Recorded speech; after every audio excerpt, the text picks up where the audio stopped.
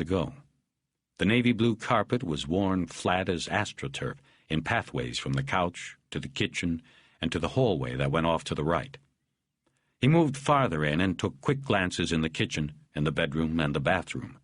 He was struck by the emptiness of the place. There was nothing personal here. No pictures on the walls, no notes on the refrigerator, no jacket hung over the back of a chair. There wasn't even a dish in the sink. Moore had lived here, but it was almost as if he hadn't existed. He didn't know what he was looking for, so he started in the kitchen. He opened cabinets and drawers. He found a box of cereal, a can of coffee, and a 3/4 empty bottle of Early Times.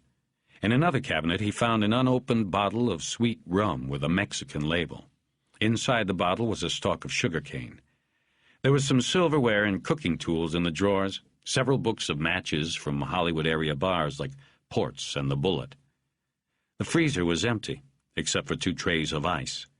On the top shelf in the refrigerator section below there was a jar of mustard, a half-finished package of now rancid bologna, and a lone can of Budweiser, its plastic 6-pack collar still choking it. On the lower shelf on the door was a 2-pound bag of Domino sugar. Harry studied the sugar. It was unopened. Then he thought, "What the hell? I've come this far." He took it out and opened it and slowly poured it into the sink. It looked like sugar to him. It tasted like sugar to him. There was nothing else in the bag. He turned on the hot water and watched as the white mound was washed down the drain. He left the bag on the counter and went into the bathroom. There was a toothbrush in the holder, shaving equipment behind the mirror, nothing else. In the bedroom, Bosch first went into the walk-in closet. An assortment of clothes was on hangers, and Moore filled a plastic laundry basket on the floor. On the shelf there was a green plaid suitcase and a white box with the word "Snakes" printed on it. Bosch first dumped the basket over and checked the pockets of the dirty shirts and pants. They were empty. He picked through the hanging clothes until he reached the back of the closet and found Moore's dress uniform, wrapped in plastic. Once he left patrol, there was really only one reason to save it, to be buried in. Bosch thought saving it was a bad omen, a lack of confidence. As required by the department, he kept one uniform, to be worn in time of civil crisis, such as a major earthquake or riot, but he had dumped his dress blues 10 years ago. He brought down the suitcase. It was empty and smelled musty. It had not been used for some time. He pulled down the boot box, but could tell it was empty before he opened it. There was some tissue paper inside it. Bosch put it back up on the shelf, remembering how he had seen Moore's one boot standing upright on the tile in the bathroom at the hideaway. He wondered if Moore's killer had had difficulty pulling it off to complete the suicide scene, or had he ordered Moore to take it off first? Probably not. The blow to the back of the head that Teresa found meant Moore probably hadn't known what hit him. Bosch envisioned the killer, his identity cloaked in shadow, coming up from behind and swinging the stock of the shotgun against the back of Moore's head. Moore goes down. The killer pulls off the boot, drags him into the bathroom, props him against the tub and pulls both triggers. Wipe off the triggers, press the dead man's thumb against the stock, and rub his hands on the barrels to make convincing smears. Then set the boot upright on the tile. Add the splinter from the stock, and the scene was set. Suicide. The queen-sized bed was unmade. On the night table was a couple of dollars in change and a small, framed photograph of Moore and his wife. Bosch bent over and studied it, without touching it. Sylvia was smiling, and appeared to be sitting in a restaurant, or perhaps at a banquet table at a wedding. She was beautiful in the picture, and her husband was looking at her as if he knew it. "You fucked up, Cal," Harry said to no one. He moved to the bureau, which was so old and scarred by cigarettes and knife-cut initials that the Salvation Army might even reject it. In the top drawer were a comb and a cherrywood picture frame lying face down. Bosch picked up the frame and saw that it was empty. He considered this for a few moments. The frame had a floral design carved into it. It would have been expensive and obviously did not come with the apartment. Moore had brought it with him. Why was it empty? He would have liked to be able to ask Sheehan if he or anybody else had taken a photograph from the apartment as part of the investigation, but he couldn't without revealing he had been here. The next drawer contained underwear and socks and a stack of folded T-shirts, nothing else. There were more clothes in the third drawer, all having been neatly folded at a laundry. Beneath a stack of shirts was a skin magazine which announced on the cover that nude photos of a leading Hollywood actress were provided inside. Bosch leafed through the magazine, more out of curiosity than belief there would be a clue inside. He was sure the magazine had been pawed over by every dick in blue suit who had been in the apartment during the investigation into Moore's disappearance. He put the magazine back after seeing that the photos of the actress were dark, grainy shots in which it could just barely be determined that she was bare-breasted. He assumed they were from an early movie, made before she had enough clout to control the exploitation of her body. He imagined the disappointment of the men who bought the magazine, only to discover those shots were the payoff on the cover's lurid promise. He imagined the actress's anger and embarrassment, and he wondered what they did for Cal Moore. A vision of Sylvia Moore flashed in his head. He shoved the magazine under the shirts and closed the drawer. The last drawer of the bureau contained two things: a folded pair of faded blue jeans and a white paper bag that was crumpled and soft with age and contained a thick stack of photographs. It was what he had come for. Bosch instinctively knew this when he picked the bag up. He took it out of the bedroom, hitting the switch, turning off the ceiling light as he went through the door. Sitting on the couch next to the light, he lit a cigarette and pulled a stack of photos from the bag. Immediately, he recognized that most of them were faded and old. These photographs somehow seemed more private and invasive than even those in the skin mag. They were pictures that documented Cal Moore's unhappy history. The photos seemed to be in some kind of chronological order. Bosch could tell this because they moved from faded black and white to color. Other benchmarks, like clothing and cars, also seemed to prove this. The first photo was a black and white shot of a young Latina in what looked like a white nurse's uniform. She was dark and lovely and wore a girlish smile and a look of mild surprise as she stood next to a swimming pool, her arms behind her back. Bosch saw the edge of a round object behind her and then realized she was holding a serving tray behind her back. She had not wanted to be photographed with the tray. She wasn't a nurse. She was a maid, a servant. There were other photographs of her in the stack, extending over several years. Age was kind to her, but it still exacted its toll.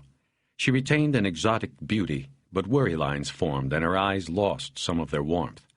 In some of the photographs Bosch leafed through, she held a baby. Then she posed with a little boy. Bosch looked closely, and even with the print being black and white, he could see that the boy with dark hair and complexion had light-colored eyes. Green eyes, Bosch thought.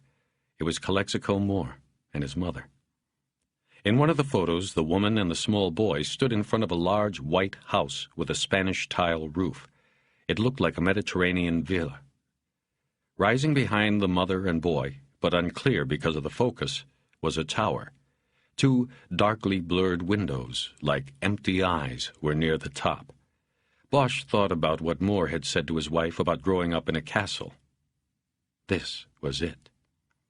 In another of the photos, the boy stood rigidly next to a man, an Anglo with blonde hair and darkly tanned skin. They stood next to the sleek form of a late-50s Thunderbird. The man held one hand on the hood and one on the boy's head. They were his possessions, the photo seemed to say. The man squinted into the camera. But Bosch could see his eyes. They were the same green eyes of his son. The man's hair was thinning on top, and by comparing photos of the boy with his mother taken at about the same time, Bosch guessed that Moore's father had been at least 15 years older than his mother. The photo of the father and son was worn around the edges from handling, much more worn than any of the others in the stack. The next grouping of photos changed the venue. They were pictures from what was probably Mexicali. There were fewer photos to document a longer period of time. The boy was growing by leaps, and the backgrounds of the photos had a third-world quality to them. They were shot in the barrio. More often than not, there were crowds of people in the background, all Mexicans, all having that slight look of desperation and hope Bosch had seen in the ghettos of L.A. And now there was another boy. He was the same age or slightly older. He seemed stronger, tougher. He was in many of the same frames with Cal. A brother, maybe, Bosch thought. It was in this grouping of photos that the mother began to show clearly the advance of age. The girl who hid the servant's tray was gone. A mother, used to the harshness of life, had replaced her. The photos now took on a haunting quality. It bothered Harry to study them, because he believed that he understood the hold the pictures had on Moore. The last black and white photo showed the two boys, shirtless and sitting back to back on a picnic table, laughing at a joke preserved forever in time. Calexico was a young teenager with a guileless smile on his face. The other boy, maybe a year or two older, looked like trouble. He had a hard, sullen look in his eyes.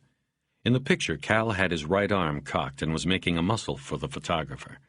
Bosch saw the tattoo was already there. The devil with a halo.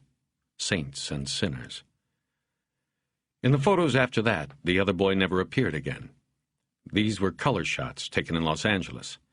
Bosch recognized City Hall shooting up in the background of one of them, and the fountain in Echo Park in another. Moore and his mother had come to the United States. Whoever the other boy was, he had been left behind. Toward the end of the stack, the mother dropped out of the photos as well. Harry wondered if that meant she was dead. The final two pictures were of Moore as an adult. The first was his graduation from the police academy. There was a shot of a class of newly sworn officers gathered on the grass outside what was later renamed the Darrell F. Gates Auditorium. They were throwing their hats into the air. Bosch picked Moore out of the crowd. He had his arm around the shoulder of another probie, and there was genuine joy in his face. And the last photo was of Moore in dress uniform, pulling a young Sylvia close in a smiling, cheek-to-cheek embrace. Her skin was smoother then, her eyes brighter and her hair longer and fuller, but she was still very much the same as now, still a beautiful woman. He pushed the photographs back into the bag and put it on the couch next to him. He looked at the bag and was curious why the photos had never been mounted in an album or put on display. They were just glimpses of a lifetime kept in a bag and ready to go. But he knew the reason. At his home he had stacks of his own pictures that he would never mount in a book, that he felt the need to hold when he looked at them. They were more than pictures of another time. They were parts of a life that could not go forward without knowing and understanding what was behind. Bosch reached up to the lamp and turned it off. He smoked another cigarette, the glow of its tip floating in the dark. He thought about Mexico and Calexico Moore. "You fucked up," he whispered again. He had told himself he had to come here to get a feel for Moore. That was how he had sold it to himself. But sitting there in the dark, he knew there was more to it. He knew he had come because he wanted to understand a life's course that could not be explained. The only one with all the answers to all of the questions was Cal Moore. And he was gone.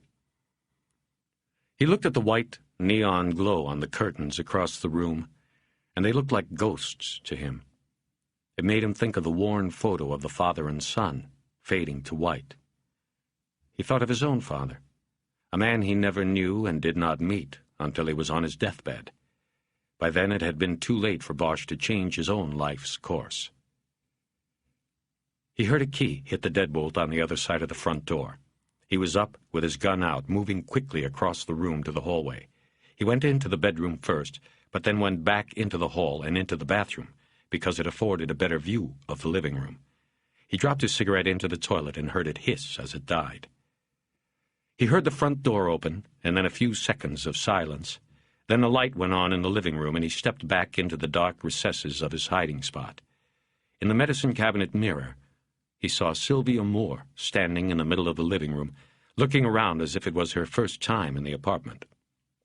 Her eyes fell on the white bag on the couch, and she picked it up. Bosch watched her as she looked through the photographs. She lingered over the last one. It was the one of her. She held her hand to her cheek as if charting the changes of time. When she was done, she put the photographs back in the bag and placed it back on the couch.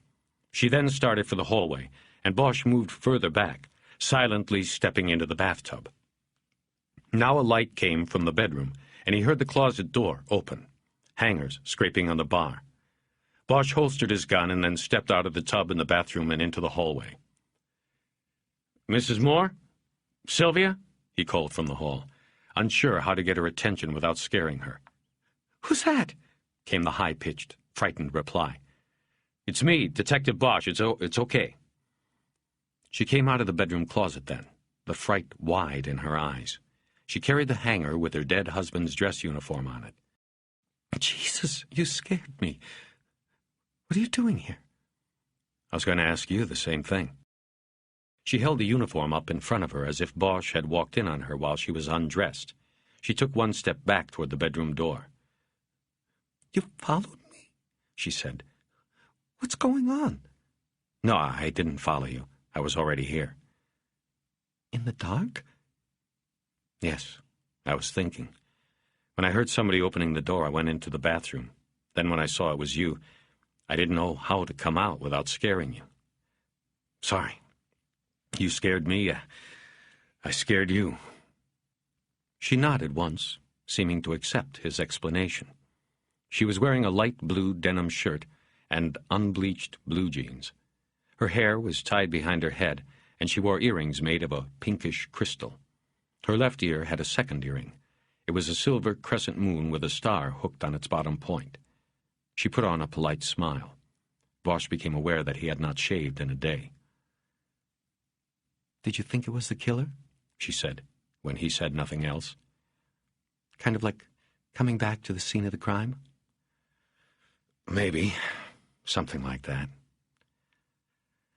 Actually, no. I don't know what I thought. This isn't the scene of the crime, anyway." He nodded toward the uniform she carried. "I have to take this by McAvoy Brothers tomorrow." She must have read the frown on his face. "It's a closed casket service, obviously. But I think you would have liked it this way, wearing the dress blues. Mr. McAvoy asked me if I had it." Harry nodded. They were still in the hallway. He backed out into the living room, and she followed. "What do you hear from the department? How are they going to handle it? The funeral, I mean." "Who knows? But as of now, they're saying he went down in the line of duty." "So he's going to get the show?" "I think so." A hero's farewell, Bosch thought. The department wasn't into self-flagellation. It wasn't going to announce to the world that a bad cop was put down by the bad people he had done bad things for. Not unless it had to. And not when it could throw a hero's funeral at the media and then sit back and watch sympathetic stories on 7 different channels that night. The department needed all the sympathy it could get. He also realized that a line of duty death meant the widow would get full pension rights. If Sylvia Moore wore a black dress, dabbed at her eyes with a tissue at appropriate times, and kept her mouth shut, she'd get her husband's paycheck for the rest of her life. Not a bad deal, either way. If Sylvia was the one who tipped IAD, she now stood to lose the pension if she pressed it or went public. The department could claim Cal had been killed because of his extracurricular activities. No pension. Bosch was sure this didn't have to be explained to her. "So when's the funeral?" he asked. "It's Monday at 1, at the San Fernando Mission Chapel. The burial is at Oakwood, up in Chatsworth." Well, Bosch thought, if they're going to put on the show, that's the place to do it. A couple hundred motor cops coming in procession on curving Valley Circle Boulevard always made a good front-page photo. "Mrs. Moore, why did you come here at—" He looked at his watch. It was 10:45. "So late to get your husband's dress blues." "Call me Sylvia?" "Sure." "To tell you the truth, I don't know why now. I haven't been sleeping.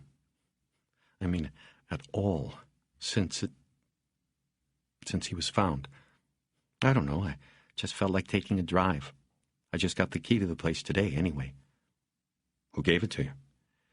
Assistant Chief Irving. He came by, said they were through with the apartment, and if there was anything I wanted, I could take it.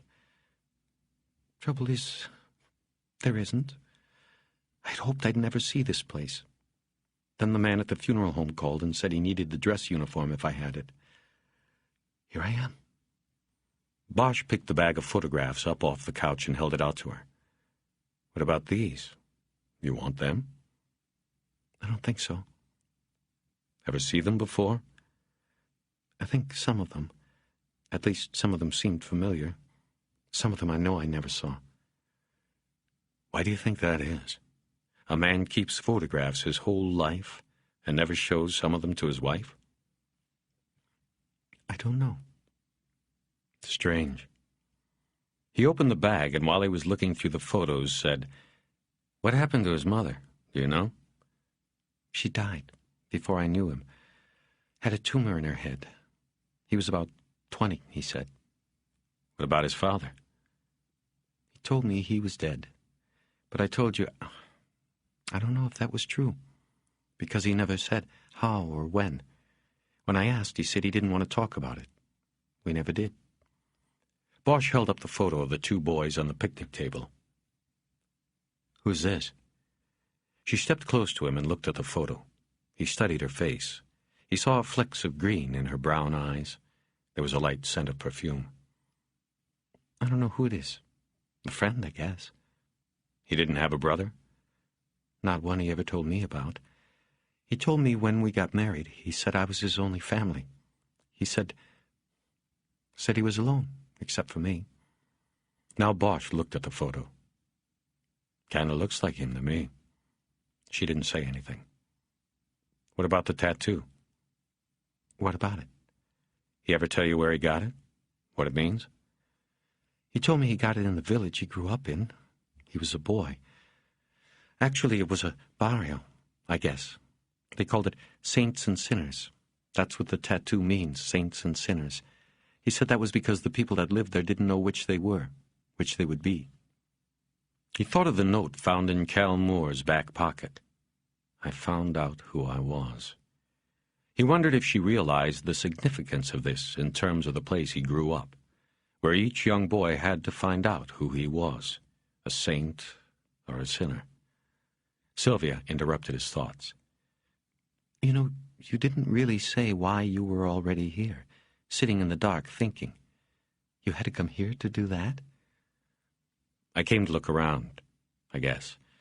I was trying to shake something loose, get a feel for your husband. That sounds stupid? Not to me. Good. And did you? Did you shake something loose? I don't know yet. Sometimes it takes a little while. You know, I asked Irving about you. He said you weren't on the case. He said you only came out the other night because the other detectives had their hands full with the reporters and the body. Like a schoolboy, Bosch felt a tingling of excitement. She had asked about him. It didn't matter that now she knew he was freelancing on the case. She had made inquiries about him. Well, he said, that's true to a degree. Technically, I am not on the case, but I have other cases that are believed to be tied in with the death of your husband. Her eyes never left his. He could see she wanted to ask what cases, but she was a cop's wife. She knew the rules. In that moment, he was sure she did not deserve what she had been handed. None of it. He said, "It really wasn't you, was it? The tip to IAD, the letter?" She shook her head no. "But they won't believe you. They think you started the whole thing." I didn't. What did Irving say when he gave you the key to this place? Told me that if I wanted the money, the pension, I should let it go, not get any ideas. As if I did. As if I cared anymore. I don't. I knew that Cal went wrong. I don't know what he did. I just knew he did it. A wife knows without being told. And that, as much as anything else, ended it between us. But I didn't send any letter like that. I was a cop's wife, to the end. I told Irving and the guy who came before him that they had it wrong, but they didn't care. They just wanted Cal. You told me before it was Chastain who came? It was him. What exactly did he want? You said something about he wanted to look inside the house. He held up the letter and said he knew I wrote it. He said I might as well tell him everything. Well, I told him I didn't write it, and I told him to get out. But at first he wouldn't leave. What did he say he wanted, specifically? I don't really remember it all. He wanted bank account statements, and he wanted to know what properties we had. He thought I was sitting there waiting for him to come so I could give him my husband. He said he wanted the typewriter, and I told him we didn't even have one. I pushed him out and closed the door. He nodded and tried to compute these facts into those he already had. It was too much of a whirlwind. You don't remember anything about what the letter said? I didn't really get the chance to read it. He didn't show it to me to read because he thought, and he and the others still believe, that it came from me. So I only read a little before he put it back in his briefcase. It said something about Cal being a front for a Mexican. It said he was giving protection. It said something along the lines that he had made a Faustian pact. You know what that is, right? A deal with the devil. Bosch nodded. He was reminded that she was a teacher. He also realized that they had been standing in the living room for at least 10 minutes. But he made no move to sit down. He feared that any sudden movement would break the spell, send her out the door and away from him. Well, she said, I don't know if I would have gotten so allegorical if I had written it, but essentially that letter was correct. I mean, I didn't know what he had done, but I knew something happened. I could see it was killing him inside. Once, this was before he left, I finally asked him what was happening, and he just said he had made a mistake, and he would try to correct it himself. He wouldn't talk about it with me. He shut me out. She sat down on the edge of an upholstered chair, holding the dress blues on her lap. The chair was an awful green color, and there were cigarette burns on its right arm. Bosch sat down on the couch next to the bag of photos. She said, Irving and Chastain. They don't believe me. They just nod their heads when I tell them. They say the letter had too many intimate details. It had to be me. Meanwhile, I guess somebody is happy out there. Their little letter brought him down. Bosch thought of Capps and wondered if he could have known enough details about Moore to have written the letter. He had set up Dance. Maybe he had tried to set up Moore first. It seemed unlikely. Maybe the letter had come from Dance because he wanted to move up the ladder and Moore was in the way. Harry thought of the coffee can he had seen in the kitchen cabinet and wondered if he should ask her if she wanted some. He didn't want the time with her to end. He wanted to smoke, but didn't want to risk having her ask him not to. You want any coffee? There's some in the kitchen I could make. She looked toward the kitchen as if its location or cleanliness had a role in her answer. Then she said, no, she wasn't planning to stay that long. I'm going to Mexico tomorrow, Bosch said. Mexicali? Yes. It's the other cases? Yes. Then he told her about them. About Black Ice and Jimmy Capps and Juan Doe, number 67. And he told her of the ties to both her husband and Mexicali. It was there he hoped to unravel the whirlwind. He finished the story by saying, as you can tell, people like Irving, they want this to go by. They don't really care who killed Cal because he had crossed. They write him off like a bad debt. They're not going to pursue it because they don't want it to blow up in their faces. Do you understand what I'm saying? I was a cop's wife, remember? Right. So you know. The thing about this is, I care. Your husband was putting a file together for me. A file on Black Ice. It makes me think like maybe he was trying to do something good. He might have been trying to do the impossible, to cross back. It might have been what got him killed. And if it is, then I'm not letting it go by. They were quiet a long time after that. Her face looked pained, but her eyes remained sharp and dry. She pulled the suit up higher on her lap. Bosch could hear a police helicopter circling somewhere in the distance. It wouldn't be L.A. without police helicopters and spotlights circling at night. "Black ice," she said after a while in a whispery voice. "What about it?" "It's funny, that's all." She was quiet a few moments and seemed to look around the room, realizing this was the place her husband had come to after leaving her. "Black ice. I grew up in the Bay Area, San Francisco mostly, and that was something we always were told to watch out for. But, it was the other black ice we were told about." She looked at him then and must have read his confusion. "In the winter, on those days when it really gets cold after a rain, when the rain freezes on the road, that's black ice. It's there on the road, on the black asphalt, but you can't see it. I remember my father teaching me to drive, and he was always saying, 'Watch out for the black ice, girl. You don't see the danger until you're in it. Then it's too late. You're sliding out of control.'" She smiled at the memory and said, "Anyway, that was the black ice I knew, at least while I was growing up. Just like Coke used to be a soda. The meaning of things can change on you." He just looked at her. He wanted to hold her again, touch the softness of her cheek with his own. "Didn't your father ever tell you to watch out for the black ice?" she asked. "I didn't know him. I sort of taught myself to drive." She nodded and didn't say anything, but didn't look away. "It took me about 3 cars to learn. By the time I finally got it down, nobody would dare lend me a car. Nobody ever told me about the black ice either." "Well, I did."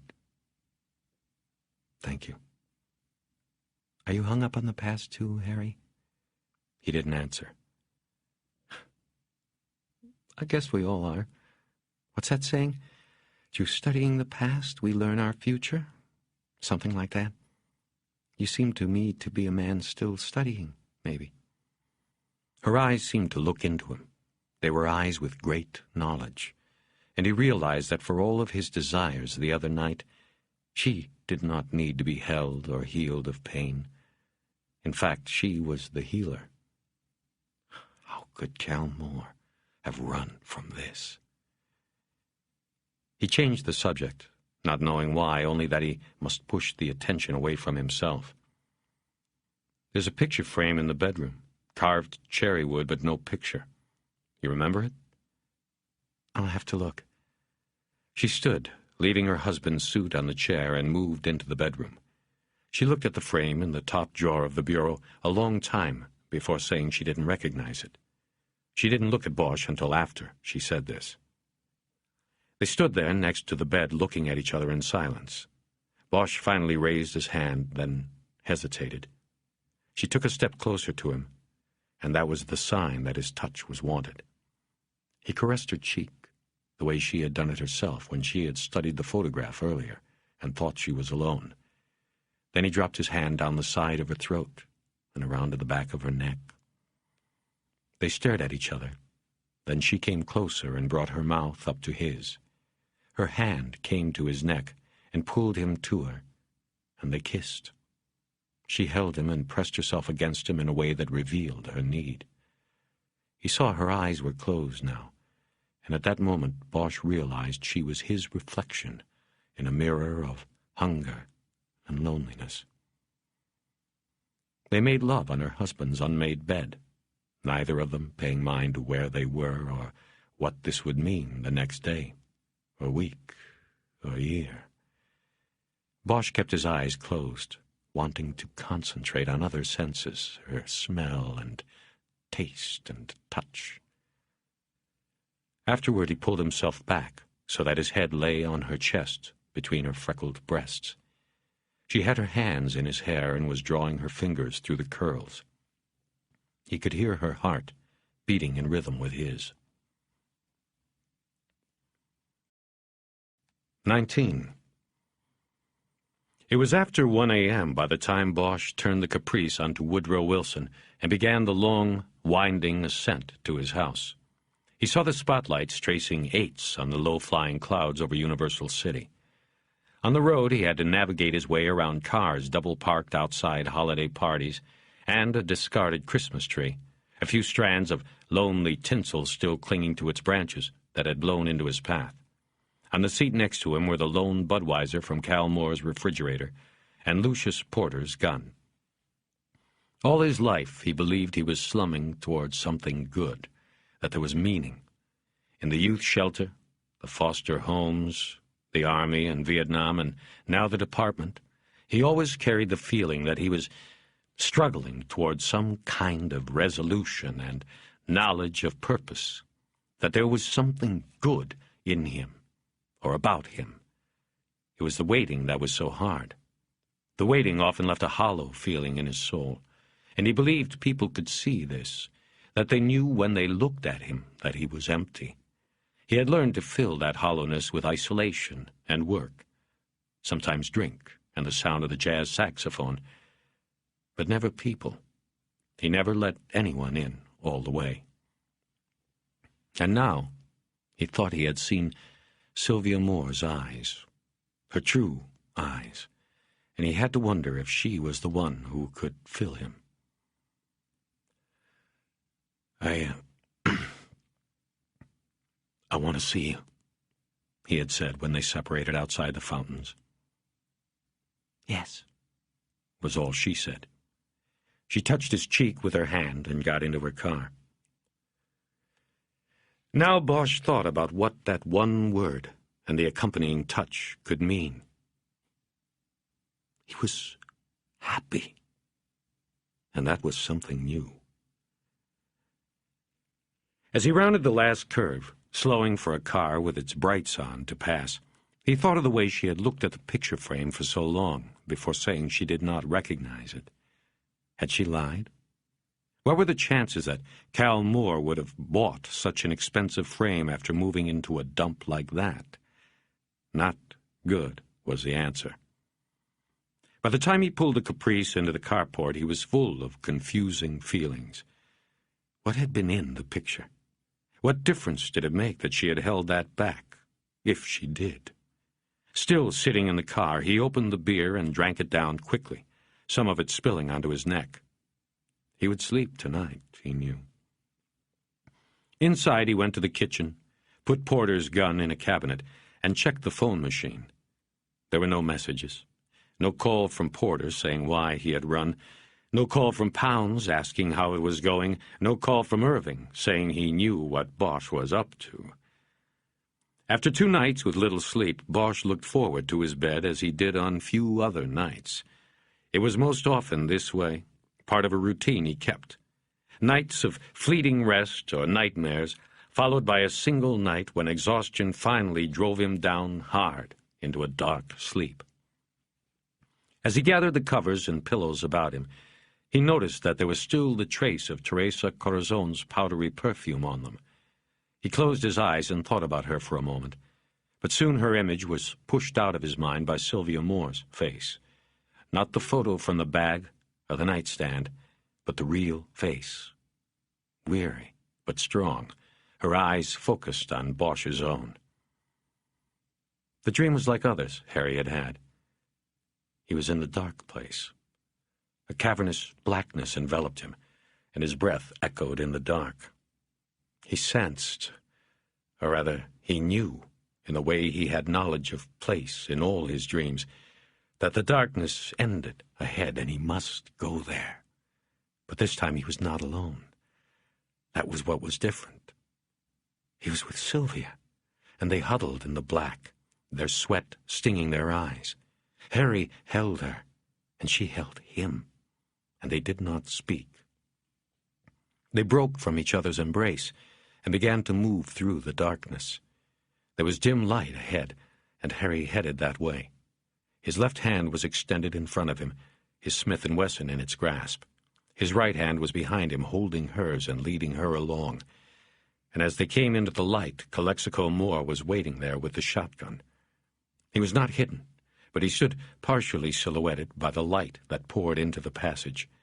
His green eyes were in shadow, and he smiled. Then he raised the shotgun. "Who fucked up?" he said. The roar was deafening in the blackness. Bosch saw Moore's hands fly loose from the shotgun and up away from his body like tethered birds trying to take flight. He backstepped wildly into the darkness and was gone. Not fallen, but disappeared. Gone. Only the light at the end of the passage remained in his wake. In one hand, Harry still gripped Sylvia's hand. In the other, the smoking gun. He opened his eyes then. Bosch sat up on the bed. He saw pale light leaking around the edges of the curtains on the windows, facing east. The dream had seemed so short, but he realized because of the light he had slept until morning. He held his wrist up to the light and checked his watch. He had no alarm clock, because he never needed one. It was 6 o'clock. He rubbed his face in his palms and tried to reconstruct the dream. This was unusual for him. A counselor at the sleep dysfunction lab at the VA had once told him to write down what he remembered from his dreams. It was an exercise, she said, to try to inform the conscious mind what the subconscious side was saying. For months he kept a notebook and pen by the bed and dutifully recorded his morning memories. But Bosch had found it did him no good. No matter how well he understood the source of his nightmares, he could not eliminate them from his sleep. He had dropped out of the sleep deprivation counseling program years ago. Now, he could not recapture the dream. Sylvia's face disappeared in the mist. Harry realized he had been sweating heavily. He got up and pulled the bedsheets off and dumped them in a basket in the closet. He went to the kitchen and started a pot of coffee. He showered, shaved, and dressed in blue jeans, a green corduroy shirt, and a black sport coat. Driving clothes. He went back to the kitchen and filled his thermos with black coffee. The first thing he took out to the car was his gun. He removed the rug that lined the trunk and then lifted out the spare tire and the jack that were stowed beneath it. He placed the Smith & Wesson, which he had taken from his holster and wrapped in an oilcloth, in the wheel well and put the spare tire back on top of it. He put the rug back in place and laid the jack down along the rear of the trunk. Next, he put his briefcase in and a duffel bag containing a few days' change of clothes. It all looked passable, though he doubted anyone would even look. He went back inside and got his other gun out of the hallway closet. It was a .44 with grips and safety configured for a right-handed shooter. The cylinder also opened on the left side. Bosch couldn't use it because he was left-handed, but he had kept it for 6 years because it had been given to him as a gift by a man whose daughter had been raped and murdered. Bosch had winged the killer during a brief shootout during his capture near the Sepulveda Dam in Van Nuys. He lived and was now serving life without parole. But that hadn't been enough for the father. After the trial, he gave Bosch the gun, and Bosch accepted it because not to take it would have been to disavow the man's pain. His message to Harry was clear. Next time, do the job right. Shoot to kill. Harry took the gun, and he could have taken it to a gunsmith and had it reconfigured for left-hand use. But to do that would be to acknowledge the father had been right. Harry wasn't sure he was ready to do that. The gun had sat on a shelf in the closet for 6 years. Now he took it down, checked its action to make sure it was still operable, and loaded it. He put it in his holster and was ready to go. On his way out, he grabbed his thermos in the kitchen and bent over the phone machine to record a new message. "It's Bosch. I'll be in Mexico for the weekend. If you want to leave a message, hang on. If it's important and you want to try to reach me, I'll be at the De Anza Hotel in Calexico." It was still before 7 as he headed down the hill. He took the Hollywood freeway until it skirted around downtown, the office towers opaque behind the early morning mixture of fog and smog. He took the transition road to the San Bernardino freeway and headed east, out of the city. It was 250 miles to the border town of Calexico and its sister city, Mexicali, just on the other side of the fence. Harry would be there before noon. He poured himself a cup of coffee without spilling any and began to enjoy the drive. The smog from L.A. didn't clear until Bosch was past the Yucaipa turnoff in Riverside County. After that, the sky turned as blue as the oceans on the maps he had next to him on the seat. It was a windless day. As he passed the windmill farm near Palm Springs, the blades of the hundreds of electric generators stood motionless in the morning desert mist. It was eerie, like a cemetery, and Harry's eyes didn't linger. Bosch drove through the plush desert communities of Palm Springs and Rancho Mirage without stopping, passing streets named after golfing presidents and celebrities. As he passed Bob Hope Drive, Bosch recalled the time he saw the comedian in Vietnam. He had just come in from 13 days of clearing Charlie's tunnels in the Cu Chi province and thought the evening of watching Hope was hilarious.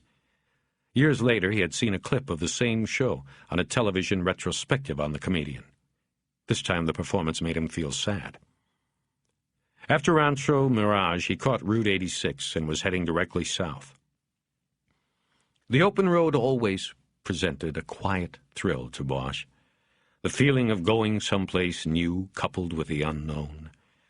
He believed he did some of his best thinking while driving the open road. He now reviewed his search of Moore's apartment and tried to look for hidden meanings or messages. The ragged furniture, the empty suitcase, the lonely skin mag, the empty frame. Moore left behind a puzzling presence. He thought of the bag of photos again. Sylvia had changed her mind and taken it. Bosch wished he had borrowed the photo of the two boys and the one of the father and son.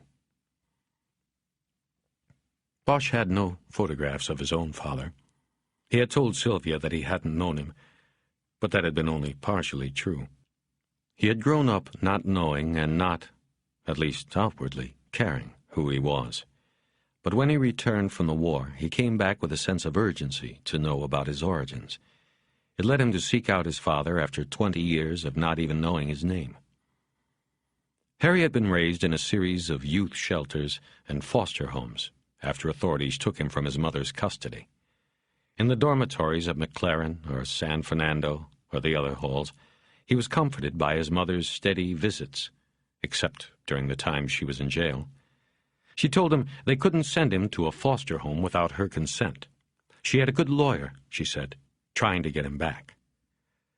On the day the house mother at McLaren told him the visits were over because his mother was dead, he took the news unlike most boys of 11.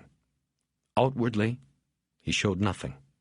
He nodded that he understood, and then walked away. But that day, during the swimming period, he dove to the bottom of the deep end and screamed so loud and long that he was sure the noise was breaking through the surface and would draw the attention of the lifeguard. After each breath on top, he would go back down. He screamed and cried until he was so exhausted he could only cling to the pool's ladder. Its cold steel tubes, the arms that comforted him. Somehow he wished he could have been there. That was all. He somehow wanted to have protected her. He was termed ATA after that, available to adopt. He began to move through a procession of foster homes where he was made to feel as though he was on tryout. When expectations were not met, it was on to the next house and the next pair of judges. He was once sent back to McLaren because of his habit of eating with his mouth open. And once, before he was sent to a home in the valley, the choosers, as they were called by the ATAs, took Harry and several other 13-year-olds out to the rec field to throw a baseball around. Harry was the one chosen. He soon realized it was not because he exhibited the sterling virtues of boyhood. It was because the man had been looking for a left-hander. His plan was to develop a pitcher, and left-handers were the premium. After 2 months of daily workouts, pitching lessons, and oral education on pitching strategies, Harry ran away from the home. It was 6 weeks before the cops later picked him up on Hollywood Boulevard. He was sent back to McLaren to await the next set of choosers. You always had to stand up straight and smile when the choosers came through the dorm. He began his search for his father at the county recorder's office. The 1950 birth records of Hieronymus Bosch at Queen of Angels Hospital listed his mother as Marjorie Phillips Lowe and his father's name as his own, Hieronymus Bosch. But Harry, of course, knew this was not the case. His mother had once told him he was the namesake of an artist whose work she admired. She said the painter's 500-year-old paintings were apt portraits of present L.A., a nightmarish landscape of predators and victims. She told him she would tell him his true father's name when the time was right. She was found dead in an alley off Hollywood Boulevard before that time came. Harry hired a lawyer to petition the presiding judge of the Juvenile Dependency Court to allow him to examine his own custody records. The request was granted, and Bosch spent several days in the County Hall of Records archive. The voluminous documents given to him chronicled the unsuccessful lengths his mother had gone to keep custody of him. Bosch found it spiritually reassuring, but nowhere in the files was the name of the father. Bosch was at a dead end, but wrote down the name of the lawyer who had filed all the papers in his mother's quest, J. Michael Haller. In writing it down, Bosch realized he knew the name. Mickey Haller had been one of L.A.'s premier criminal defense attorneys. He had handled one of the Manson girls. In the late 50s, he had won an acquittal for the so-called highwayman, a highway patrol officer accused of raping 7 women he had stopped for speeding on lonely stretches of the Golden State. What was J. Michael Haller doing on a child custody case? On nothing more than a hunch, Bosch went to the criminal courts building and ordered all of his mother's cases from archives. In sorting through them, he found that in addition to the custody battle, Haller had represented Marjorie P. Lowe on 6 loitering arrests between 1948 and 1961. That was well into Haller's time as a top trial lawyer. In his gut, Harry knew then. The receptionist in the 5-name law office on the top floor of a Pershing Square tower told Bosch that Haller had retired recently because of a medical condition. The phone book didn't list his residence, but the roll of registered voters did. Haller was a Democrat, and he lived on Cannon Drive in Beverly Hills. Bosch would always remember the rose bushes that lined the walkway to his father's mansion. They were perfect roses. The maid who answered the door said Mr. Haller was not seeing visitors. Bosch told the woman to tell Mr. Haller it was Marjorie Lowe's son, come to pay his respects. 10 minutes later, he was led past members of the lawyer's family, all of them standing in the hallway with strange looks on their faces. The old man had told them to leave his room and send Bosch in alone.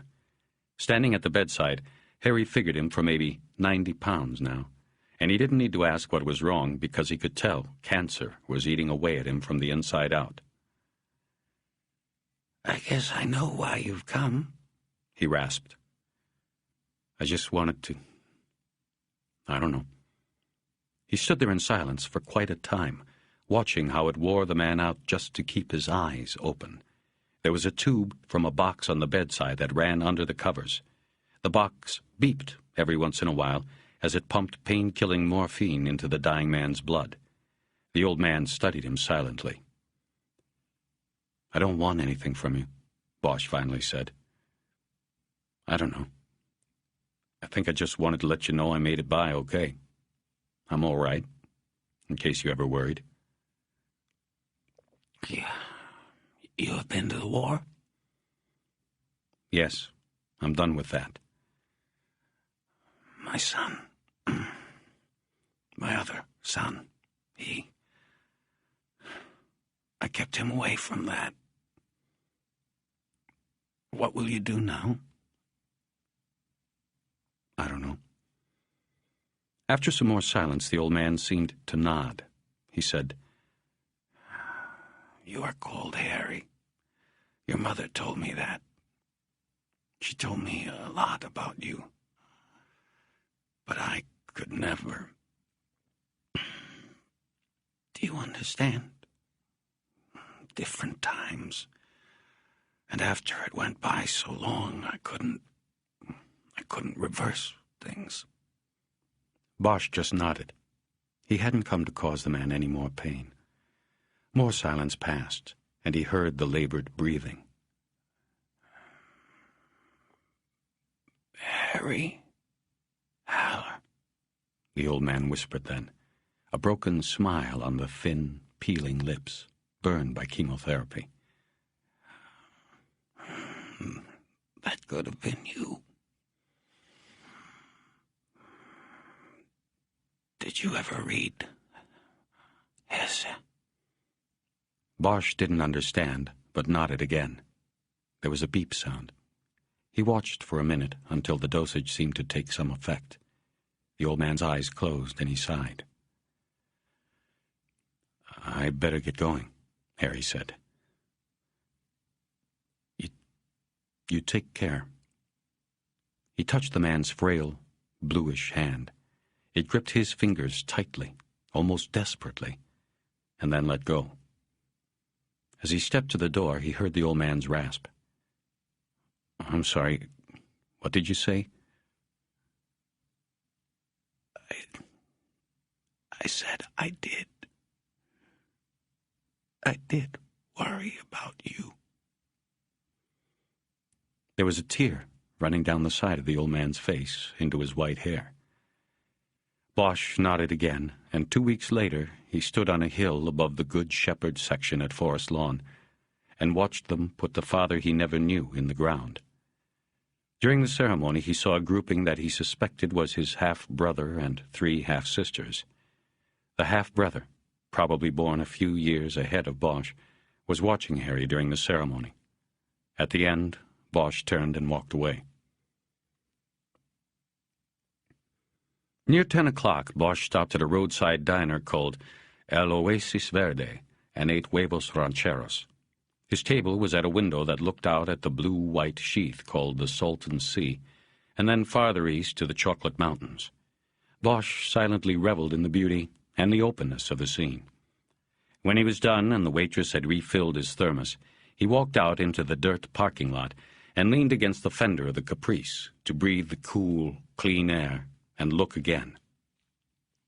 The half-brother was now a top defense lawyer, and Harry was a cop. There was a strange congruence to that Bosch found acceptable. They had never spoken, and probably never would. He continued south as 86 ran along the flats between the Salton Sea and the Santa Rosa Mountains. It was agricultural land that steadily dropped below sea level, the Imperial Valley. Much of it was cut in huge squares by irrigation ditches, and his drive was accompanied by the smell of fertilizer and fresh vegetables. Flatbed trucks, loaded with crates of lettuce or spinach or cilantro, occasionally pulled off the farm roads in front of him and slowed him down. But Harry didn't mind and waited patiently to pass. Near a town called Vallecito, Bosch pulled to the side of the road to watch a squad of low-flying aircraft come screaming over a mountain that rose to the southwest. They crossed 86 and flew out over the Salton. Bosch knew nothing about identifying war aircraft in the modern era. These jets had evolved into faster and sleeker machines than those he remembered from Vietnam. But they had flown low enough for him to clearly see that beneath each craft's wings hung the hardware of war. He watched the 3 jets bank and come about in a tight triangle pattern and retrace their path back to the mountain. After they crossed above him, Harry looked down at his maps and found blocks marked off to the southwest as closed to the public. It was the U.S. Naval Gunnery Range at Superstition Mountain. The map said it was a live bombing area. Keep out. Bosch felt a dull vibration rock the car slightly, and then the following rumble. He looked up from the map and thought he could make out the plume of smoke beginning to rise from the base of Superstition. Then he felt and heard another bomb hit, then another. As the jets, the silvery skin of each reflecting a diamond of sunlight, passed overhead again to begin another run, Bosch pulled back onto the road behind a flatbed truck with 2 teenagers in the back. They were Mexican field workers with weary eyes that seemed already knowledgeable about the long, hard life ahead of them. They were about the same age as the 2 boys on the picnic table in the photo that had been in the white bag. They stared at Bosch with indifference. In a few moments it was cleared to pass the slow-moving truck. Bosch heard other explosions from Superstition Mountain as he moved away. He went on to pass more farms and mom-and-pop restaurants. He passed a sugar mill where a line painted at the top of its huge silo marked sea level. The summer after he had talked to his father, Bosch had picked up the books by Hesse. He was curious about what the old man had meant. He found it in the second book he read. Harry Haller was a character in it, a disillusioned loner, a man of no real identity. Harry Haller was the Steppenwolf. That August, Bosch joined the cops. He believed he felt the land rising. The farmland gave way to brown brush, and there were dust devils rising in the open land. His ears popped as he ascended, and he knew the border was nearing long before he passed the green sign that told him Calexico was 20 miles away. 20. Calexico was like most border towns, dusty and built low to the ground, its main street a garish collision of neon and plastic signage, the inevitable golden arches being the recognizable, if not comforting, icon amid the drive-through Mexican auto insurance offices and souvenir shops. In town, Route 86 connected with 111 and dropped straight down to the border crossroad. Traffic was backed up about 5 blocks from the exhaust-stained concrete auto terminal manned by the Mexican federales. It looked like the 5 o'clock lineup at the Broadway entrance to the 101 in L.A. Before he got caught up in it, Bosch turned east on 5th Street. He passed the De Anza Hotel and drove 2 blocks to the police station. It was a 1-story, concrete block affair that was painted the same yellow as the tablets lawyers used. From the signs out front, Bosch learned it was also Town Hall. It was also the town fire station. It was also the Historical Society. He found a parking space in front. As he opened the door of the dirty Caprice, he heard singing from the park across the street. On a picnic bench, 5 Mexican men sat drinking Budweisers. A 6th man, wearing a black cowboy shirt with white embroidery and a straw Stetson, stood facing them, playing a guitar and singing in Spanish. The song was sung slowly, and Harry had no trouble translating. I don't know how to love you. I don't even know how to embrace you, because what never leaves me is this pain that hurts me so. The singer's plaintive voice carried strongly across the park, and Bosch thought the song was beautiful. He leaned against his car and smoked until the singer was done. The kisses that you gave me, my love, are the ones that are killing me, but my tears are now drying, with my pistol and my heart, and here, as always, I spend my life with the pistol and the heart. At the song's end, the men at the picnic table gave the singer a cheer and a toast. Inside the glass door marked Police was a sour-smelling room no larger than the back of a pickup truck. On the left was a Coke machine.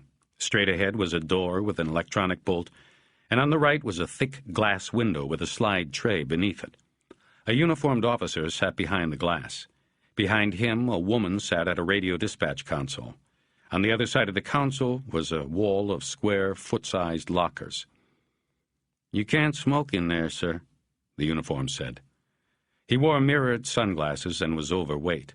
The plate over his breast pocket said his name was Gruber. Bosch stepped back to the door and flicked the butt out into the parking lot.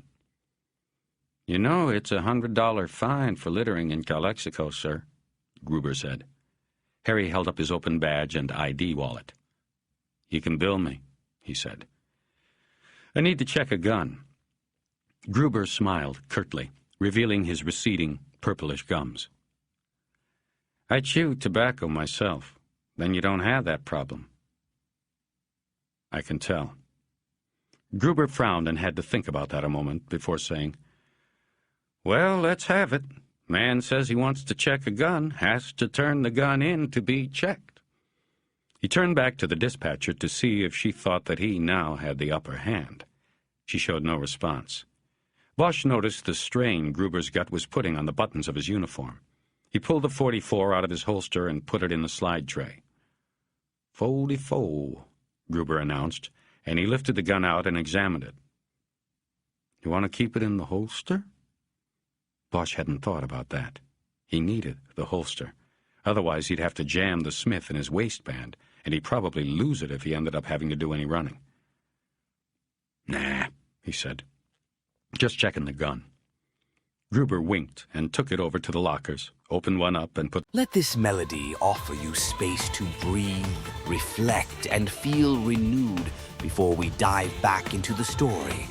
Your time here is truly appreciated.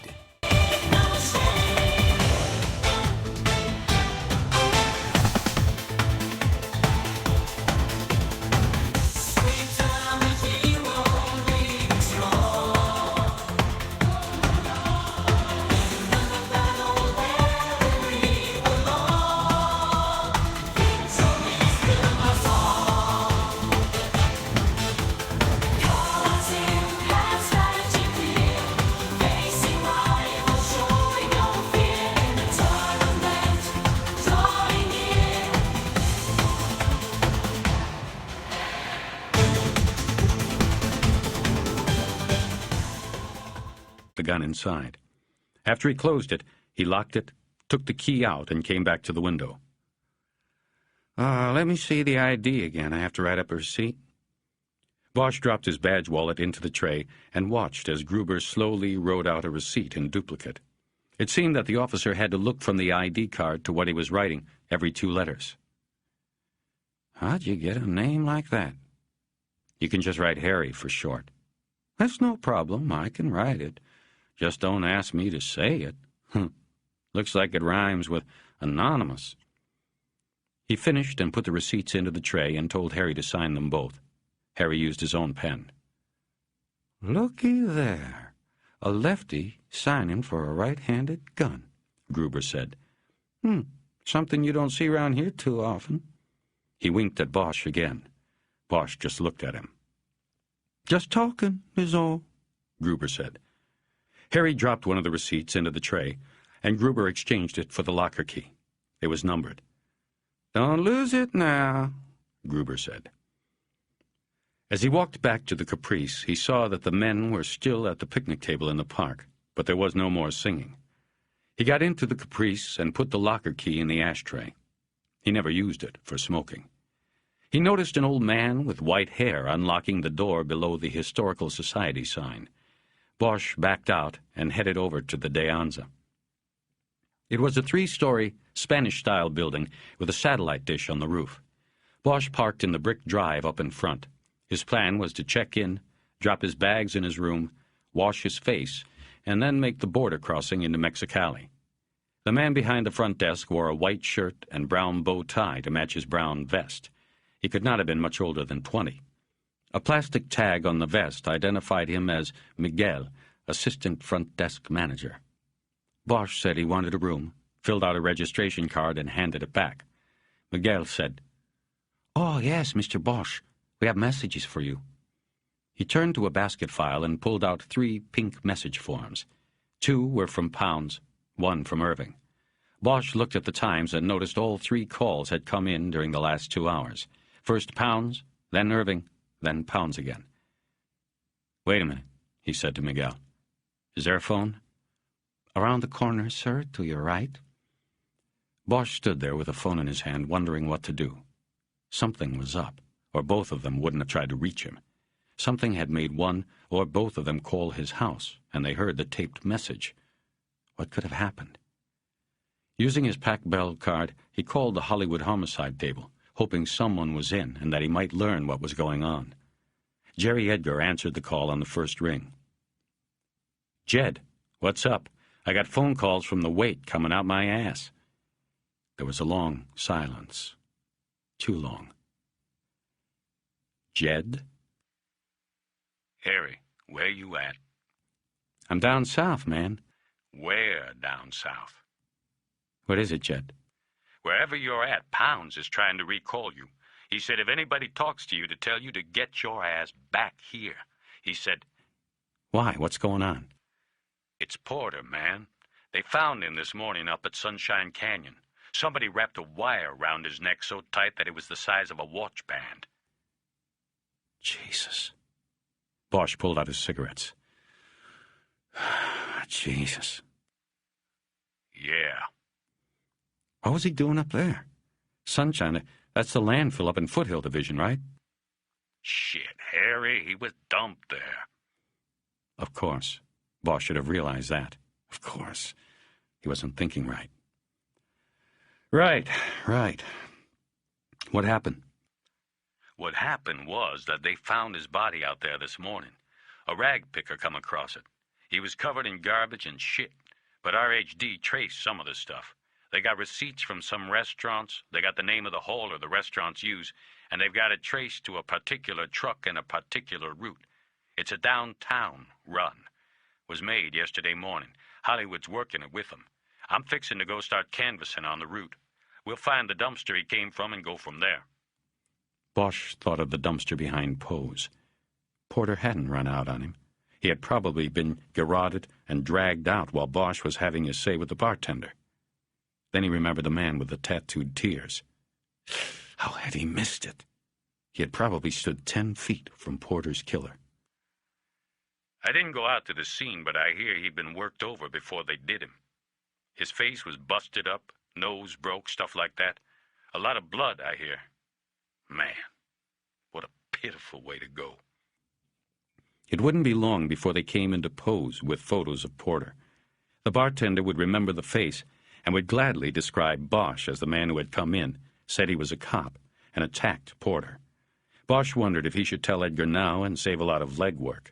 A survival instinct flared inside him, and he decided to say nothing about Pose.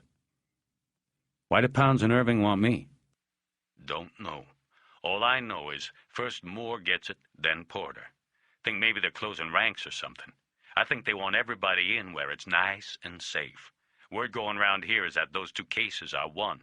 Word is those boys had some kind of deal going. Irving's already doubled them up. He's running a joint op on both of them, Moore and Porter. Bosch didn't say anything. He was trying to think. This put a new spin on everything. Listen to me, Jed. You haven't heard from me. We didn't talk, understand? Edgar hesitated before saying, You sure you want to play it that way? Yeah, for now. I'll be talking to you. Watch your back. Watch out for the black ice, Bosch thought, as he hung up and stood there for a minute, leaning against the wall. Porter. How had this happened? He instinctively moved his arm against his hip, but felt no reassurance. The holster was empty. He had a choice now. Go forward to Mexicali or go back to L.A. He knew if he went back it would mean the end of his involvement in the case. Irving would cut him out like a bad spot on a banana. Therefore, he realized he actually had no choice. He had to go on. Bosch pulled a $20 bill out of his pocket and went back to the front desk.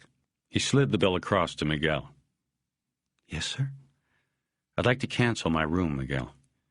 No problem. There is no charge. You never got the room.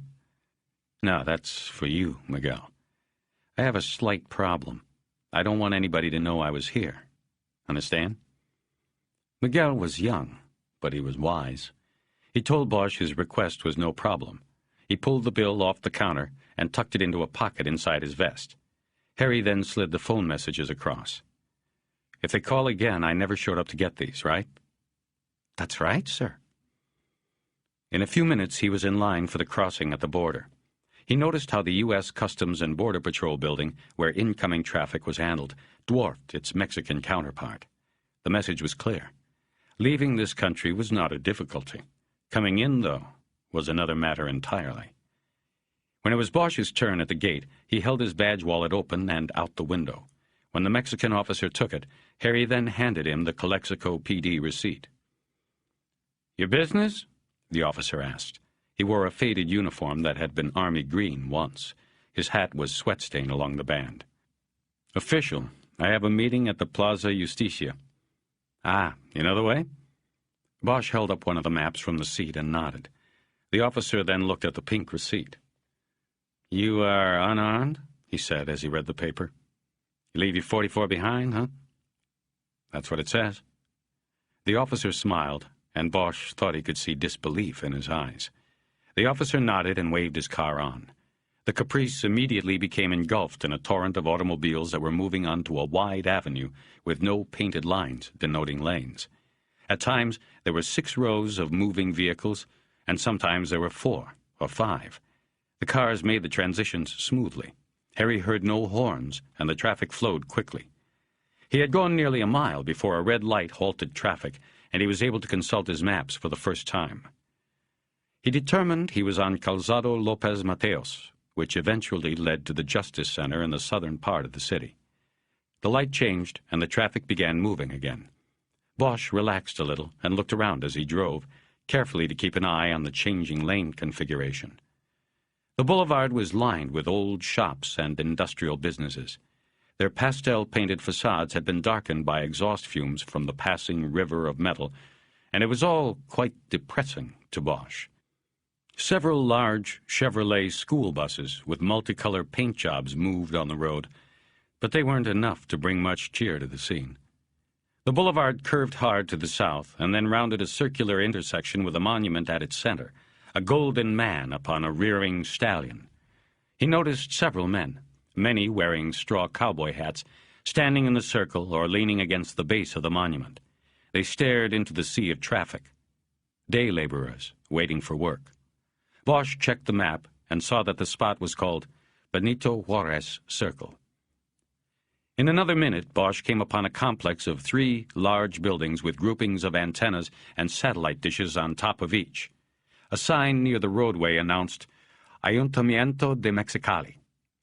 He pulled into a parking lot. There were no parking meters or attendance booth. He found a spot and parked. While he sat in the car, studying the complex, he couldn't help but feel as though he were running from something or someone. The death of Porter shook him. He had been right there. It made him wonder how he had escaped and why the killer had not tried to take him as well.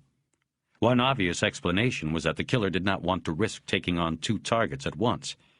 But another explanation was that the killer was simply following orders, a hired assassin instructed to take down Porter.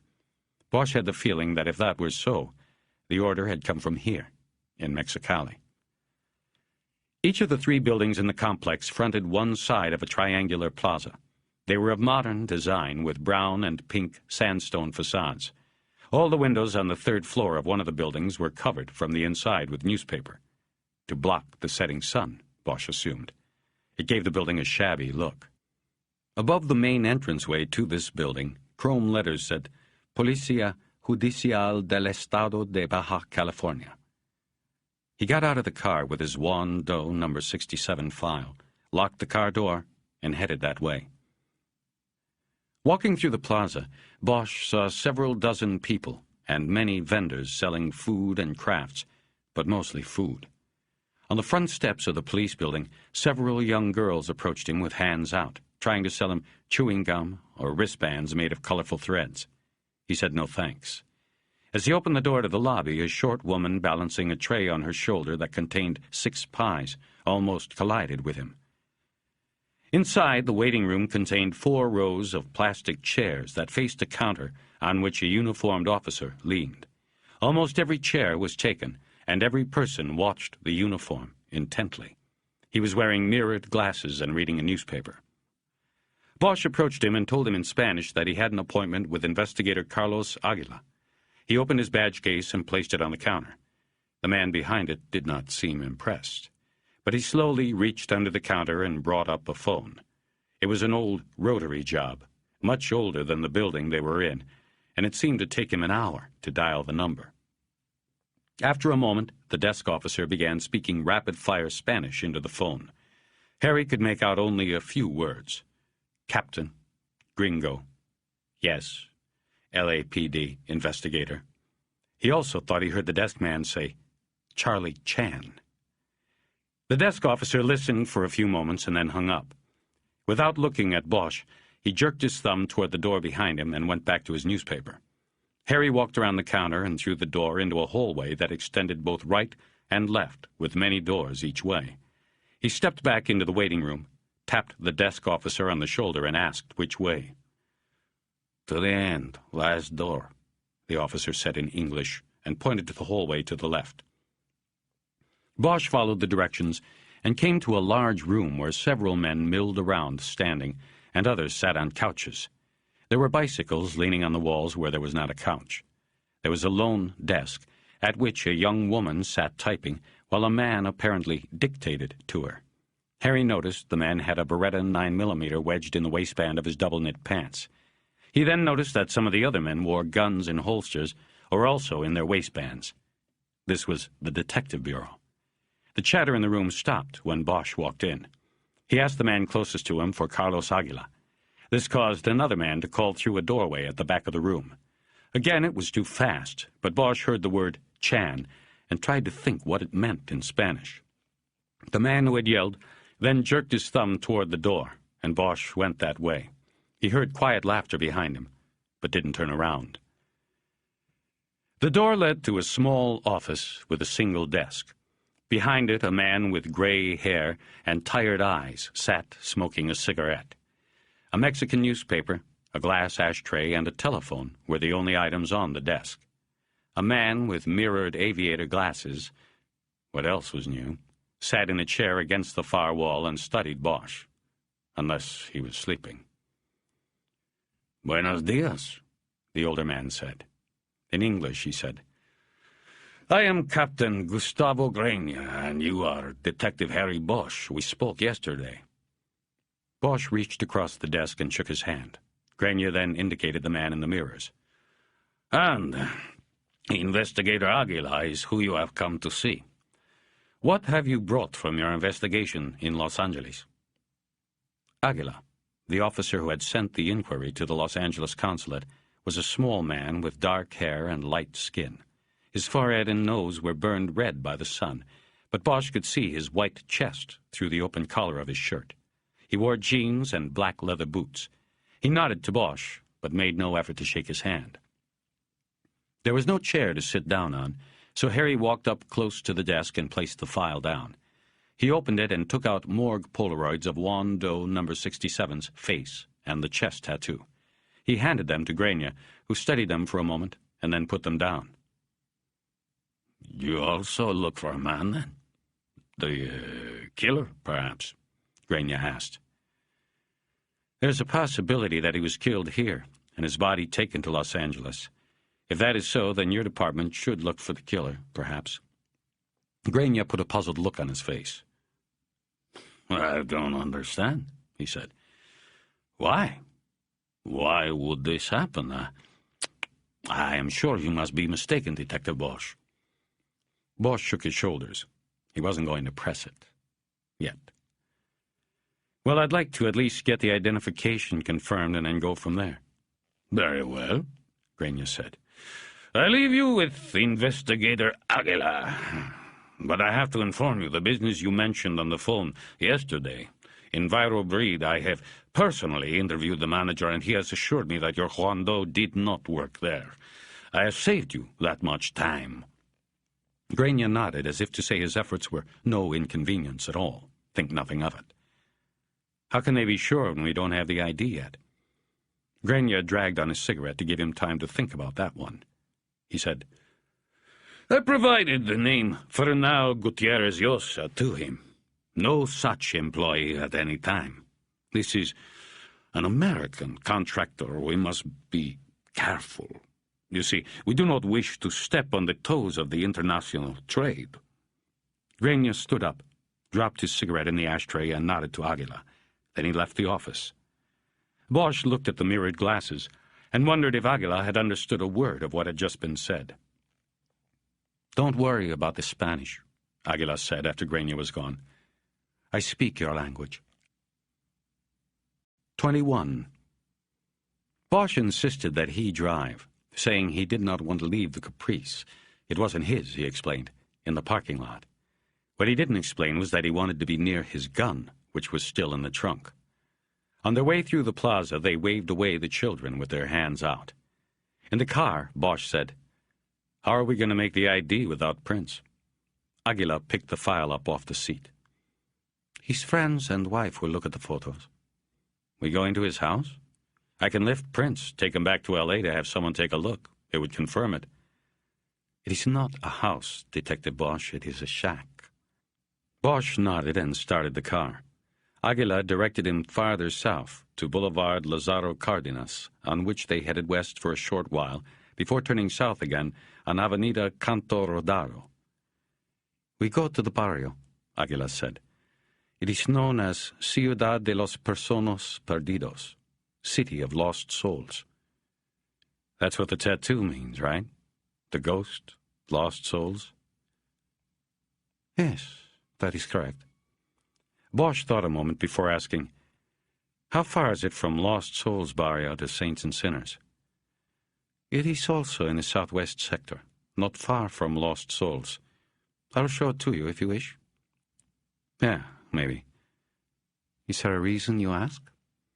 Bosch thought of Corvo's admonition not to trust the local police. Just curious, he said. It's another case. He immediately felt guilty at not being truthful with Aguila. He was a cop, and Bosch felt he deserved the benefit of the doubt, but not according to Corvo. They drove in silence for a while after that. They were moving away from the city and the comfort of buildings and traffic. The commercial businesses and the shops and restaurants gave way to more shacks and cardboard shanties. Harry saw a refrigerator box near the side of the road that was somebody's home.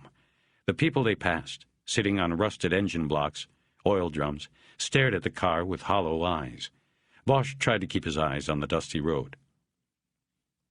They called you Charlie Chan back there. How come?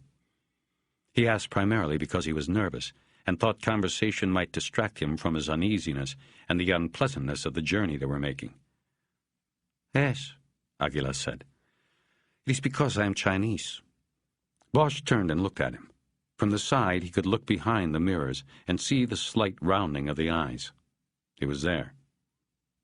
Partly, I should say. One of my grandfathers. There is a large Chinese-Mexican community in Mexicali, Detective Bosch. Ah. Mexicali was created around 1900 by the Colorado River Land Company.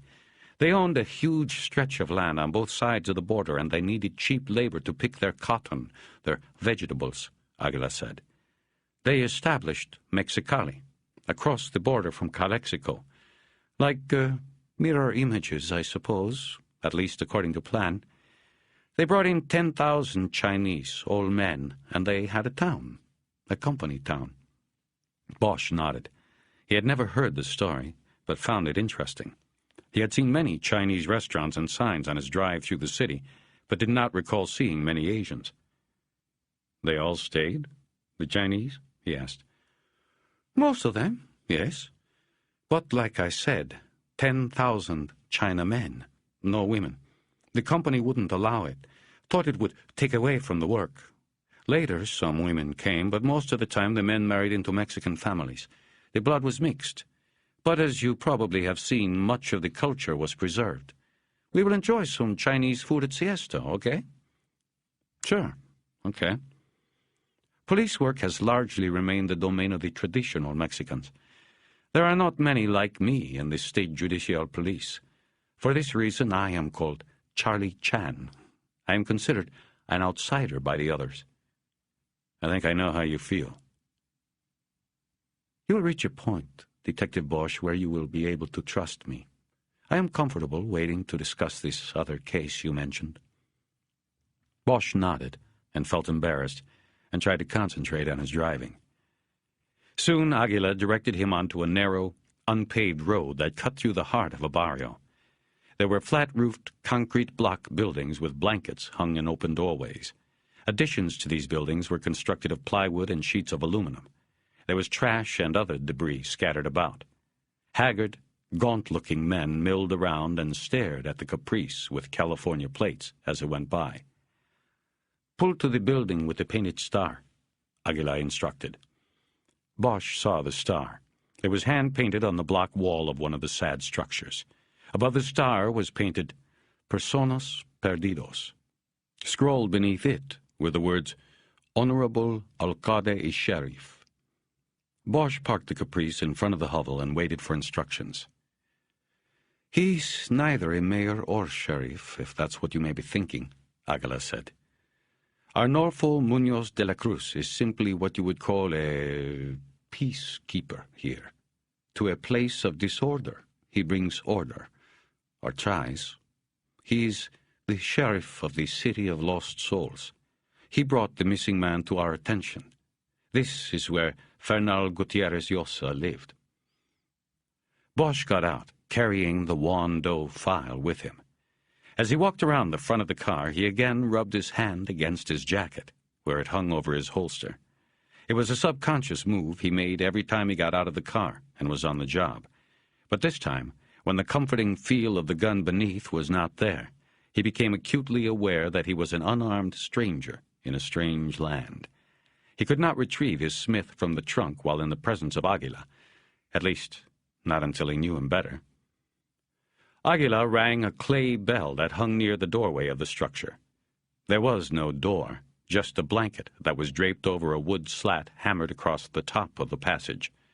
A voice inside called, "Abierto?" and they went inside.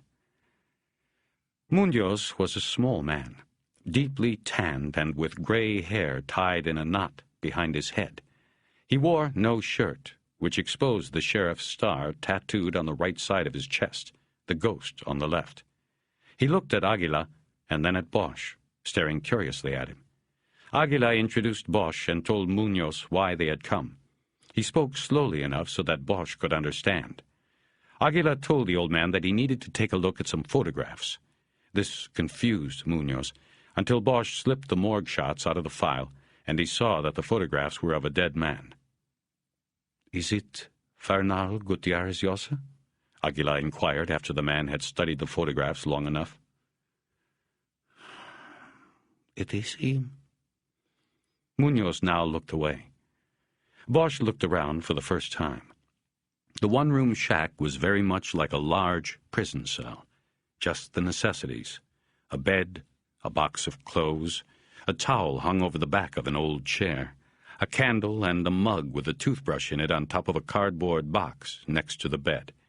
It had a squalid smell, and he felt embarrassed that he had intruded. "Where was his place?" he asked Aguila in English. Aguila looked at Munoz and said, "I am sorry for the loss of your friend, Mr. Munoz. It will be my duty to inform his wife. Do you know if she is here?" Munoz nodded and said the woman was at her dwelling. "Would you like to come with us to help?" Munoz nodded again, picked a white shirt up off the bed and put it on. Then he went to the door, parted the curtain over the opening, and held it for them. Bosch first went to the trunk of the Caprice and got the print kit from his briefcase.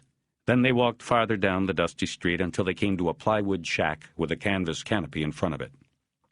Aguila touched Bosch on the elbow. "Senor Munoz and I will deal with the woman. We will bring her out here. You go in and collect the fingerprints you need and do whatever else you need to do." Munoz called out the name Marita, and a few moments later a small woman peeked through the white plastic shower curtain hung across the doorway. When she saw Munoz and Aguila, she came out. Bosch could tell by her face that she already knew the news that the men were there to deliver. Women were always that way. Harry thought of the first night he had seen Sylvia Moore. She knew. They all knew. Bosch handed the file to Aguila, in case the woman demanded to see the photos, and ducked into the room the woman and the Juan Doe had shared. It was a room with spare furnishings. No surprise there. A queen-sized mattress lay on top of a wooden pallet. There was a single chair on one side of it, and on the other a bureau had been made out of a wood and cardboard shipping crate. A few articles of clothing hung inside the box. The back wall of the room was a large piece of uncut aluminum with the Tecate beer trademark printed on it. Wood slat shelves went across this, holding coffee cans, a cigar box, and other small items. Bosch could hear the woman crying quietly outside the shack, and Munoz trying to console her. He looked around the room quickly, trying to decide which was a likely spot to lift prints. He was unsure if he even needed to do this. The woman's tears seemed to confirm the identity. He walked to the shelves and used a fingernail to flip open the cigar box. It contained a dirty comb, a few pesos, and a set of dominoes. "Carlos?"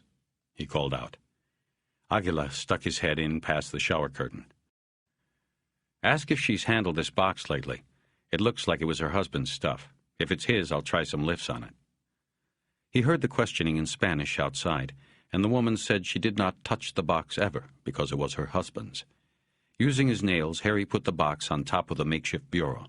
He opened the print kit and took out a small spray bottle, a vial of black powder, a sable hair brush, a wide roll of clear tape, and a stack of 3x5 cards.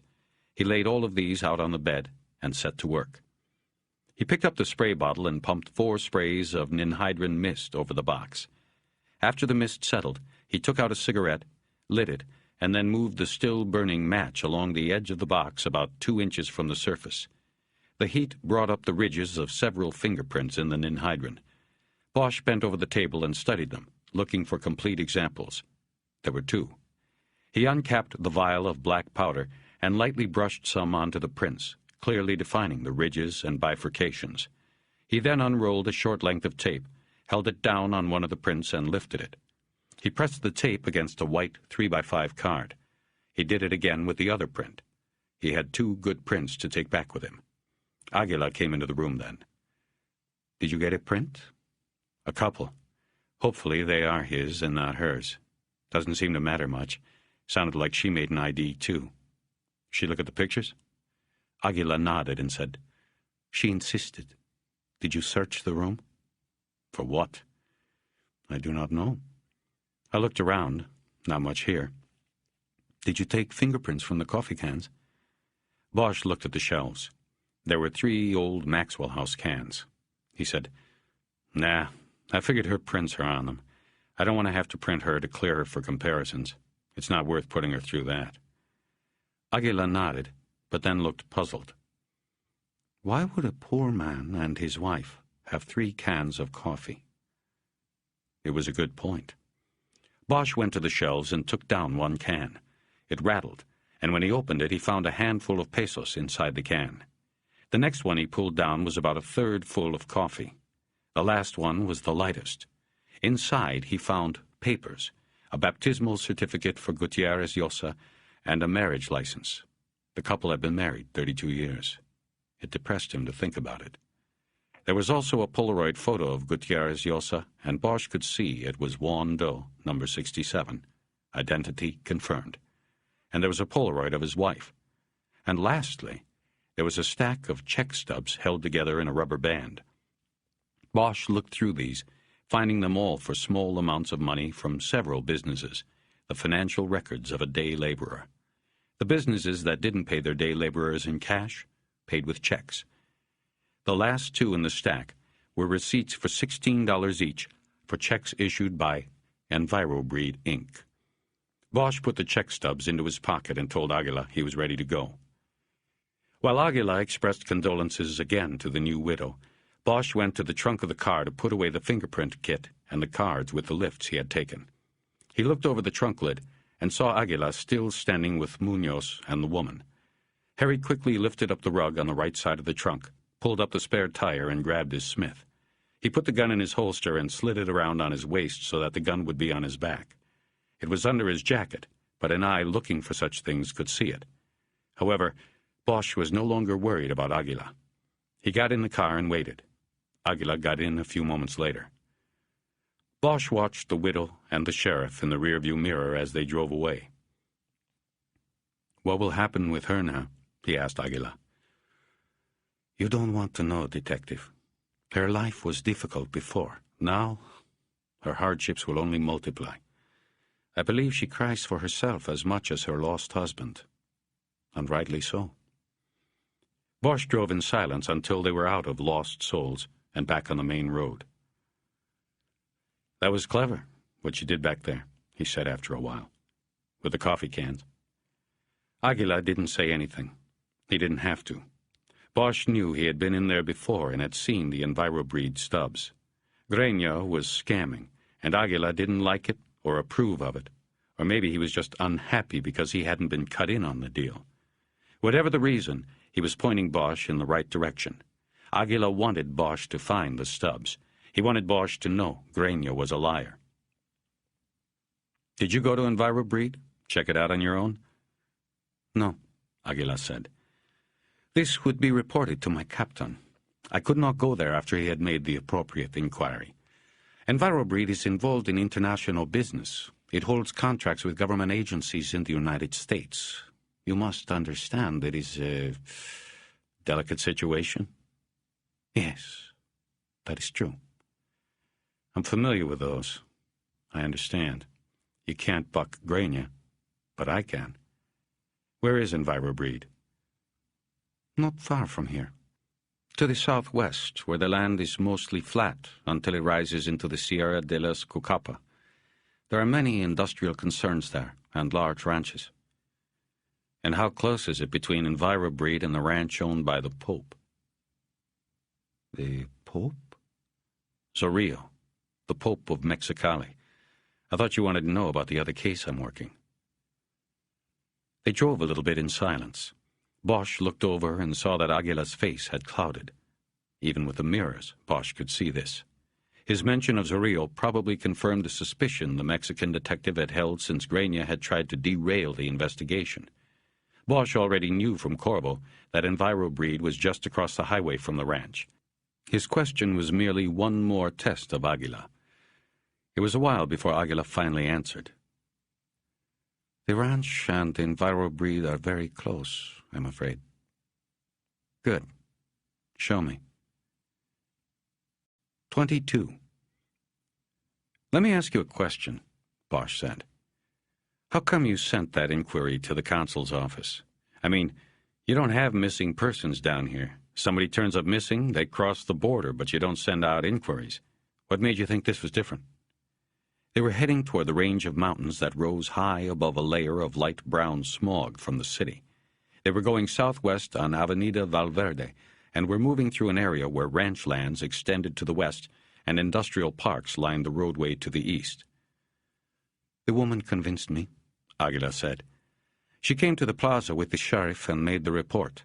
Grania gave me the investigation, and her words convinced me that Gutierrez Llosa would not cross the border willingly, without her. So I went to the circle. Aguila said the circle below the golden statue of Benito Juarez on Calzado Lopez Mateos was where men went to wait for work. Other day laborers interviewed at the circle said the EnviroBreed vans came 2 or 3 times a week to hire workers. The men who had worked at the bug breeding plant had described it as difficult work. They made food paste for the breeding process and loaded heavy incubation cartons into the vans. Flies constantly flew in their mouths and eyes. Many who had worked there said they never went back, choosing to wait for other employers to stop at the circle. But not Gutierrez Llosa. Others at the circle had reported seeing him get into the EnviroBreed van. Compared to the other laborers, he was an old man. He did not have much choice in employers. Aguilar said that when he learned the product made at EnviroBreed was shipped across the border, he sent out missing person notices to consulates in Southern California. Among his theories was that the old man had been killed in an accident at the plant and his body hidden to avoid an inquiry that could halt the production. Aguila believed this was a common occurrence in the industrial sectors of the city. A death investigation, even accidental death, can be very expensive, Aguila said. La mordida. Yes, the bite. Aguila explained that his investigation stopped when he discussed his findings with Grania. The captain said he would handle the EnviroBreed inquiry and later reported it to be a dead end. And that was where it stood, until Bosch called with news of the body. Sounds like Grania got his bite. Aguila did not answer this. They began to pass a ranch protected by a chain metal fence topped with razor wire. Bosch looked through it to the Sierra de los Cucapa and saw nothing in the vast expanse between the road and mountains. But soon they passed a break in the fence, an entrance to the ranch, where there was a pickup truck parked lengthwise across the roadway. 2 men were sitting in the cab, and they looked at Bosch, and he looked at them as he drove by.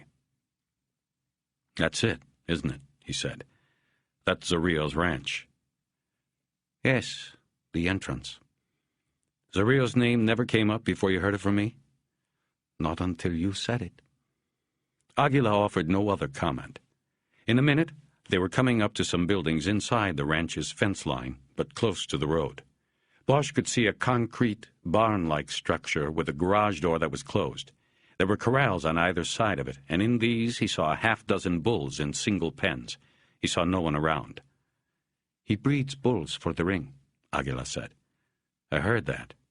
Lot of money in that around here, huh? All from the seed of one prized bull, El Temblar, a very famous animal in Mexicali.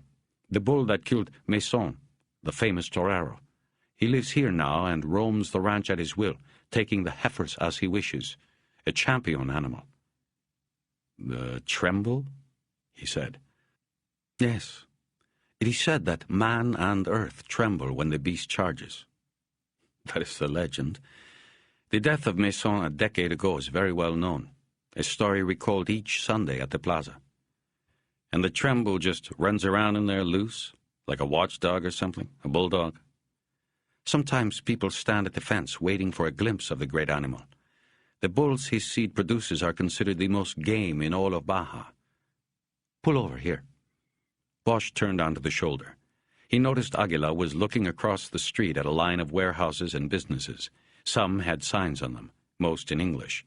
They were companies that used cheap Mexican labor and paid low taxes to make products for the United States. There were furniture manufacturers, tile makers, circuit board factories. See the Mexitec furniture building? Aguila said. The second structure down, with no sign, that is EnviroBreed. It was a white building, and Aguila was right. No sign or other indication of what went on there. It was surrounded by a 10-foot fence topped with razor wire.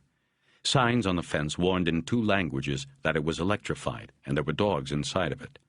Bosch didn't see any dogs and decided they were probably only put in the yard at night. He did see 2 cameras on the front corners of the building and several cars parked inside the compound. He saw no EnviroBreed vans, but the 2 garage doors at the front of the building were closed. Bosch had to press a button, state his business, and hold his badge up to a remote camera before the fence gate automatically rolled open. He parked next to a maroon Lincoln with California tags, and they walked across the dusty, unpaved lot to the door marked Office. He brushed his hand against the back of his hip and felt the gun under his jacket. A small measure of comfort. The door was opened as he reached for the doorknob, and a man wearing a Stetson to shade his acne-scarred and sun-hardened face stepped out, lighting a cigarette. He was an Anglo, and Bosch thought he might have been the van driver he had seen at the Eradication Center in L.A. Last door on the left, the man said. He's waiting. Who's he? Every great story needs moments to breathe. Enjoy this gentle musical break before we carry on. Thank you for being a valued part of this free journey. Come to you if it's the last I do. I feel alive in your arms. Do it feels like a dream. I'll be wherever you are, as long as we're free. I feel alive in your arms. The world feels like a dream. I'll be wherever you are, as long as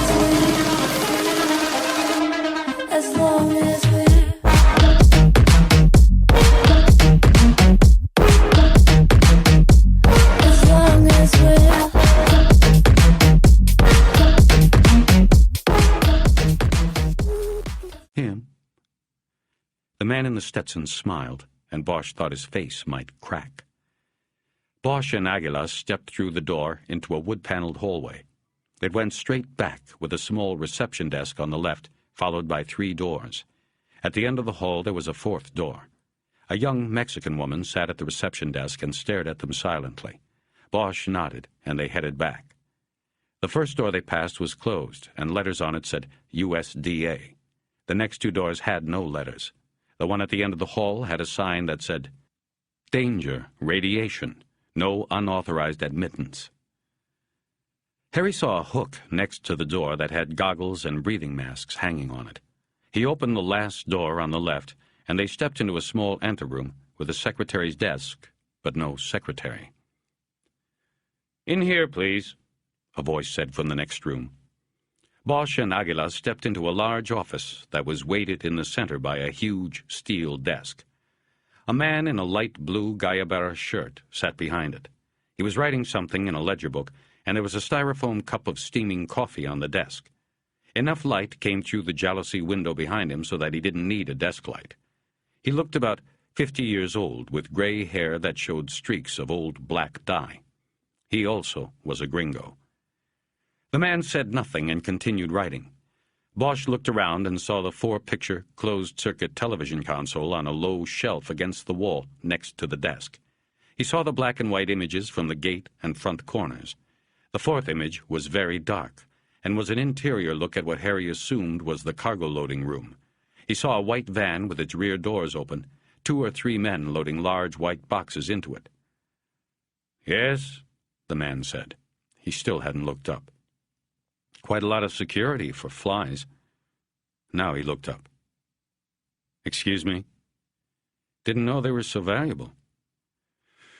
What can I do for you?" He threw his pen down on the desk to signal that the wheels of international commerce were grinding to a halt because of Bosch. "Harry Bosch, Los Angeles. You said that at the gate. What can I do for you?" "I'm here to talk about one of your employees." "Name?" He picked up the pen again and went back to work on the ledger. "You know something? I would think that if a cop had come 300 miles, crossed the border, just to ask you a few questions, then it might rate a little interest. But not with you.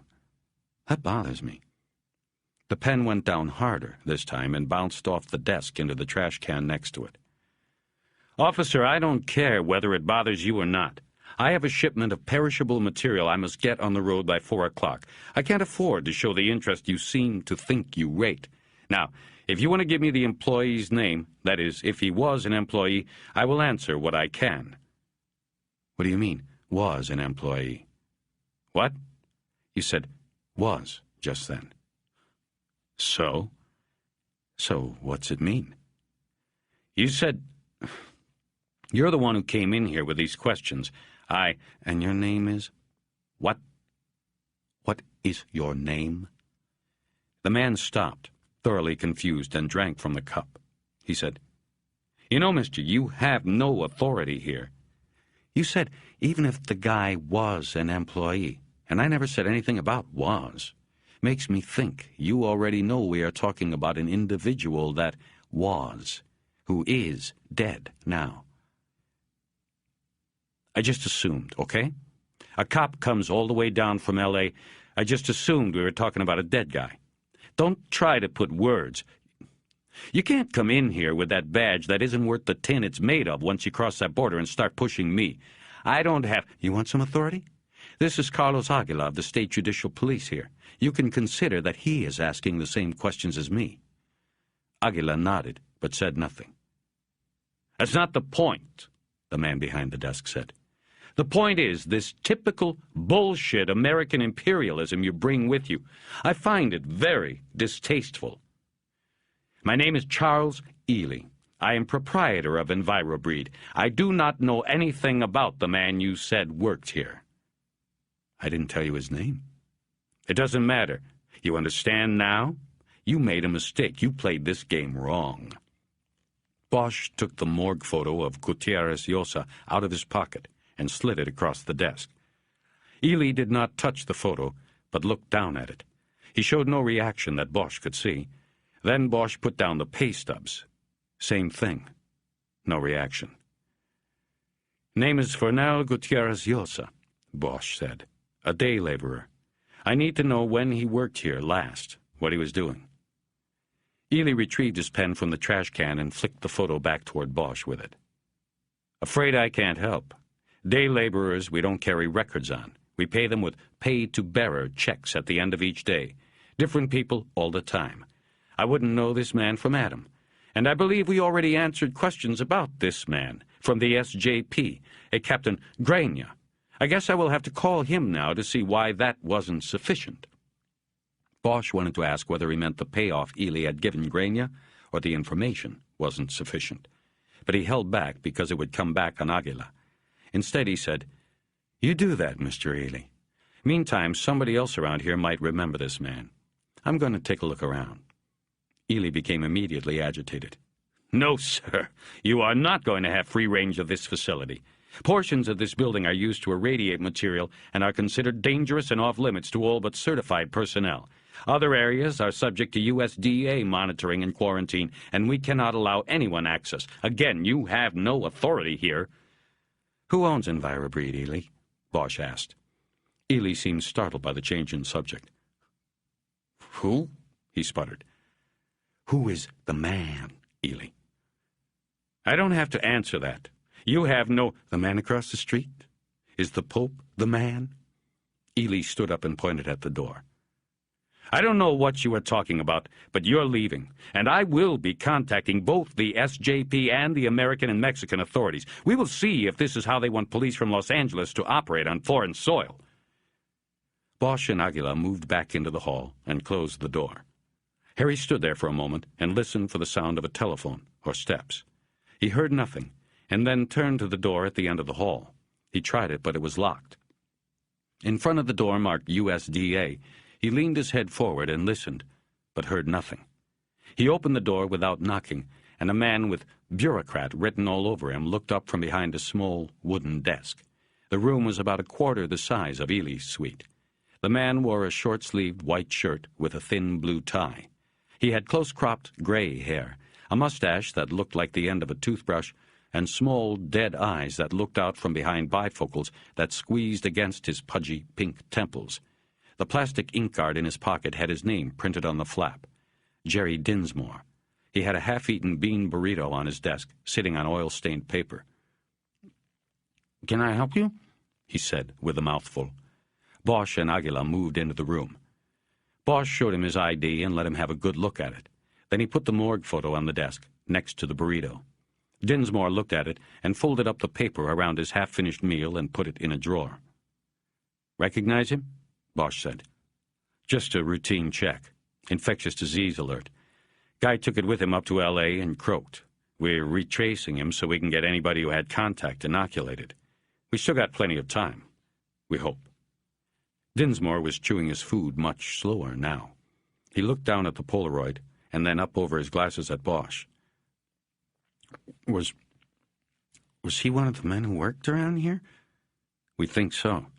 We're checking with all the regular employees. We thought you might recognize him. It depends on how close you got as far as whether you need to be quarantined."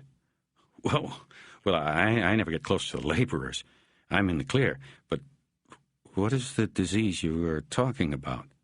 I don't see why LAPD... This man looks like he was beaten." "I'm sorry, Mr. Dinsmore, that's confidential until we determine if you are at risk. If you are, well, then we have to put our cards on the table. Now, how do you mean you never get close to the laborers? Are you not the inspection officer for this facility?" Bosch expected Ely to burst in any moment. "I am the inspector, but I'm only interested in the finished product. I inspect samples directly from the travel cases. Then I seal the cases. This is done in the shipping room. You have to remember this is a private facility, and consequently, I do not have free reign of the breeding or sterilization labs. Therefore, I do not interface with the workers." "You just said samples. So that means you don't look in all of the boxes." "Wrong. I don't look in all of the larvae cylinders in each of the transport cases, but I do inspect and seal the cases. I don't see what this has to do with this man. He didn't... I don't see it either. Never mind, you're in the clear." Dinsmore's small eyes widened slightly. Bosch winked at him to further confuse him. He wondered if Dinsmore was part of what was going on here, or whether, like a mole, he was in the dark. He told him to go back to his burrito, and then he and Aguila stepped back into the hall. Just at that moment, the door at the end of the hall opened, and through it stepped Ely. He pulled a breathing mask and goggles off his face and charged down the hall, coffee slopping over the sides of the styrofoam cup. "I want you two out of here unless you have a court order." He was right up to Bosch now, and anger was etching red lines on his face. It was the act he might have used to intimidate others, but Bosch was not impressed. He looked down into the shorter man's coffee cup and smiled as a small piece of the puzzle slipped into place. The stomach contents of Juan Doe number 67 had included coffee. That was how he had swallowed the medfly which had brought Bosch here. Ely followed his eyes down and saw the medfly floating on the surface of the hot liquid. "Fucking flies," he said. "You know," Bosch said, I'll probably get that court order. He couldn't think of anything else to say, and didn't want to leave Ely with the satisfaction of throwing him out. He and Aguila headed for the exit. Don't count on it, Ely said. this is Mexico. You aren't jack shit here.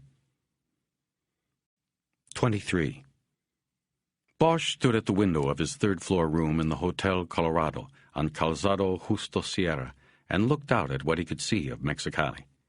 To his left, the view was obscured by the other wing of the hotel, but looking out to the right, he saw the streets were clogged with cars and the colorful buses he had seen earlier. He could hear a mariachi band playing somewhere.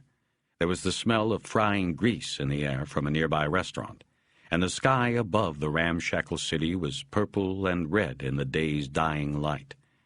In the distance, he could see the buildings of the Justice Center, and, near them to the right, the rounded shape of a stadium, Plaza de los Toros. He had called Corvo in Los Angeles 2 hours earlier, left his number and location, and was waiting for a call back from his man in Mexicali, Ramos. He walked away from the window and looked at the phone. He knew it was time to make the rest of the calls, but he hesitated. He grabbed a beer out of the tin ice bucket on the bureau and opened it. He drank a quarter of it and sat on the bed next to the phone. There were 3 messages on the phone tape at his home, all of them from Pounds, saying the same thing.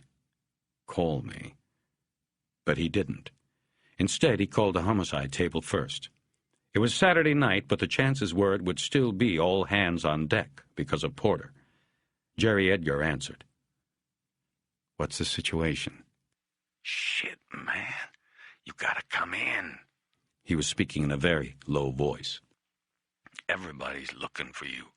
RHD's got the lead on this thing, so I don't know exactly what's happening. I'm just one of the gophers. But I think... I don't know, man. What? Say it. It's like they think you either did Porter or you might be next. It's hard to gauge what the fuck they're doing or thinking. Who's there? Everybody. This is the command post. Irving's in there in the box with 98 now. Bosch knew he couldn't let it go on much further. He had to call in. He might have already damaged himself beyond repair. Okay, he said. I'm going to call them. I have to make one other call first. Thanks. Bosch hung up and dialed another number, hoping he had remembered it correctly and that she would be home. It was near 7, and he thought maybe she had gone out for dinner, but then she picked up on the 6th ring. It's Bosch. A bad time? What do you want? Teresa said. Where are you? Everybody's looking for you, you know. I heard, but I'm out of town. I was just calling because I heard they found my friend Lucius Porter. Yeah, they did. Sorry. I just got back from the cut. Yeah, I figured you'd do it. And then silence before she said, Harry, why do I get the feeling you want... that you aren't calling just because he was your friend? Well... Oh, shit. Here we go again, right? No. I just wanted to know how he got it is all. He was a friend. I worked with him. Never mind. I don't know why I let you do this to me. Shit. Mexican necktie, Harry. There, you happy? Got all you need now? Garrote? Yes. Steel baling wire wrapped at the ends around 2 wooden pegs. I'm sure you've seen it before. Do I get to read this in the Times tomorrow, too? He was silent until he was sure she was done. He looked from the bed to the open window and saw the daylight was now completely gone. The sky was a deep red wine. He thought of the man at Poe's, 3 Tears. Did you do a Comparison to the Jimmy Capps case? Yes, we're way ahead of you, but it won't be done for a few days. How come? Because it takes that long to do wood fiber testing between the dowel pegs and alloy content analysis on the baling wire. We did do a cut analysis on the wire, though. It looks very good. Meaning? Meaning it looks like the wire on the garrote used to kill Porter was cut from the same length of wire used to kill Capps. The ends match. It's not 100% because similar pliers will leave similar cut tracings. So we are doing the metal alloy comparison. We'll know in a few days. She seemed so matter-of-fact about it all. He was surprised she was still angry with him. The television reports of the night before seemed to be in her favor. He didn't know what to say. He had gone from being at ease in bed with her to being nervous on the phone with her. "Thanks, Teresa," he finally said. "I'll see you." Harry? She said before he could hang up. "Yeah?" When you get back, I don't think you should call me again. I think we should keep it professional. If we see each other in the suite, then that's fine. But let's leave it there. He didn't say anything. Okay? "Sure." They hung up. Bosch sat without moving for several minutes. Finally, he picked the phone up again and dialed the direct line into the glass box. Pounds picked up immediately. "It's Bosch." Where are you? "Mexicali. You left messages?" I called the hotel on your tape. They said you never checked in. "I decided to stay on the other side of the border." Never mind the bullshit. Porter is dead. "What?" Bosch tried his best to make it seem real. "What happened? I just saw him yesterday. He..." Never mind the bullshit, Bosch. What are you doing down there? "You told me to go where the case followed. It led here." I never told you to go to Mexico. I want you back here 10 minutes ago. This does not look good for you. We have a bartender that, so help me Christ, is ready to put your dick in the dirt on this. Hang on. Bosch? A new voice on the line said. Assistant Chief Irving here. What is your location? "I'm in Mexicali." I want you in my office at 0800 tomorrow. Bosch didn't hesitate. He knew he could not show any weakness. "Can't do that, Chief. I have some unfinished business here that'll probably take me through tomorrow at least." We are talking about a fellow officer's murder here, Detective. I don't know if you realize this, but you could be in danger yourself. "I know what I'm doing. It's a fellow officer's murder that brings me here, remember? Or doesn't more matter?" Irving ignored that. You are refusing my direct order to return? "Look, Chief, I don't care what some bartender is telling you. You know I wasn't the doer." I never said that, but your conversation already reveals that you know more about this than you should if you were not involved. All I'm saying is that the answer to a lot of questions about Moore, Porter, and the rest are down here. It's all down here. I'm staying. Detective Bosch, I was wrong about you. I gave you a lot of rope this time because I thought I detected a change in you. I see now that I was wrong. You fooled me again. Chief, I am doing my... Don't interrupt me. You may be unwilling to follow my explicit commands to return, but don't you interrupt me. I am telling you that you don't want to return? Fine, don't. But you might as well never return, Bosch. Think about that. What you had before won't be waiting when you get back. After Irving hung up, Bosch picked a second bottle of Tecate from the bucket and lit a cigarette at the window. He didn't care about Irving's threats. Not that much, at least. He'd probably draw a suspension. Maybe 5 days, max. He could handle that. But Irving wouldn't move Bosch. Where could he send him? There weren't very many places lower than Hollywood. Instead, Bosch thought about Porter. He had been able to put it out of his mind, but now he had to think about Porter. Strangled with baling wire, left in a dumpster. Poor bastard. But something in Bosch refused to let him grant the dead cop's sympathy. Nothing about it touched his heart the way he thought it would, or should. It was a pitiful end of life, but he felt no pity. Porter had made fatal mistakes. Bosch promised himself that he would not, and that he would go on. He tried to focus on Zarrillo. Harry was sure that it was the Pope who was manipulating things, who had sent the assassin to clean up the loose ends. If it was likely the same man had killed both Capps and Porter, it was then easy to add Moore in as a victim as well, and possibly even Fernal Gutierrez Llosa, the man with 3 tears. Did that leave Dance off the hook? Bosch doubted it. It might have taken Dance to lure Moore to the hideaway. His thoughts reassured him that he was doing the right thing, staying. The answers were here, not in L.A. He went to his briefcase on the bureau and took out the mugshot of Dance that had been in the file Moore had put together. He looked at the practiced sulk of a young man who still had a boyish face and bleached blonde hair. Now he wanted to move up the ladder and had come south of the border to make his case. Bosch realized that if Dance was in Mexicali, he would not blend in easily. He'd have to have help. The knock on the door startled him. Bosch quietly put down the bottle and took the gun off the night table. Through the peephole, he saw a man of about 30, with dark hair and a thick mustache.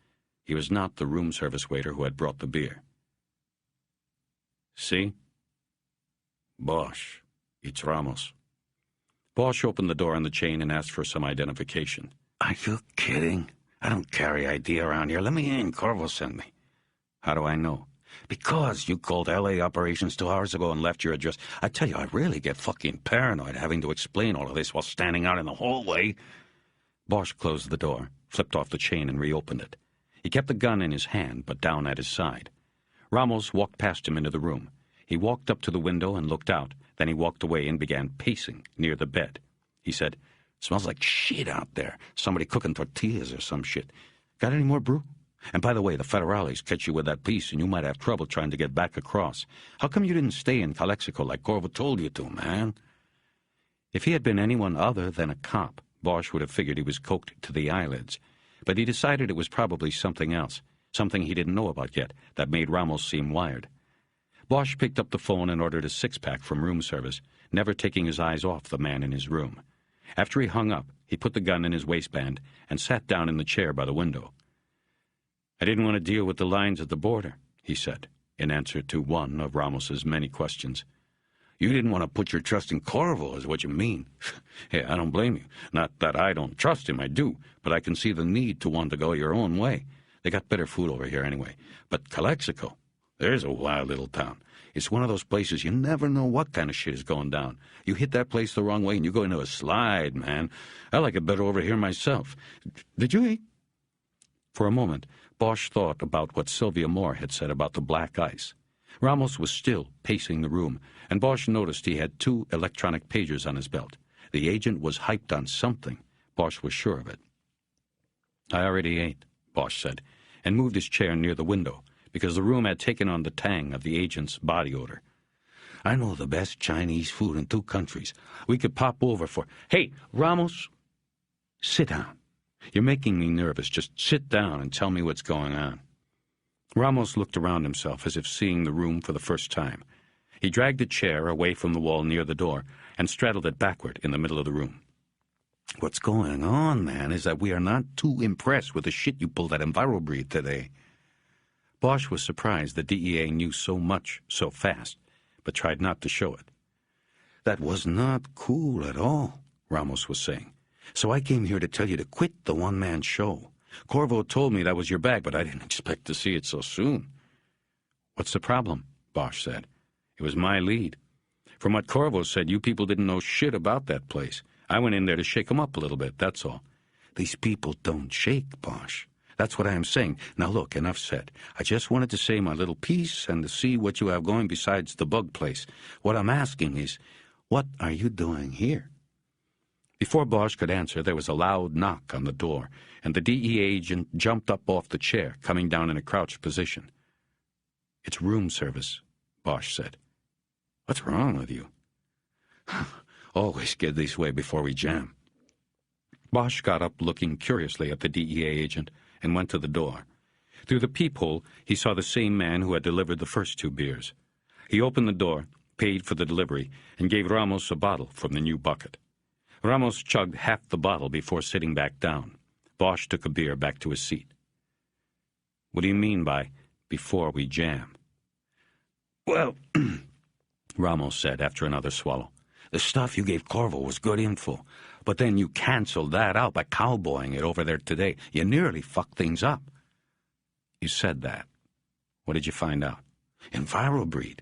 We ran down the info, and it's a direct hit. We traced ownership through a bunch of blinds to a Gilberto Ornelas. That's a known alias for a guy named Fernando Ibarra, one of Zorrillo's lieutenants. We are working with the federales on getting search approvals. They're cooperating on this one.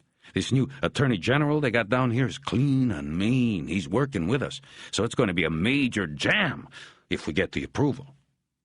"When will you know?" "Any time. One last piece has to fall." "What's that?" "If he's moving black ice across the border in EnviroBreed shipments, then how is he getting it from the ranch to the bug house? See, we've been watching the ranch and would have seen it, and we're pretty sure it's not manufactured at EnviroBreed. Too small, too many people around, too close to the road, etc., etc. All our intelligence says it's made on the ranch, underground in a bunker. We got aerials that show the heat patterns from the ventilation. Anyway, the question is then, how's he get it across the street to EnviroBreed? Bosch thought about what Corvo had said at the Code 7, that Zorrillo was suspected of helping to finance the tunnel that went under the border at Nogales. He doesn't take it across the street. He takes it under. Exactly, Ramos said. We are working our informants on it right now. We get it confirmed, we get our approval from the Attorney General, and we go in. We hit the ranch and EnviroBreed simultaneously. Joint operation. The AG sends the federal militia, we send CLET. Bosch hated all the acronyms law enforcement agencies cling to, but asked what CLET was anyway. Clandestine Laboratory Enforcement Team. These guys are fucking ninjas. Bosch thought this information over. He didn't understand why it was happening so quickly. Ramos was leaving something out. There had to be new intelligence on Zorrillo. You've seen him, haven't you? Zorrillo. Or somebody has. You got it. And that other little white squirrel you came down looking for, Dance? Where? When? We have a CI inside the fence who saw the both of them outside the main compound shooting at targets this morning. And then How close was he, the informant? Close enough. Not close enough to say, "Howdy do, Mr. Pope," but close enough to make the ID. Ramos cackled loudly and got up to get another beer. He threw a bottle to Bosch, who wasn't yet done with his first. Where had he been? Bosch asked. Christ, who knows? Only thing I care about is that he's back, and he's going to be there when the Klets come through the door. And by the way, you better not bring that gun with you, or the Federales will hook you up, too. They're giving a special weapons privilege to the Klets, but that is it. The AG is going to sign it. God, I hope this guy never gets bought off or assassinated. Anyway, like I'm saying, if they want you to have a gun, they'll give you something from their own armory. And how am I going to know when it goes down? Ramos was still standing. He jerked his head back and poured down half the bottle of beer. His odor had totally filled the room. Bosch held the bottle up near his mouth and nose so he'd smell the beer instead of the DEA agent. We'll let you know, Ramos said. Take this and wait. He tossed Bosch one of the pagers off his belt. You put that on, and I'll give you a buzz when we're ready to rock. It'll be soon, at least before New Year's, I'm hoping. We gotta move on this. There's no telling how long the target is going to stay in place this time. He finished the beer and put the bottle on the table. He didn't pick up another. The meeting was done. What about my partner? Bosch asked. Who, the Max? Forget it, he's state. You can't tell him about this, Bosch. The Pope has the SJP and the other locals wired. It's a given. Don't trust anybody over there. Don't tell anybody over there. Just wear the pager, like I said, and wait for the beep. Go to the bullfights. Hang by the pool or something. Hell, man, look at yourself. You could use a color. I know Aguila better than I know you. Did you know he works for a man who's a regular guest of Zorrillo's at the bullfights each Sunday? No, Bosch said. He thought of Grania. Did you know that to become a detective in the SJP, the promotion is bought for an average of $2,000, not based on any skill in investigative technique? No, I know you didn't, but that's the way it is here. You've got to understand that. Trust no one. You may be working with the last honest cop in Mexicali, but why bet your life on it? Bosch nodded and said, One more thing. I want to come in tomorrow and check your mug books. You have Zorrillo's people? Most of them. What do you want? I'm looking for a guy with 3 tattooed tears. He's Zorrillo's hitman. He hit another cop yesterday in L.A. Jesus. Okay, in the morning, call me at this number. We'll set it up. If you make an ID, we'll get the word to the AG. It'll help us get the search approval. He gave Bosch a card with a phone number on it. Nothing else. Then he was gone. Harry put the chain back on the lock. 24. Bosch sat on the bed with his beer, thinking about the reappearance of Zorrillo. He wondered where he had been, and why he had left the safety of his ranch in the first place. Harry poked at the idea that maybe Zorrillo had been in L.A., and that it had taken his presence there to lure Moore to the motel room, where he was put down on the bathroom floor. Maybe Zarrillo was the only one Moore would have gone there for. The sharp sound of squealing brakes and crashing metal shot through the window. Before he even got up, he heard voices arguing in the street below. The words grew harsher until they were threats being yelled so fast Bosch could not understand them. He went to the window and saw two men standing chests out beside two cars. One had rear-ended the other. As he turned away, he detected a small flash of blue light to his left. Before he had time to look, the bottle in his hand shattered, and beer and glass exploded in all directions. He instinctively took a step back and launched himself over the bed and down onto the floor. He braced himself for more shots, but none came.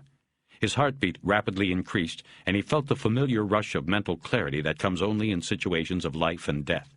He crawled along the floor to the table and pulled the lamp plug out of the wall, dropping the room in darkness. As he reached up to the table for his gun, he heard the two cars speeding away in the street. A beautiful setup, he thought, but they missed. He moved beneath the window opening and then stood up while pressing his back to the wall. All the while he was realizing how stupid he had been to literally pose in the window. He looked through the opening into the darkness where he believed he had seen the muzzle flash. There was no one there. Several of the windows of the other rooms were open, and it was impossible to pinpoint where the shot had come from. Bosch looked back into his room and saw the headboard of the bed splintered at the spot where the bullet had impacted. By imagining a line from the impact point through the position he had held the bottle and then out the window, he focused on an open but dark window on the 5th floor of the other wing. He saw no movement there other than the curtains swaying gently with the breeze. Finally, he put his gun in his waistband and left the room, his clothes smelling of beer and with small slivers of glass embedded in his shirt and pricking his skin. He knew he had at least 2 slight glass cuts, one on his neck and one on his right hand, which had been holding the bottle. He held his cut hand to his neck wound as he walked. He had judged that the open window belonged to the 4th room on the 5th floor. He now had his gun out and pointed in front of him as he moved slowly down the 5th floor hallway. He was debating whether he should kick the door open, but found the decision academic. A cool breeze from the open window flowed out through the open door of room 504. The room was dark, and Bosch knew he would be silhouetted by the lighted hallway, so he hit the room's entrance light switch as he moved quickly through the doorway. He covered the room with his Smith and found it empty. The smell of burned gunpowder hung in the air. Harry looked out the window and followed the imaginary line down to his own 3rd-floor room's window. It had been an easy shot. It was then that he heard the screeching of tires and saw the taillights of a large sedan pull out of the hotel parking lot and then speed away. Bosch put the gun in his waistband and pulled his shirt out over it. He looked quickly around the room to see if the shooter had left anything behind him. The glint of copper from the fold of the bedspread where it was tucked beneath the pillows caught his eye. He pulled the bedspread out straight, and lying there was a shell casing that had been ejected from a .32 rifle. He got an envelope out of the desk drawer and scooped the shell inside it. As he left room 504 and walked down the hallway, no one looked out a door, no house detectives came running, and no approaching sirens blared in the distance. No one had heard a thing, except maybe a bottle breaking. Bosch knew that the .32 fired at him had had a silencer screwed to the end of its barrel. Whoever it had been, he had taken his time and waited for the one shot. But he had missed. Had that been intentional? He decided it wasn't. To make a shot that close but intend to miss was too chancy. He had simply been lucky. His turn from the window at the last moment had probably saved his life. Bosch headed back to his room to dig the slug out of the wall, bandage his wounds, and check out. Along the way, he started running when he realized he had to warn Aguila. Back in his room, he quickly dug through his wallet for the piece of paper on which Aguila had written his address and phone number. Aguila picked up almost immediately. Bueno. It's Bosch. Someone just took a shot at me. Yes. Where? Are you injured? I'm okay. In my room. They shot through the window. I'm calling to warn you. Yes? We were together today, Carlos. I don't know if it's just me or the both of us. Are you okay? Yes, I am. Bosch realized he didn't know if Aguila had a family or was alone. In fact, he realized he knew the man's ancestry, but little else. What will you do? Aguila asked. I don't know. I'm leaving here. Come here, then. Okay, yes. No. Can you come here? I won't be here, but I want you to come and find out whatever you can about the person who rented room 504. That's where the shot came from. You can get the information easier than me. I'm leaving now. We'll meet at your place. I have something to do first. A moon like the smile of the Cheshire Cat hung over the top of the ugly silhouette of the industrial park on Valverde. It was 10 o'clock. Bosch sat in his car in front of the Mexitec furniture factory. He was about 200 yards from EnviroBreed, and he was waiting for the last car to leave the bug plant. It was a maroon Lincoln that he suspected was Ely's. On the seat next to him was a bag containing the items he had bought earlier. The smell of the roasted pork was filling the car, and he rolled down the window. As he watched the EnviroBreed lot, he was still breathing hard, and the adrenaline continued to course through his arteries like amphetamine. He was sweating, though the evening air was quite cool. He thought of Moore and Porter and the others. Not me, he thought. Not me. At 10:15, he saw the door to EnviroBreed open, and a man came out accompanied by the blur of two black figures. Ely. Dogs. The dark shapes bobbed up and down at his waist as he walked. Ely then scattered something in the lot, but the dogs stayed by his side. He then slapped his hip and yelled, "Chow!" And the dogs scattered and chased each other to varying points in the lot, where they fought over whatever it was Ely had thrown. Ely got in the Lincoln. After a few moments, Bosch saw the taillights flare, and the car backed away from its space at the front of the lot. Bosch watched as the headlights traced a circle in the lot, and then led the car to the gate. The gate slowly rolled open, and the car slipped through. Then the driver hesitated on the fringe of the roadway, though it was clear to pull out. He waited until the gate had trundled closed, the dogs safely inside the fenced compound, and then pulled away. Bosch slipped down in his seat, even though the Lincoln had headed the other way, north toward the border. Bosch waited a few minutes and watched. Nothing moved anywhere. No cars, no people. He didn't expect there to be any DEA surveillance because they would pull back when planning a raid so as not to tip their hand. He hoped they would, at least. He got out with the bag, his flashlight, and his lockpicks. Then he leaned back into the car and pulled out the rubber floor mats, which he rolled up and put under his arm. Bosch's take on EnviroBreed's security measures, from when he had been there during the day, were that they were strictly aimed at deterring entry, not sounding an alert once security had been bridged. Dogs and cameras, a 12-foot fence topped with electrified razor wire.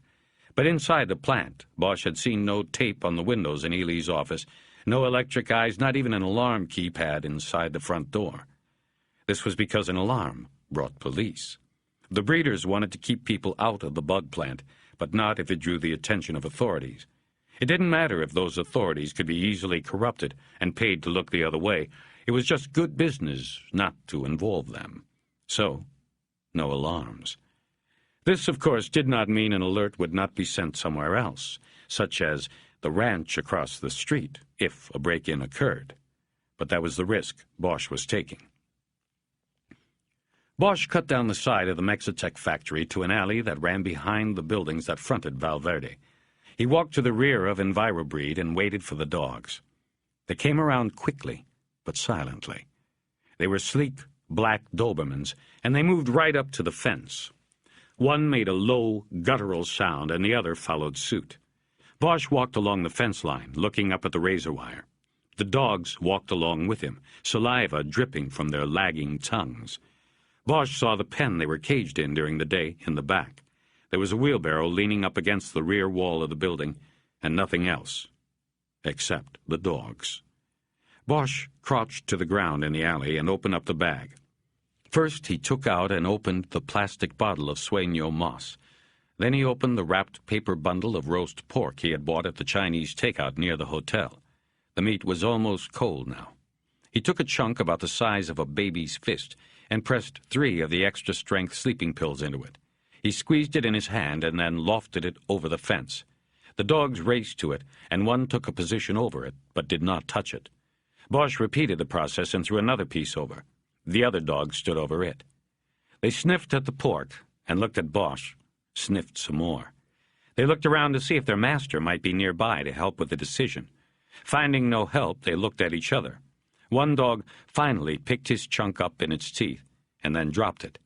They both looked at Bosch, and he yelled, "Chow!" The dogs did nothing. Bosch yelled a command a few more times, but nothing changed.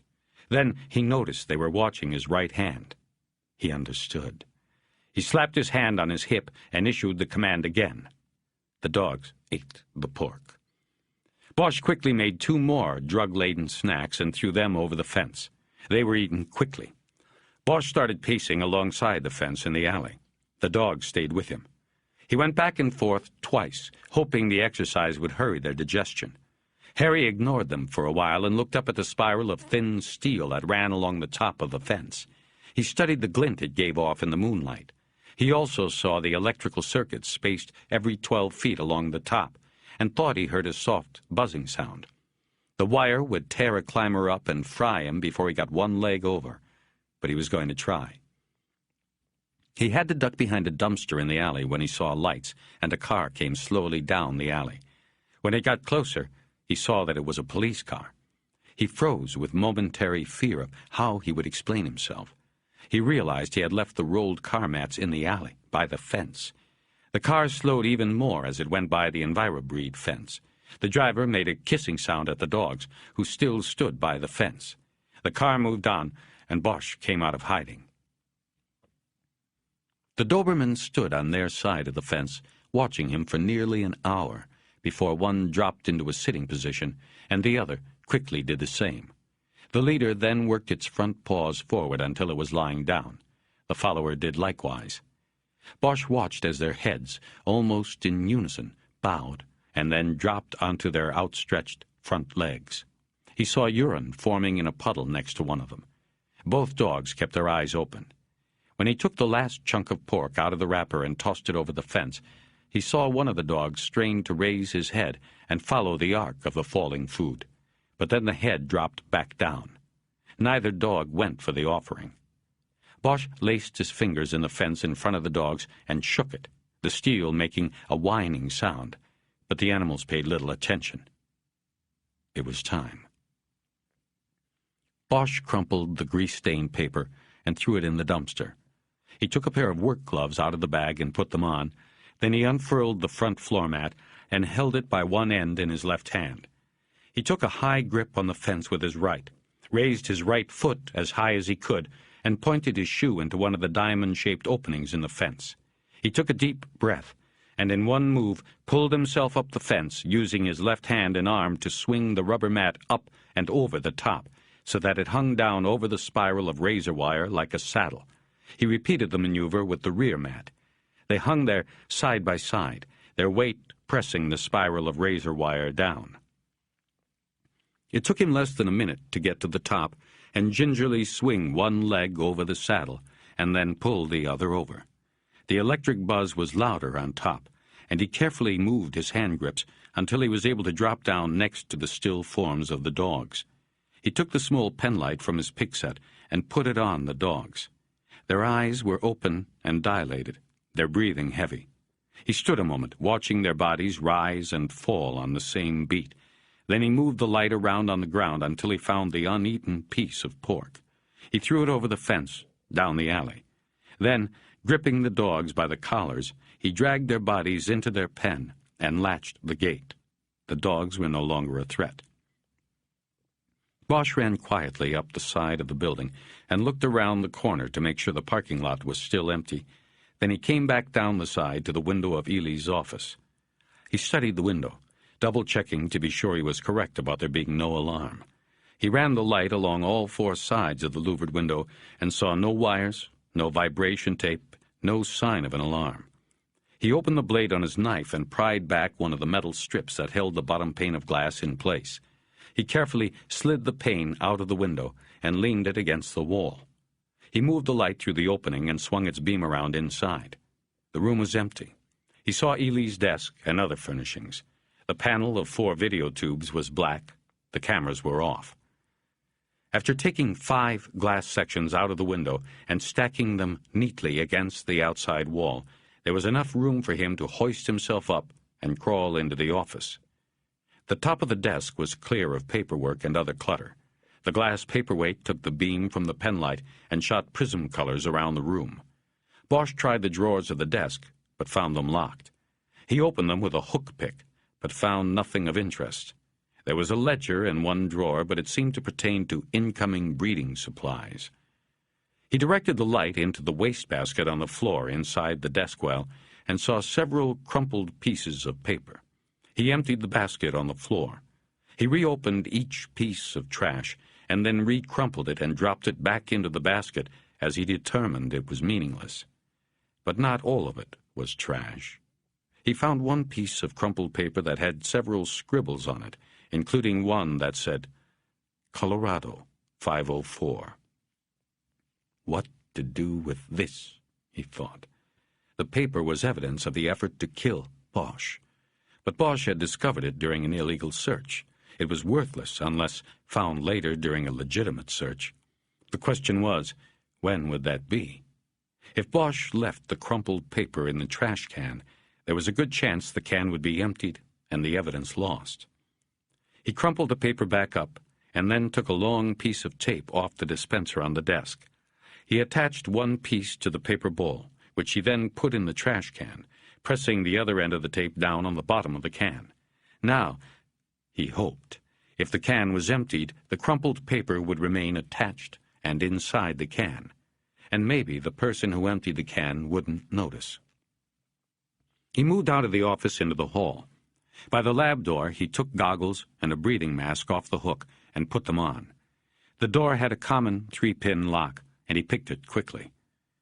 The doorway opened into blackness. He waited a beat and then moved into it. There was a cloying, sickly sweet smell to the place. It was humid. He moved the flashlight beam around what looked like the shipping room. He heard a fly buzzing in his ear, and another insect was nattering around his masked face. He waved them off and moved farther through the room. At the other end of the room, he passed through a set of double doors and into a room where the humidity was oppressive. It was lit by red bulbs that were spaced above rows of fiberglass bug bins. The warm air surrounded him. He felt a squadron of flies bumping and buzzing around his mask and forehead. Again he waved them away. He moved to one of the bins and put his light into it. There was a brownish-pink mass of insect larvae moving like a slow-motion sea under the light. He then cast the light about the room and saw a rack containing several tools and a small, stationary cement mixer that he guessed was what the day laborers used to mix the food paste for the bugs. Several shovels, rakes, and brooms hung on pegs in a row at the back of the room. There were pallets containing large bags of pulverized wheat and sugar, and smaller bags of yeast. The markings on the bags were all in Spanish. He guessed this could be called the kitchen. He played the light over the tools and noticed that one of the shovels stood out because it had a new handle. The wood was clean and light, while all of the other tools had handles that had darkened over time with dirt and human sweat. Looking at the new handle, Bosch knew that Fernal Gutierrez Llosa had been killed here, beaten so hard with a shovel that it broke, or became so blood-stained it had to be replaced. What had he seen that required his death? What had the simple day laborer done? Bosch swung the light around again until it came upon another set of doors at the far side of the room. On these, a sign said, "Danger. Radiation. Keep out. Peligro. Radiación." He used his picks once again to open the door. He flashed the light around and saw no other doors. This was the terminus of the building. It was the largest of the 3 rooms in the complex and was divided in 2 by a partition with a small window in it. A sign on the partition said, in English only, "Protection must be worn." Bosch stepped around the partition and saw that this space was largely taken up by a large, box-like machine. Attached was a conveyor belt that carried trays into one side of the machine and then out the other side, where the trays would be dumped into bins like the ones he saw in the other room. There were more warning signs on the machine. This was where the larvae were sterilized by radiation. He moved around to the other side of the room and saw large steel work tables with cabinets overhead. These were not locked, and inside he saw boxes of supplies, plastic gloves and the sausage-like casings the larvae were shipped in, batteries and heat sensors. This was the room where the larvae were packed into casings and placed in the environment boxes. The end of the line. There was nothing else here that seemed significant. Bosch stepped backward toward the door. He turned the flash off, and there was only the small red glow from the surveillance camera mounted in the corner near the ceiling. What have I missed? He asked himself. What is left? He put the light back on and walked back around the partition to the radiation machine. All of the signs in the building were designed to keep people away from this spot. This would be where the secret was. He focused on the floor-to-ceiling stacks of the wide steel trays used for moving larvae. He put his shoulder against one of the stacks and began to slide it on the floor. Beneath was only concrete. He tried the next stack and looked down and saw the edge of a trap door. The tunnel. But at that moment, it hit him. The red light on the surveillance camera. The video panel in Ely's office had been off, and earlier, when Bosch had visited, he had noticed that the only interior view Ely had on video was of the shipping room. It meant someone else was watching this room. He looked at his watch, trying to estimate how long he had been in the room. 2 minutes? 3 minutes? If they were coming from the ranch, he had little time. He looked down at the outline of the door in the floor, and then up at the red eye in the darkness. But he couldn't take the chance that no one was watching. He quickly pushed the stack back over the door in the floor and moved out of the third room. He retraced his path through the complex, hooking the mask and goggles on the peg by Ely's office. Then he went through the office and out the window. He quickly put the glass panes back in place, bending the metal strips back with his fingers. The dogs were still lying in the same spot, their bodies pumping with each breath. Bosch hesitated, but then decided to drag them out in case the monitor at the end of the camera's cable line was not being watched, and he hadn't been seen. He grabbed them by the collars and dragged them out of the pen. He heard one try to growl, but it sounded more like a whine. The other did likewise. He hit the fence on the run, climbed it quickly, but then forced himself to go slow over the floor mats. When he was at the top, he thought he heard the sound of an engine above the sound of the electric buzz. As he was about to drop over, he jerked the mats up off the razor wire and dropped down with them into the alley. He checked his pockets to make sure he had not dropped the picks or flashlight, or his keys. His gun was still in its holster. He had everything. There was the sound of a vehicle now, maybe more than one. He definitely had been seen. As he ran down the alley toward Mexitec, he heard someone shouting, "Pedro y Pablo! Pedro y Pablo!" The dogs, he realized. Peter and Paul were the dogs. He crawled into his car and sat crouched in the front seat watching EnviroBreed. There were 2 cars in the front lot and 3 men that he could see. They were holding guns and standing beneath a spotlight over the front door. Then a 4th man came around the corner, speaking in Spanish. He had found the dogs. Something about the man looked familiar, but it was too dark and Bosch was too far away to be able to see any tattooed tears. They opened the door and, like cops with their guns up, they went inside the building. That was Bosch's cue. He started the Caprice and pulled out onto the road. As he sped away, he realized he was once again shaking with the release of tension, the high of a good scare. Sweat was running down out of his hair and drying in the cool night air on his neck. He lit a cigarette and threw the match out the window. He laughed nervously into the wind. 25. On Sunday morning, Bosch called the number Ramos had given him from a payphone at a restaurant called Casa de Mandarin in downtown Mexicali. He gave his name and number, hung up, and lit a cigarette. 2 minutes later, the phone rang, and it was Ramos. ¿Qué pasa, amigo? Nothing. I want to look at the mugs you got, remember? Right. Tell you what, I'll pick you up on my way in. Give me a half hour. I checked out. Leaving, are you? No, I just checked out. I usually do that when somebody tries to kill me. What? Somebody with a rifle, Ramos. I'll tell you about it. Anyway, I'm in the wind at the moment. You want to pick me up? I'm at the Mandarin in downtown. Half hour. I want to hear about this. They hung up, and Bosch went back to his table, where Aguila was still finishing breakfast. They had both ordered scrambled eggs with salsa and chopped cilantro, fried dumplings on the side. The food was very good, and Bosch had eaten quickly. He always did after a sleepless night. The night before, after he drove, laughing, from EnviroBreed, they had met at Aguila's small house near the airport, and the Mexican detective reported on his findings at the hotel. The desk clerk could offer little description of the man who rented 504, other than to say he had 3 tears tattooed on his cheek below the left eye.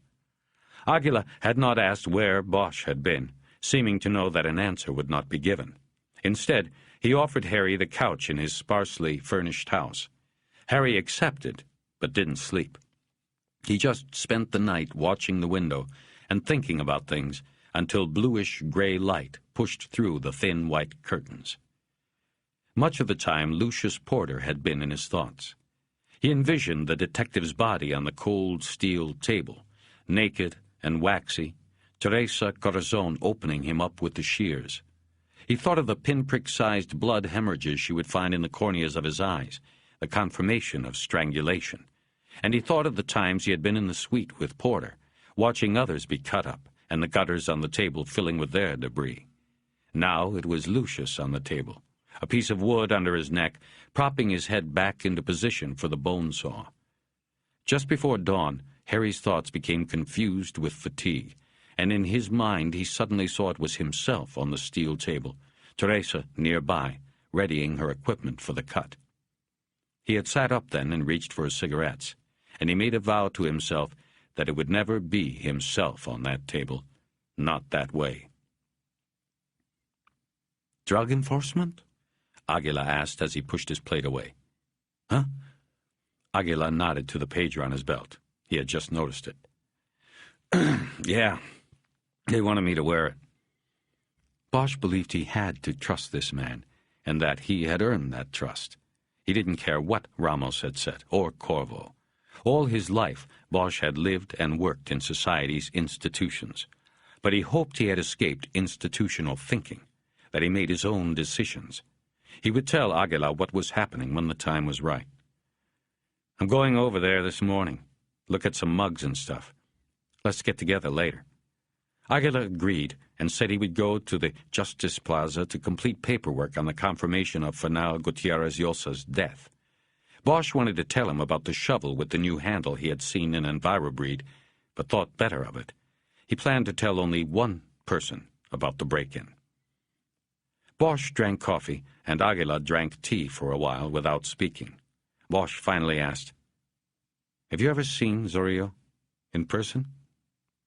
"At a distance, yes." "Where was that? The bullfights?" "Yes, at the Plaza de los Toros. El Papa often attends to see his bulls, but he has a box in the shade reserved each week for him. I have afforded only seats on the sun side of the arena. This is the reason for the distance from which I have viewed him." "He pulls for the bulls, huh?" Excuse me? "He goes to see his bulls win, not the fighters?" "No, he goes to see that his bulls die honorably." Bosch wasn't sure what that meant, but let it go. "I want to go today. Can we get in? I want to sit in a box near the Popes." "I don't know.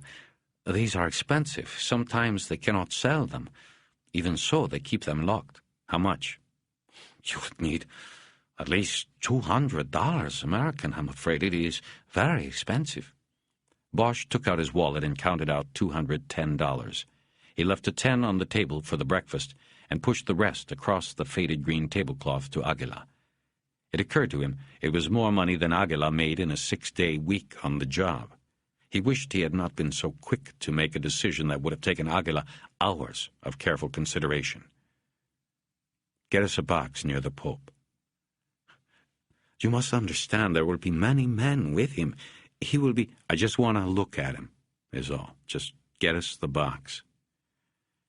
They left the restaurant then, and Aguila said he would walk to the Justice Plaza, a couple blocks away. After he left, Harry stood in front of the restaurant waiting for Ramos. He looked at his watch and saw it was 8 o'clock. He was supposed to be in Irving's office at Parker Center. He wondered if the assistant chief had initiated disciplinary actions against him yet. Bosch would probably be put on a desk as soon as he got back into town. Unless he brought back the whole package in his back pocket. That was the only way he would have any leverage with Irving. He knew he had to come out of Mexico with everything tied together. It dawned on him that it was stupid to be standing like a target on the sidewalk in front of the restaurant. He stepped back inside and watched for Ramos through the front door. The waitress approached him and bowed effusively several times and walked away. It must have been the $3 tip, he thought. It took Ramos nearly an hour to get there. Bosch decided he didn't want to be without a car, so he told the agent he would follow him. They drove north on Lopez Mateos. At the circle around the statue of Juarez, they went east, into a neighborhood of unmarked warehouses. They went down an alley and parked behind a building that had been tagged dozens of times with graffiti. Ramos looked furtively around after he got out of the beat-up Chevy Camaro with Mexican plates he was driving. "Welcome to our humble federal office," he said. Inside it was Sunday morning quiet. No one else was there. Ramos put on the overhead lights, and Bosch saw several rows of desks and file cabinets. Toward the back were 2 weapons storage lockers and a 2-ton Cincinnati safe for storing evidence. Okay, let me see what we got while you tell me about last night. You're sure somebody tried to do you, right? Only way to be sure was if I got hit. The Band-Aid Bosch had used on his neck was covered by his collar. There was another on his right palm, which also was not very noticeable. Bosch told Ramos about the hotel shooting, leaving out no detail, including that he had recovered a shell from room 504. What about the slug? Recoverable? I assume it's still in the headboard. I didn't hang around long enough to check. No, I bet you went running to warn your pal, the Mexican. Bosch, I am telling you to wise up. He may be a good guy, but you don't know him. He might have been the one that set the whole thing up. Actually, Ramos, I did warn him. But then I left and did what you wanted me to do. What are you talking about? Envirobreed. I went in last night. What? Are you crazy, Bosch? I didn't tell you to. Come on, man, don't fuck with me. You told me all that shit last night so I would know what was needed to get the search okayed. Don't bullshit me. We're alone here. I know that's what you wanted, and I got it. Put me down as a CI. Ramos was pacing in front of the file cabinets. He was making a good show of it. Look, Bosch, I have to clear any confidential informant I use with my soup, so that's not going to fly. I can't make it fly. Bosch, do you want to know what I found there, or should we just drop it? That quieted the DEA agent for a few moments. Do you have your ninjas, what did you call them, the clits in town yet? Klets, Bosch. And yeah, they came in last night. Good. You're going to have to get going. I was seen. Bosch watched the agent's face grow dark. He shook his head and dropped down into a chair. Fuck! How do you know? There was a camera. I didn't see it until it was too late. I got out of there, but some people came looking. I wasn't identifiable. I was wearing a mask, but still, they know somebody was inside. Okay, Bosch, you aren't leaving me many options. What did you see? There it was. Ramos was acknowledging the illegal search. He was sanctioning it. Bosch would not have it come back on him now. He told the agent about the trap door hidden beneath the stack of bug trays in the radiation room. You didn't open it? Didn't have time, but I wouldn't have done it anyway. I worked tunnels in Vietnam. Every trapdoor was just that, a trap. The people that came after I got out of there came by car, not through the tunnel. That tells you right there that there might be a rig in the tunnel. He then told Ramos that his application for a search warrant, or approval, or whatever they called them in Mexico, should include requests to seize all tools and debris from trash cans. Why? Because the stuff you will find will help me make one of the murder cases I came down here for. There is also evidence of a conspiracy to murder a law enforcement officer. Me. Ramos nodded and didn't ask for further explanation. He wasn't interested. He got up and went to a file cabinet and pulled out 2 large black binders. Bosch sat down at an empty desk, and Ramos put the binders down in front of him. These are KOs, known operatives, associated with Humberto Zorillo. We have some bio-info on some of them, others it's just surveillance stuff. We might not even have a name. Bosch opened the first binder and looked at the picture on top. It was a fuzzy 8x10 blow-up of a surveillance shot. Ramos said it was Zorillo, and Bosch had guessed as much. Dark hair, beard, intense stare through dark eyes. Bosch had seen the face before. Younger, no beard, a smile instead of the long, empty gaze. It was the grown-up face of the boy who had been in the pictures with Calexico Moore. "What do you know about him?" Bosch asked Ramos. "You know anything about his family?" None that we know of. Not that we looked real hard. We don't give a shit where he came from, just what he's doing now and where he's going. Bosch turned the plastic page and began looking at the mugs and surveillance shots. Ramos went back to his desk, rolled a piece of paper into a typewriter, and began typing. I'm working up a CI statement here. I'll get it by somehow. About 2/3 through the first book, Bosch found the man with 3 tears. There were several photos of him, mugs and surveillance, from all angles and over several years. Bosch saw his face change as the tears were added, from a smiling wise-ass to a hardened con. The brief biographical data said his name was Osvaldo Arpiz Rafaelio, and that he was born in 1952. They said his 3 stays in the penitenciaro were for murder as a juvenile, murder as an adult, and drug possession. He had spent half his life in prisons. The data described him as a lifelong associate of Zorillo's. "Here, I got him," Bosch said. Ramos came over. He recognized the man also. You're saying he was up in L.A. whacking out cops? Yeah, at least one. I think he might have done the job on the first one, too. I think he also took down a courier for the competition, a Hawaiian named Jimmy Capps. He and one of the cops were strangled the same way. Huh. Mexican necktie, right? Right. And the laborer? The one you think got it at the bug house? He could have done them all, I don't know. This guy goes way back. Arpiz. Yeah, he just got out of the Penta a year or so ago. He's a stone-cold killer, Bosch. One of the Pope's main men. An enforcer. In fact, people around here call him Alvin Karpis. You know, after that killer with a machine gun in the 30s? The Ma Barker gang? Arpiz was put away for a couple hits, but they say that doesn't do him service. He's really down for more than you can count. Bosch stared at the photos and said, "That's all you got on him? This stuff here?" There's more around someplace, but that's all you have to know. Most of it is just he said, she said informant stuff. The main story about Al Karpis is that when Zorillo first made his move to the top, this guy was a one-man front line doing the heavy stuff. Every time Zorillo had a piece of work to do, he turned to his buddy Arpiz from the barrio. He'd get the job done. And like I said, they only bagged him a couple times. He probably paid his way out of the rest. Bosch began writing some of the information from the bio in a notebook. Ramos kept talking. Those 2, they came from a barrio south of here. Some Saints and Sinners? Yeah, Saints and Sinners.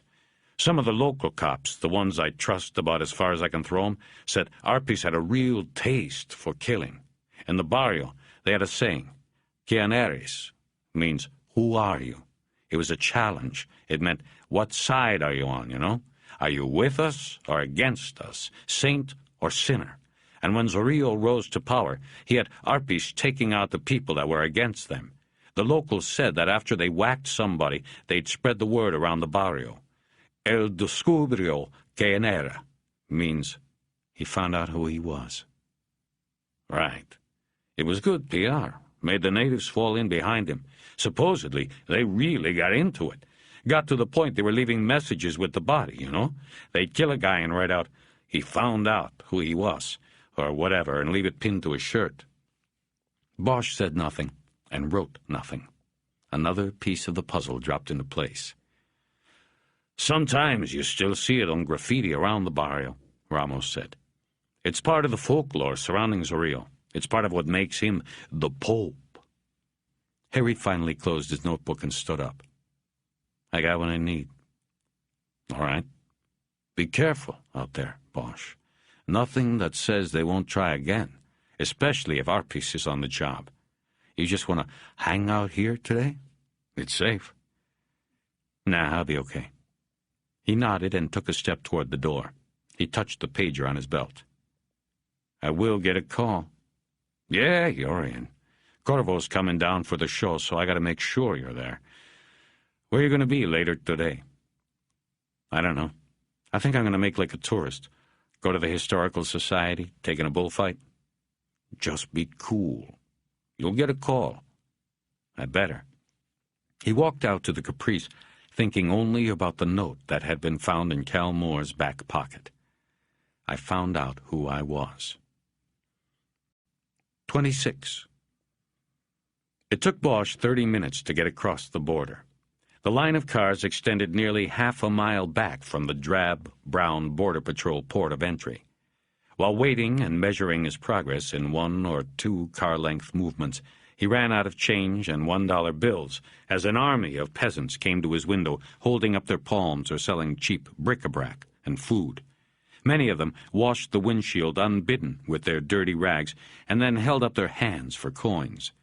Each progressive washing smeared the glass more, until Bosch had to put on the wipers and use the car's own spray. When he finally made it to the checkpoint, the BP inspector in mirrored shades just waved him through after seeing his badge. He said, "Hose up there on the right if you want to wash the shit off your windshield." A few minutes later, he pulled into one of the parking spaces in front of the Calexico Town Hall. Bosch parked and looked out across the park while smoking a cigarette. There were no troubadours today. The park was almost empty. He got out and headed toward the door marked Calexico Historical Society, not sure what he was looking for. He had the afternoon to spend, and all he knew was that he believed there was a deeper line running through Cal Moore's death, from his decision to cross, to the note in his back pocket, to the photo of him with Zorrillo so many years ago. Bosch wanted to find out what happened to the house he had called a castle, and the man he had posed with, the one with the hair white as a sheet. The glass door was locked, and Bosch saw that the society didn't open until 1 on Sundays.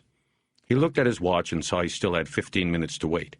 He cupped his hands to the glass and looked in, and saw no one inside the tiny space that included 2 desks, a wall of books, and a couple of glass display cases. He stepped away from the door and thought about using the time to get something to eat. He decided it was too early. Instead, he walked down to the police station and got a Coke from the machine in the mini lobby. He nodded at the officer behind the glass window. It wasn't Gruber today. While he stood leaning against the front wall, drinking the soda and watching the park, Harry saw an old man with a latticework of thin white hair on the sides of his head unlock the door to the Historical Society. He was a few minutes early, but Bosch headed down the walk and followed him in. "Open?" he said. "Might as well be," the old man said. "I'm here. Anything in particular I can help you with?" Bosch walked into the center of the room and explained he was unsure what he wanted. "I'm sort of tracing the background of a friend, and I believe his father was a historical figure. In Calexico, I mean. I want to find their house if it's still standing, find out what I can about the old man." "What's this fellow's name?" "I don't know. Actually, I just know his last name was Moore." "Hell, boy, that name don't much narrow it down. Moore's one of the big names around here. Big family, brothers, cousins, all over the place. Tell you what, you have pictures? You know, books with photos of the Moores? I've seen pictures of the father. I could pick... Yeah, that's what I'm saying. Let me set you up here with a couple things. We'll find your Moore. I'm kind of curious now myself. What are you doing this for your friend for, anyway?" "Trying to trace the family tree, put it all together for him." A few minutes later, the old man had him sitting at the other desk with 3 books in front of him. They were leather-bound and smelled of dust. They were the size of yearbooks, and they wove photographic and written history together on every page. Randomly opening one of the books, he looked at a black-and-white photo of the De Anza Hotel under construction. Then he started them in order. The first was called Calexico and Mexicali, 75 years on the border. And as he scanned the words and photos on the pages, Bosch picked up a brief history of the 2 towns and the men who built them. The story was the same one Aguila had told him, but from the white man's perspective. The volume he read described the horrible poverty in Taipei, China, and told how the men facing it gladly came to Baja California to seek their fortunes. It didn't say anything about cheap labor. In the 1920s and 1930s, Calexico was a boom town, a company town, with the Colorado River Land Company's managers the lords of all they surveyed. The book said many of these men built opulent homes and estates on bluffs rising on the outskirts of town. As Bosch read, he repeatedly saw the names of 3 Moore brothers, Anderson, Cecil, and Morgan. There were other Moores listed as well, but the brothers were always described in terms of importance and had high-level titles in the company. While leafing through a chapter called A Dirt Road Town Paves Its Streets in Gold, Bosch saw the man he was interested in. He was Cecil Moore. There, amidst the description of the riches the cotton brought to Calexico, was a photograph of a man with prematurely white hair standing in front of a Mediterranean-style home the size of a school. It was the man in the photo Moore had kept in the crumpled white bag. And rising like a steeple on the left-hand side of the home was a tower with 2 arched windows side by side at its uppermost point.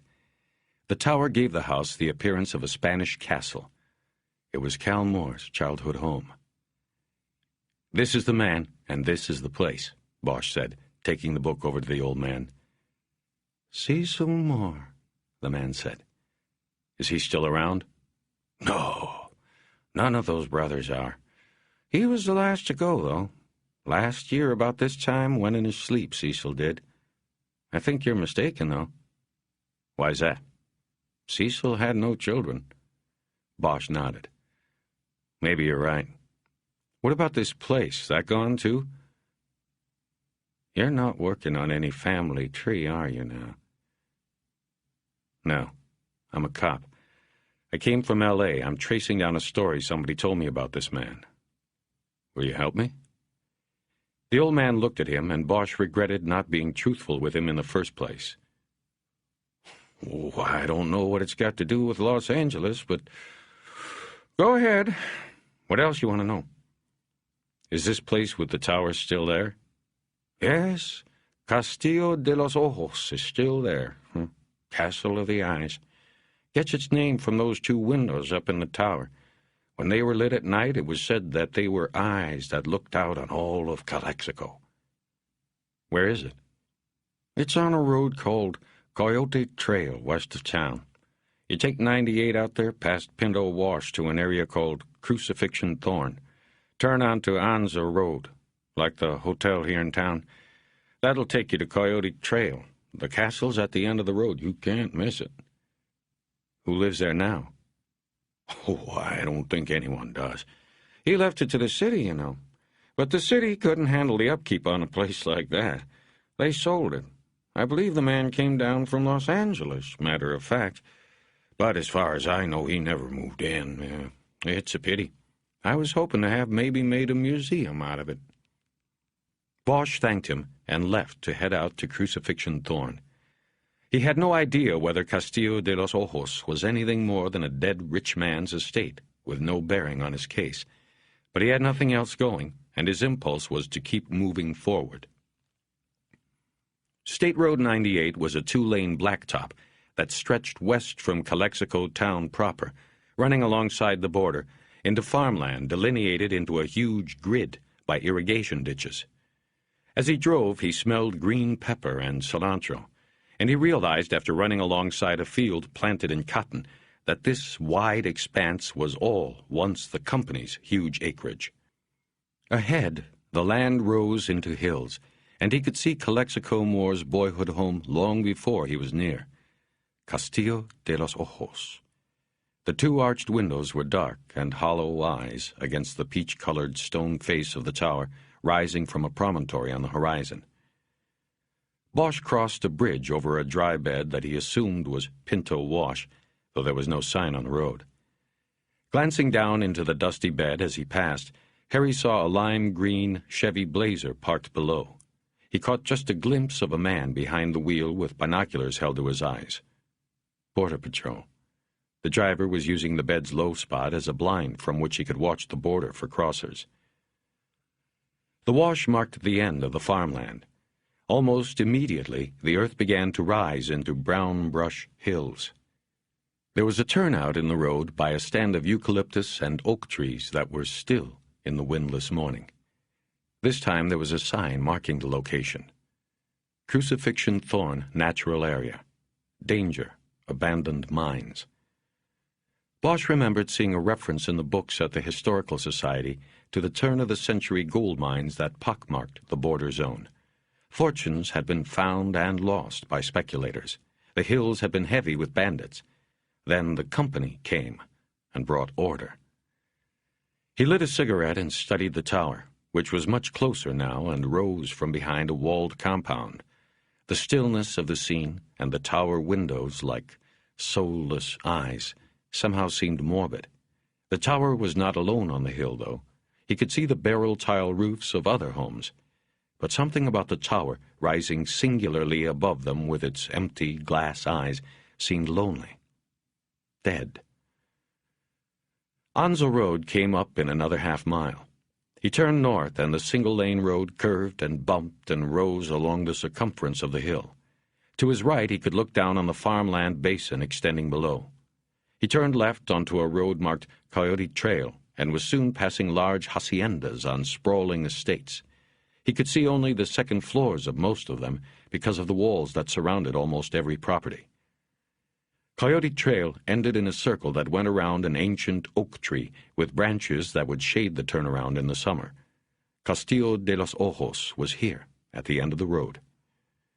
From the street, an 8-foot-high stone wall eclipsed all but the tower. Only through a black, wrought-iron gate was there a fuller view. Bosch pulled onto the driveway and up to the gate. Heavy steel chain and lock kept it closed.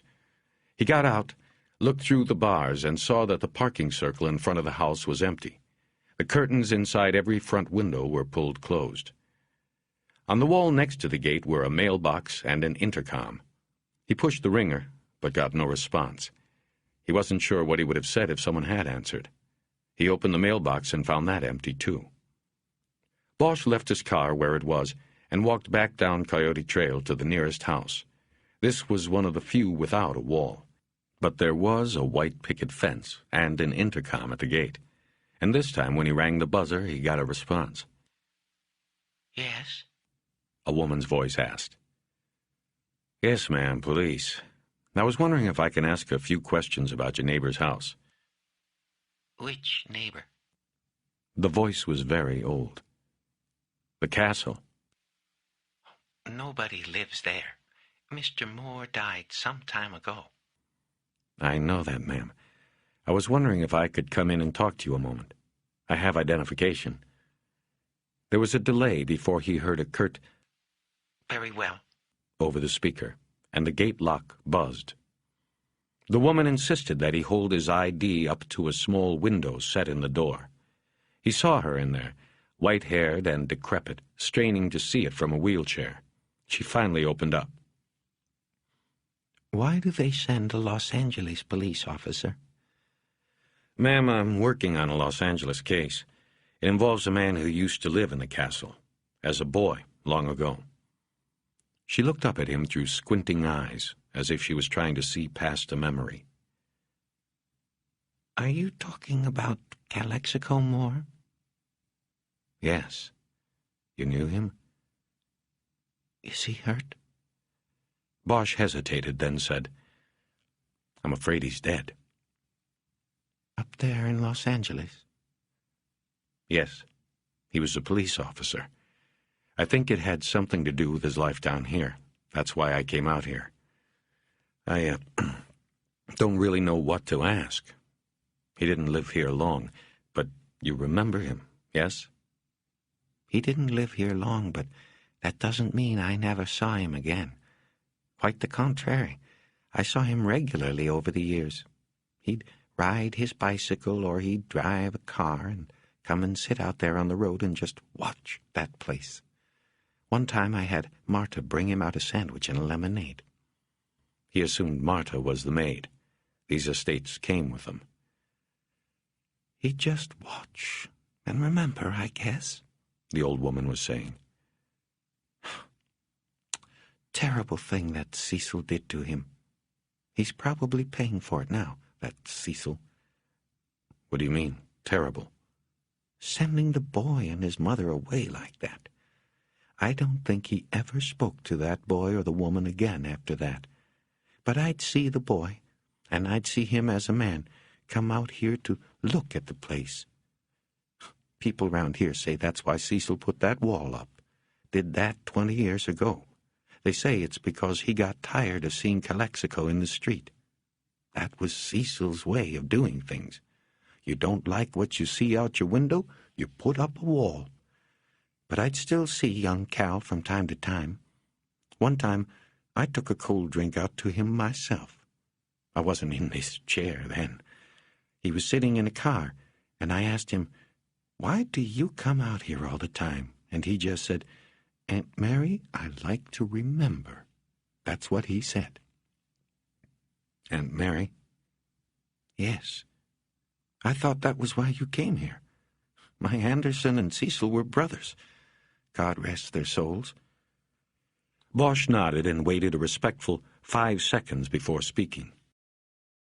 The man at the museum in town said Cecil had no children. Oh, of course he said that. Cecil kept it a secret from the public.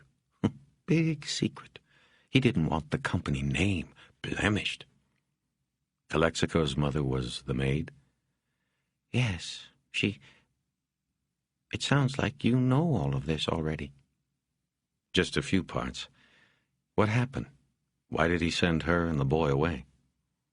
She hesitated before answering, as if to compose a story that was more than 30 years old. After she became pregnant, she lived there. He made her, and she had the baby there. Afterward, 4 or 5 years, he discovered she had lied to him. One day he had some of his men follow her across when she went to Mexicali to visit her mother. There was no mother, just a husband and another son, this one older than Calexico. That was when he sent them away. His own blood he sent away. Bosch thought about this for a long moment. The woman was staring off at the past. When was the last time you saw Calexico? Oh, let me see. Must have been years now. He eventually stopped coming around. You think he knew of his father's death? He wasn't at the funeral. Not that I blame him. I was told Cecil Moore left the property to the city. Yes, he died alone and he left everything to the city. Not a thing to Calexico or any of the ex-wives and mistresses. Cecil Moore was a mean man, even in death. Of course, the city couldn't do anything with that place. Too big and expensive to keep up. Calexico isn't a boom town like it once was, and can't keep a place like that. There was a thought that it would be used as a historical museum, but you couldn't fill a closet with the history of this town, never mind the museum. The city sold the place. I heard for more than $1 million. Maybe they'll operate in the black for a few years. Who bought it? Oh, I don't know. But they never moved in. They got a caretaker comes around. I saw lights on over there last week. But nope, nobody's ever moved in, as far as I know. It must be an investment. In what, I don't know. We're sitting out here in the middle of nowhere. One last question. Was there ever anybody else with Moore when he would watch the place? Always alone. That poor boy was always out there alone. On the way back into town, Bosch thought about Moore's lonely vigils outside the house of his father. He wondered if his longings were for the house and its memories, or the father who had sent him away, or both. Bosch's mind touched his memory of his brief meeting with his own father, a sick old man on his deathbed. Bosch had forgiven him for every second he had been robbed. He knew he had to, or he would face the rest of his life wasting his pain on it. 27. The line of traffic to go back into Mexico was longer and slower than the day before. Bosch figured this was because of the bullfight, which drew people from the entire region. It was a Sunday evening tradition as popular here as Raiders football was in L.A. Bosch was 2 cars from the Mexican border officer when he realized he still had the Smith in its holster on his back. It was too late to do anything about it. When he got to the man, he simply said, "Bullfight," and was waved on through. The sky was clear over Mexicali and the air cool. It looked like it would be perfect weather. Harry felt the tingle of anticipation in his throat. It was for 2 things: seeing the ritual of the fight, and maybe seeing Zorrillo, the man whose name and lore had surrounded his last 3 days so thoroughly that Bosch found himself buying into his myth. He just wanted to see the Pope in his own element, with his bulls, with his people. Bosch took a pair of surveillance binoculars out of the glove compartment after parking at the Justice Plaza. The arena was only 3 blocks away, and he figured they'd walk. After showing ID to the front desk officer and being approved to go back, he found Aguila sitting behind the lone desk in the investigator's squad room. He had several handwritten reports in front of him. "Did you get the tickets?" "Yes, I have them. We have a box on the sun side. This will not be a problem because the boxes get little sun." "Is it close to the Pope?" "Almost directly across, if he's there today." "Yeah, if. We'll see. You done?" "Yes, I have completed the reports on the Fernal Gutierrez Llosa investigation, until a suspect is charged." "Which will probably never happen down here." "This is correct. I believe we should go now." Bosch held up the binoculars. "I'm ready." "You will be so close you will not need those. These aren't for looking at bulls." As they walked toward the arena, they moved into a steady stream of people heading the same way. Many of them carried little square pillows on which they would sit in the arena. They passed several young children holding armfuls of pillows and selling them for $1 each. After entering the gate, Bosch and Aguila descended a set of concrete stairs to an underground level where Aguila presented their box tickets to an usher. They were then led through a catacomb-like passageway that curved as it followed the circumference of the ring. There were small wooden doors marked with numbers on their left. The usher opened a door with the number 7 on it, and they went into a room no larger than a jail cell. Its floor, walls, and ceiling were all unpainted concrete. The vaulted ceiling sloped downward from the back to a 6-foot-wide opening that looked out into the ring. They were directly on the outer ring, where matadors, toreros, and other players in the fights stood and waited. Bosch could smell the dirt ring, its horse and bull odors, its blood. There were 6 steel chairs folded and leaning against the rear wall. They opened, too, and sat down after Aguila thanked the usher and closed and locked the door. "This is like a pillbox," Bosch said as he looked through the window slot into the boxes across the ring. He did not see Zorrillo. "What is a pillbox?" "Never mind," Bosch said, realizing he had never been in one either. "It's like a jail cell." "Perhaps," Aguila said. Bosch realized he had insulted him. These were the best seats in the house. "Carlos, this is great. We'll see everything from here." It was also loud in the concrete box, and in addition to the smells from the ring, there was the pervasive odor of spilled beer. The little room seemed to reverberate with 1,000 steps as the stadium above them filled. A band played from seats high up in the stadium. Bosch looked out into the ring and saw the toreros being introduced. He felt the growing excitement of the crowd, and the echo in the room grew louder with the cheers as the matadors bowed. "I can smoke in here, right?" Bosch asked. "Yes," Aguila said as he stood. "Cerveza?" "I like that Tecate, if they have it."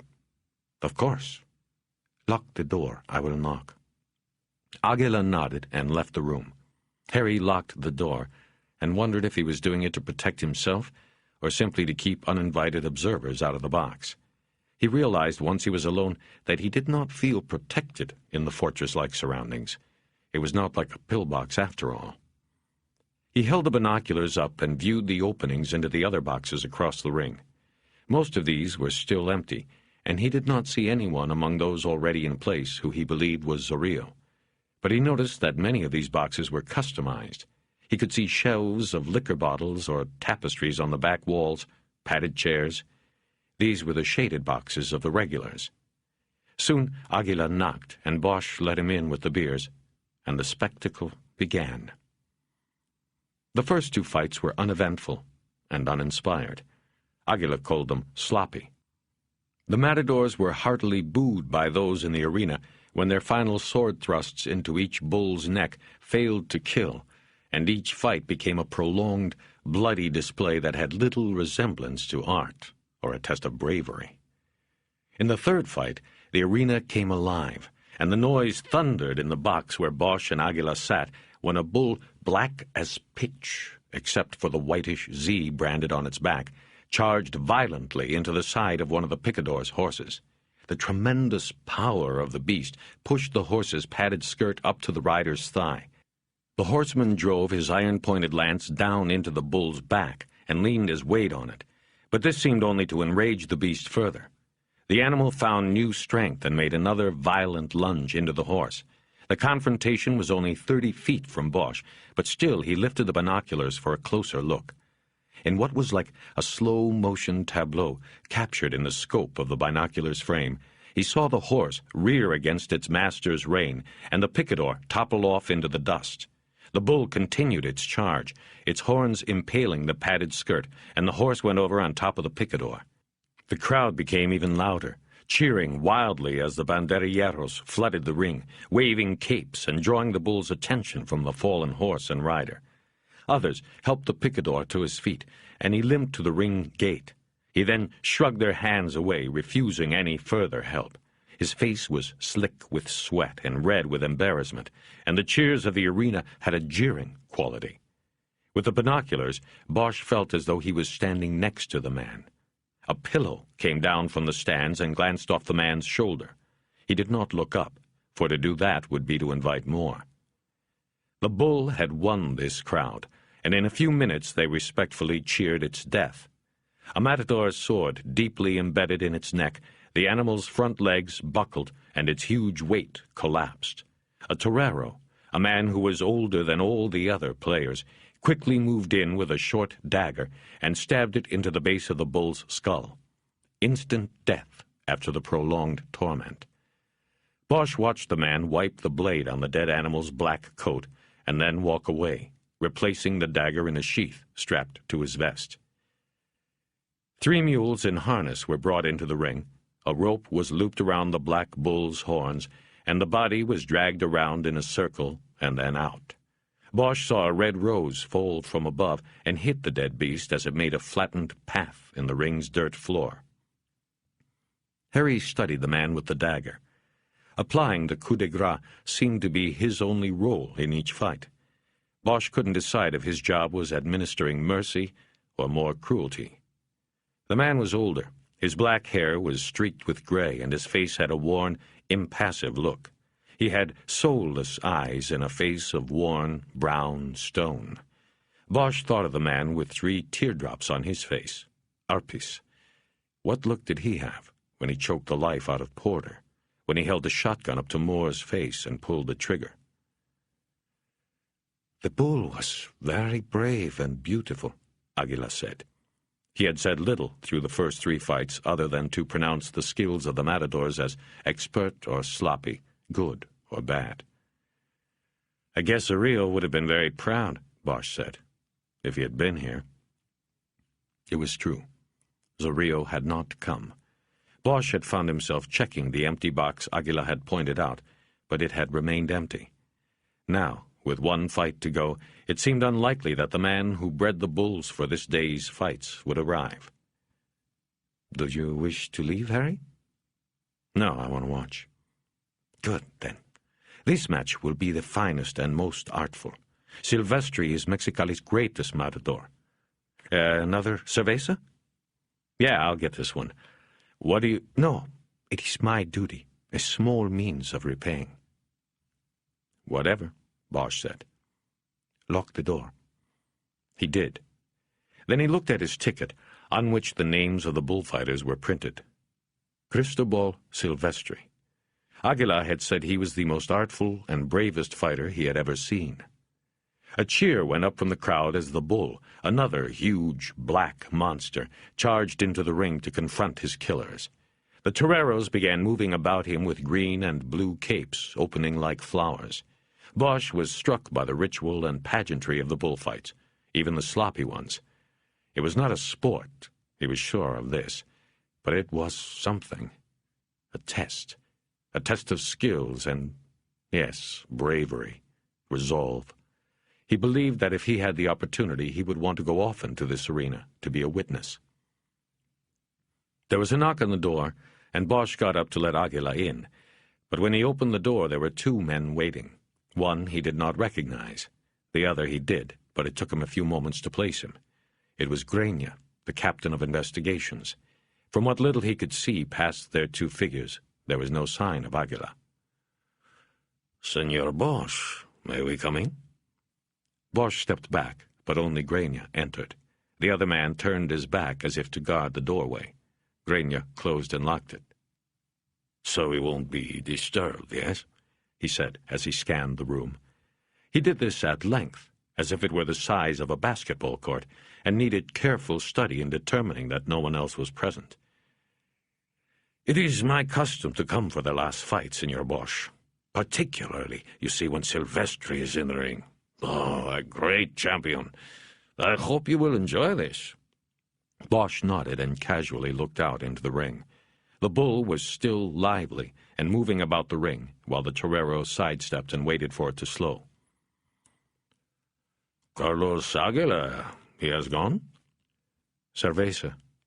But you probably already know that, Captain, so why don't you tell me what's up?" "What is up? How do you mean?" "I mean, what do you want, Captain?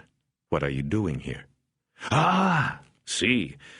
You want to watch our little pageant and do not wish to be bothered by business. Get to the point, is the way it is said, I believe." "Yeah, that works." There was a cheer, and both men looked out into the ring. Silvestri had entered and was stalking the bull. He wore a white and gold suit of lights, and he walked in a regal manner, his back straight and his head canted downward, as he sternly studied his adversary. The bull was still game as it charged about the ring, whipping the blue and yellow banderillas stuck in its neck from side to side. Bosch pulled his attention back to Grania. The police captain was wearing a black jacket of soft leather, its right cuff barely covering his Rolex. "My point is, I want to know what you are doing, Senor Bosch. You don't come down here for bullfights. So, why are you here? I am told identification of Senor Gutierrez Llosa has been made. Why do you stay? Why do you bother Carlos Aguila with your time?" Bosch was not going to tell this man anything, but he did not want to endanger Aguila. Bosch would be leaving eventually, but not Aguila. "I am leaving in the morning. My work is completed." "And you should leave tonight, eh?" "An early start." "Maybe." Grania nodded. "You see, I have had an inquiry from a Lieutenant Pounds of the LAPD. He is very anxious at your return. He asked me to tell you this personally." "Why is that?" Bosch looked at him and shook his head. "I don't know. You would have to ask him." There was a long silence, during which Grenia's attention was drawn to the ring again. Bosch looked that way too, just in time to see Silvestri leading the charging bull past him with his cape. Grenia looked at him for a long time and then smiled, probably the way Ted Bundy had smiled at the girls on campus. "You know the art of the cape?" Bosch didn't answer, and the two just stared at each other. A thin smile continued to play across the captain's dark face. "El arte de la muleta," Grenia finally said. "It is deception. It is the art of survival. The matador used the cape to fool death, to make death go where he is not. But he must be brave. He must risk himself over the horns of death. The closer death comes, the braver he becomes. Never for a moment can he show fear. Never show fear. To do so is to lose. It is to die. This is the art, my friend." He nodded, and Bosch just stared at him. Grenia smiled broadly now and turned to the door. He opened it, and the other man was still there. As he turned to reclose the door, he looked at Bosch and said, "Have a good trip, Detective Harry Bosch. Tonight, eh?" Bosch said nothing, and the door was closed. He sat there for a moment, but his attention was drawn by the cheers to the ring. Silvestri had dropped to one knee in the center of the ring and had lured the bull to a charge. He remained stoically fixed in position until the beast was on him. He then moved the cape away from his body in a smooth flow. The bull rushed by within inches, and Silvestri was untouched. It was beautiful, and the cheers rose from the stadium. The unlocked door to the box opened, and Aguila stepped in. "Grenia, what did he want?" Bosch didn't answer. He held the binoculars up and checked Zorillo's box. The Pope wasn't there, but now Grenia was, staring back at him with the same thin smile on his lips. Silvestri felled the bull with a single thrust of his sword, the blade diving deep between its shoulders and slicing through the heart. Instant death. Bosch looked over at the man with the dagger and thought he saw a trace of disappointment on his hardened face. His work wasn't needed. The cheering for Silvestri's expert kill was deafening, and it did not let up as the matador made a circuit around the ring, his arms up to receive the applause. Roses, pillows, women's high-heeled shoes showered down into the ring. The bullfighter beamed in the adulation. The noise was so loud that it was quite some time before Bosch realized that the pager on his belt was sounding its call to him. 28. At 9 o'clock, Bosch and Aguila turned off Avenida Cristobal Colon onto a perimeter road that skirted Rodolfo Sanchez Taboada Aeropuerto Internacional. The roadway passed several old Quonset hut hangars and then a larger grouping of newer structures. On one of these was a sign that said, Aerocarga. The huge bay doors had been spread a few feet, and the opening was lit from the inside. It was their destination, a DEA front. Bosch pulled into the lot in front and parked near several other cars. He noticed that most of them had California plates. As soon as he stepped out of the Caprice, he was approached by 4 DEA types in blue plastic windbreakers. He showed his ID and evidently passed muster after one of them consulted a clipboard. "And you?" the clipboard man said to Aguila. "He's with me," Bosch said. "We have you down as a solo entry, Detective Bosch. Now we have a problem." "I guess I forgot to RSVP that I'd bring a date," Bosch said. "It's not very funny, Detective Bosch." "Of course not, but he's my partner. He stays with me." Clipboard had a distressed look on his face. He was an Anglo with a ruddy complexion and hair that had been bleached almost white by the sun. He looked as though he had been watching the border a long time. He turned to look back at the hangar, as if hoping for direction on how to handle this. On the back of his windbreaker, Bosch saw the large yellow DEA letters. "Better get Ramos," Bosch said. "If my partner goes, I go. Then where's the integrity of the operation's security? He looked over at Aguila, who was standing stiffly with the 3 other agents around him like bouncers, ready to toss somebody out of a nightclub on the Sunset Strip. Think about it, Bosch continued. Anybody who's come this far has to go the distance. Otherwise, you got someone outside the circle, out there and unaccounted for. Go ask Ramos. Clipboard hesitated again, then told everybody to stay cool and took a radio from the pocket of his jacket. He radioed to someone called staff leader that there was a problem in the lot.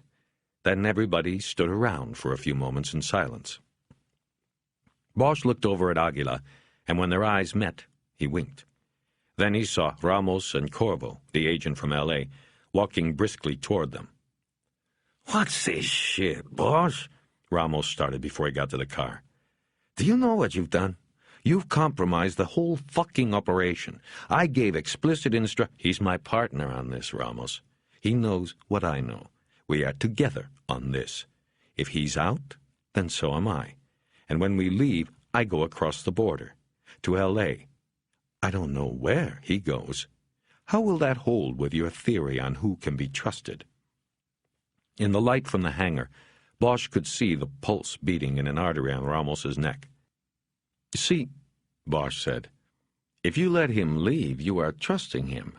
So if you trust him, you might as well let him stay." "Fuck you, Bosch." Corvo put his hand on Ramos's arm and stepped forward.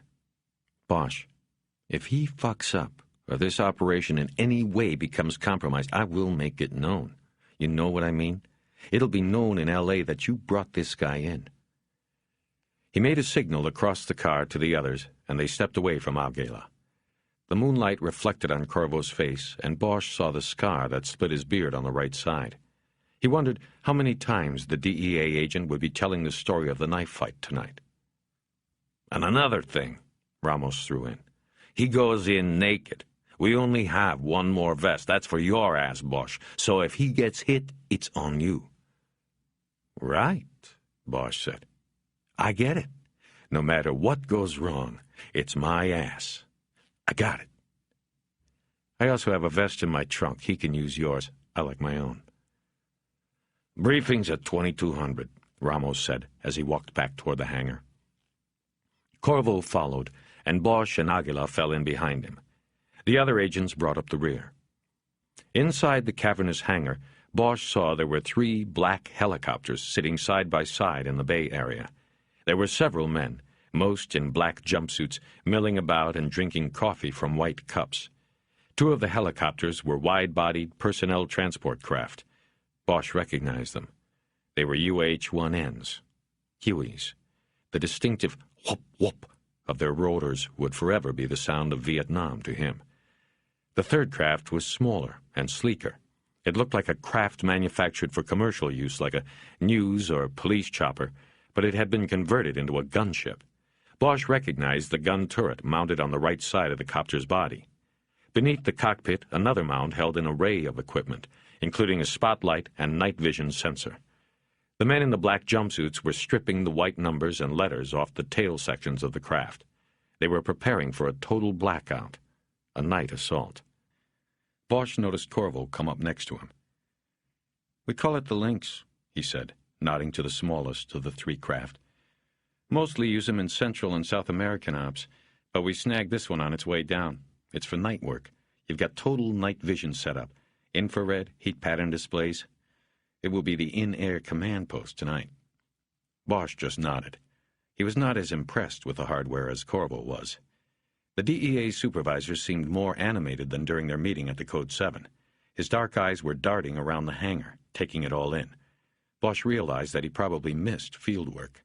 He was stuck in L.A., while guys like Ramos got to play the war games. "And that's where you're going to be, you and your partner," Corvo said, nodding at the Lynx. "With me. Nice and safe. Observers." "You in charge of this show, or is Ramos?" "I'm in charge." "Hope so." Then, looking at the war chopper, Bosch said, "Tell me something, Corvo. We want Zorrillo alive, right?" "That's right." "Okay, then. When we get him, what's the plan? He's a Mexican citizen. You can't take him over the border. You're just going to give him to the Mexicans? He'll be running the penitentiary they put him in within a month. That is, if they put him in a pen. It was a problem every cop in Southern California had come up against. Mexico refused to extradite its citizens to the United States for crimes committed there, but it would prosecute them at home. The problem was that it was well known that the country's biggest drug dealers turned penitentiary stays into hotel visits. Women, drugs, alcohol, and other comforts could be had, as long as the money was paid. One story was that a convicted drug lord had actually taken over the warden's office and residence at a prison in Juarez. He had paid the warden $100,000 for the privilege, about 4 times what the warden made in a year. Now the warden was an inmate at the prison. "I know what you're saying," Corvo said. "But don't worry about it. We got a plan for that. Only things you have to worry about are your own ass and your partner's. You better watch him good, and you better get some coffee. It's going to be a long night." Bosch rejoined Aguila, who was standing at the workbench where the coffee had been set up. They nodded at some of the agents who were milling about the bench, but the gestures were rarely returned. They were the invited, uninvited. From where they stood, they could see into a suite of offices off the aircraft bays. There were several Mexicans in green uniforms sitting at desks and tables, drinking coffee and waiting. "Militia," Aguila said, "from Mexico City. Is there no one in Mexicali that the DEA trusts?" "Well, after tonight they'll trust you." Bosch lit a cigarette to go with the coffee and took an expansive look around the hangar. "What do you think?" he said to Aguila. "I think the Pope of Mexicali is going to have a wake-up call tonight." "Looks that way." They moved away from the coffee bench to let others have at it, and leaned against a nearby counter to watch the raid equipment being prepared. Bosch looked over toward the back of the hangar and saw Ramos standing with a group of men wearing bulky, black jumpsuits. Harry walked over and saw that the men were wearing Nomex fire retardant suits beneath the jumpsuits. Some of them were smearing boot black around their eyes and then pulling on black ski masks. The Klet squad. They couldn't wait to get in the air, to get going. Bosch could almost smell their adrenaline. There were 12 of them. They were reaching into black trunks and laying out the equipment they would need for the night's mission. Bosch saw Kevlar helmets and vests, sound disorientation grenades. Holstered already on one man's hip was a 9mm P226 with an extended magazine. That would just be for backup, he guessed. He could see the barrel of a long gun protruding from one of the trunks. Ramos noticed him then and reached into the trunk and brought the weapon over. There was a strange leer spreading on his face. "Check this shit out," Ramos said. "Colt only makes them for the DEA, man. The RO-636. It's a suppressed version of the standard 9 submachine. Uses 147 grain subsonic hollow points. You know what one of them will do? It'll go through 3 bodies before it even thinks about slowing down. It's got a suppressed silencer, means no muzzle flash. These guys are always jumping labs. You get ether fumes and the muzzle flash could set it off. Boom! You land about 2 blocks away. But not with these. No muzzle flash. It's beautiful. I wish I was going in with one of these tonight." Ramos was holding and ogling the weapon like a mother with her first baby. "You were in Vietnam, weren't you, Bosch?" Ramos asked. Bosch just nodded. "Yeah, I could tell. Something about you. I always can tell." Ramos handed the gun back to its owner. There was still an odd smile on his face. "I was too young for Nam and too old for Iraq. Ain't that a pisser?" The raid briefing did not start until nearly 10:30. Ramos and Corvo gathered all the agents, the militia officers, and Bosch and Aguila in front of a large bulletin board on which a blow-up of an aerial photo of Zorrillo's ranch had been tacked. Bosch could see that the ranch contained vast areas of open, unused land. The Pope had found security in space. To the west of his property were the Cucapa Mountains, a natural boundary, while in the other directions he had created a buffer zone of thousands of acres of scrubland. Ramos and Corvo stood on either side of the bulletin board, and Ramos conducted the meeting. By using a yardstick as a pointer, he delineated the boundaries of the ranch and identified what he called the population center, a large walled compound that included a hacienda, ranch house, and adjoining bunker-type building. He then circled the breeding corrals and barn located about a mile from the population center along the perimeter of the ranch that fronted Valverde Highway. He also pointed out the EnviroBreed compound across the highway. Next, Ramos tacked up another blow-up, this one detailing about a quarter of the ranch, ranging from the population center to the breeding center EnviroBreed compound area. This shot was close enough that tiny figures could be seen on the roofs of the bunker building. In the scrubland behind the buildings, there were black figures against the light brown and green earth.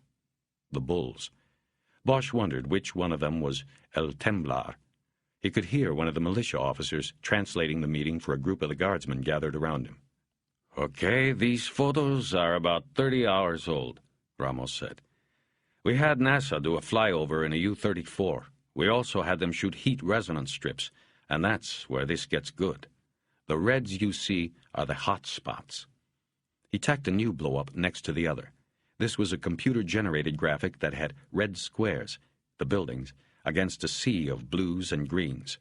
There were small dots of red outside the square, and Bosch assumed these were the bulls.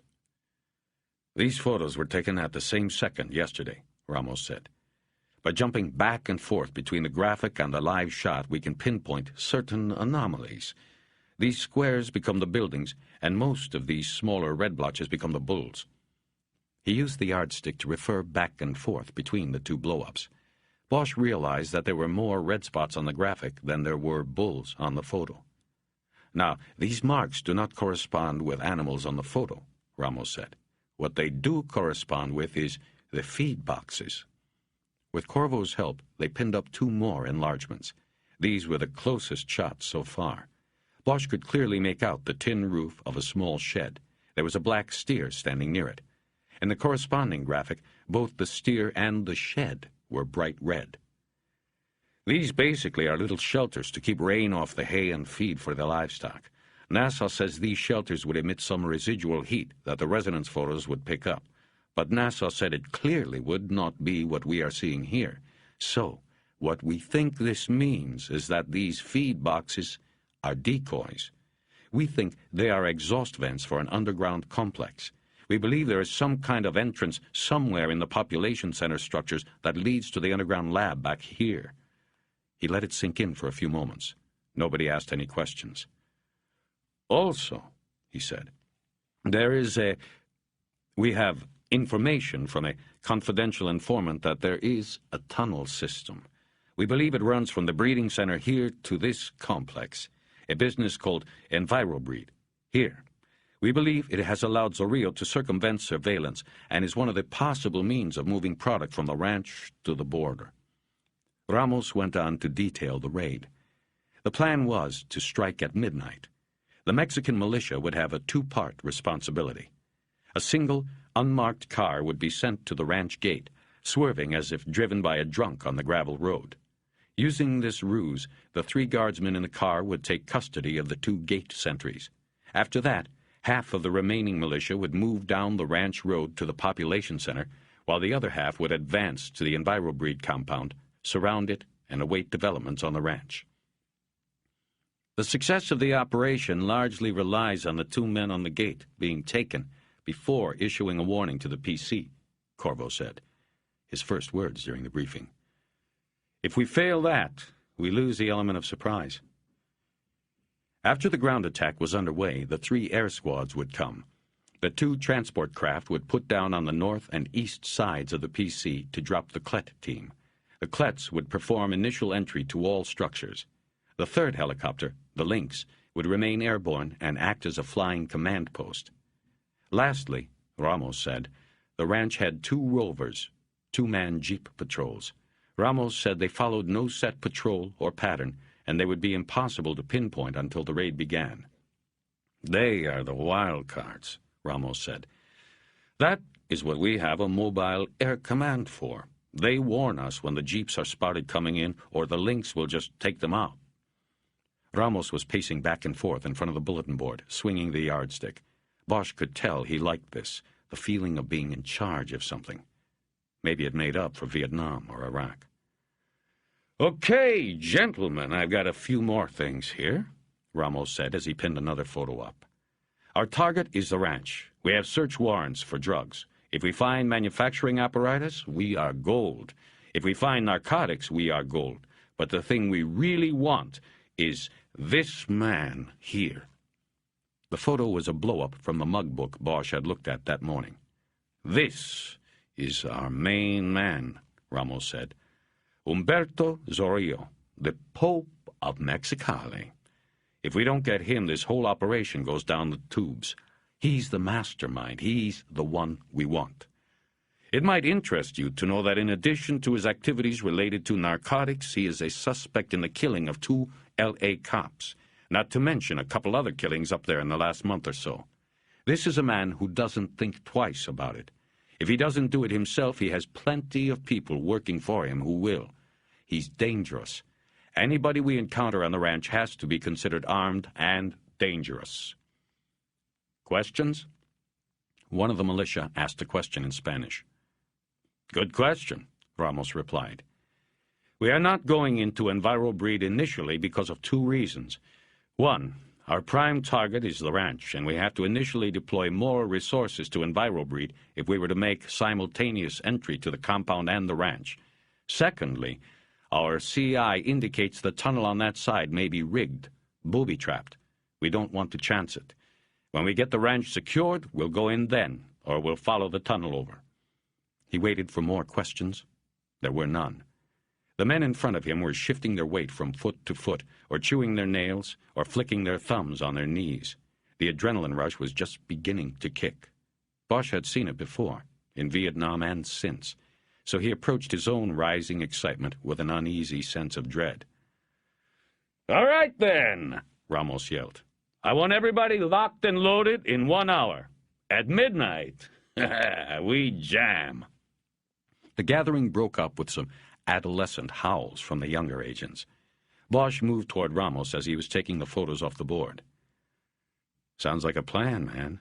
Yeah, just hope it goes down close to the way we said it. They never go down exactly right. Right. Corvo told me you've got another plan, the one to get Zorillo across the border. Yeah, we've got something cooked up. You gonna tell me? He turned around from the board, all the photos in a nice stack in his hands. Yeah, I'll tell you.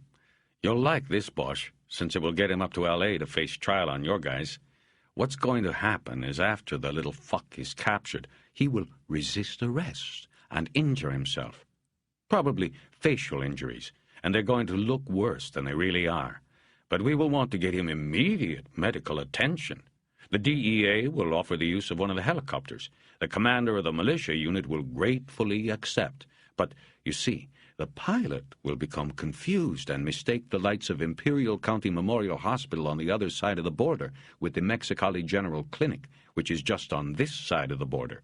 When the chopper lands at the wrong hospital and Zorillo gets off on the wrong side of the border, he will be subject to arrest and the American justice system. Tough break for him. We might have to put a notice of reprimand in the pilot's personnel file. Ramos had that leering smile on his face again. He winked at Bosch and then walked away. 29. The Lynx was crossing over the carpet of Mexicali's lights, heading southwest toward the dark shape of the Cucapa Mountains. The ride was smoother and quieter than anything he remembered from Vietnam, or his dreams after. Bosch was in the rear compartment, huddled next to the left window. The cold night air was somehow getting in through a vent somewhere. Aguila was on the seat next to him, and in the forward compartment were Corvo and the pilot. Corvo was air leader, handling communications and directions on the ranch assault. Ramos was ground one, in charge on the surface. Looking into the forward compartment, Bosch could see the dim reflection of the cockpit's green dials on the visor of Corvo's helmet. The helmets of all 4 of the men in the chopper were connected through electronic umbilical cords to a center console port. The helmets had air-to-ground and onboard radio, two-way, and night vision capabilities. After they had flown for 15 minutes, the lights through the windows became fewer. Without the glare of the brightness from below, Harry could make out the silhouette of one of the other helicopters about 200 yards to the left side. The other black ship would be on the right side. They were flying in formation. ETA 2 minutes. A voice said in his ear. The pilot. Bosch took the Kevlar vest he held in his lap and slipped it underneath him, onto the seat, a protection against ground fire. He saw Aguila do the same thing with the DEA loaner. The Lynx began a sharp descent, and the voice in his ears said, Here we go. Bosch snapped the night vision apparatus down and looked into the lenses. The earth moved quickly below, a yellow river of scrub brush and little else. They passed over a road and then a turnoff. The helicopter banked in the direction of the turn. He saw a car, a pickup truck, and a jeep stopped on the road, and then several other vehicles moving on the dirt road, yellow clouds of dust billowing behind them. The militia was in and speeding toward the population center. The battle had been engaged. Looks like our friends have already taken care of one of the patrol jeeps, Corvo's voice said in Bosch's earpiece. That's a 10-4, came a returning voice, apparently from one of the other choppers. The Lynx overtook the militia vehicles. Bosch was staring at open road in the night vision scope. The craft's descent continued and then leveled off at what Bosch estimated was an elevation of about 300 yards.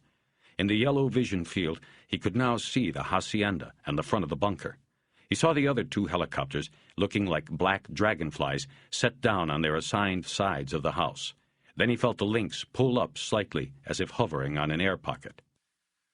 One down, a voice shouted in the headset. 2 down, came another. Men in black began spilling from the side doors of the landed craft. One group of 6 went immediately to the front of the hacienda. The 6-man group from the other helicopter moved toward the bunker building. Militia cars now began pulling into the field of view. Bosch saw more figures leap from the helicopters. That would be Ramos and the backup. It all appeared surrealistic in the scope to Bosch. The yellow tint, the tiny figures. It seemed like a badly filmed and edited movie. Switching to ground comm, Corvo said. Bosch heard the click as the frequencies were switched. Almost immediately he began to pick up radio chatter and the heavy breathing of men running. Then there was a loud banging sound, but Bosch could tell it was not weapon fire. It was the ram used to open the door. Over the air there were now panicked shouts of, Policia! DEA! Corvo's voice cut through a momentary lull in the shouting. Ground 1, talk to me. What have we got? Let's talk to the mothership. There was some static, and then Ramos's voice came back. We have entry at Point A. I'm going... Ramos was cut off. Point A was the hacienda. The plan had been to hit the hacienda and the bunker, Point B, at once. Ground 2, do we have entry yet at Point B? Corvo asked. No answer. It was a few long moments of silence, and then Ramos came back up on the air. Our leader can't tell on Ground 2 at this time. Target team has approached entry point, and we... Before the transmission was cut off, Bosch heard the unmistakable sound of automatic gunfire. He felt adrenaline begin to flood his body, yet he could do nothing but sit and listen to the dead radio air and watch the murky yellow night vision display. He saw what he believed were muzzle flashes from the front of the bunker. Then Ramos came back up on the air. We're hot! We're hot! The helicopter lurched as the pilot took them up higher. As the craft rose, the night scope offered a larger view of the scene below. The entire PC became visible.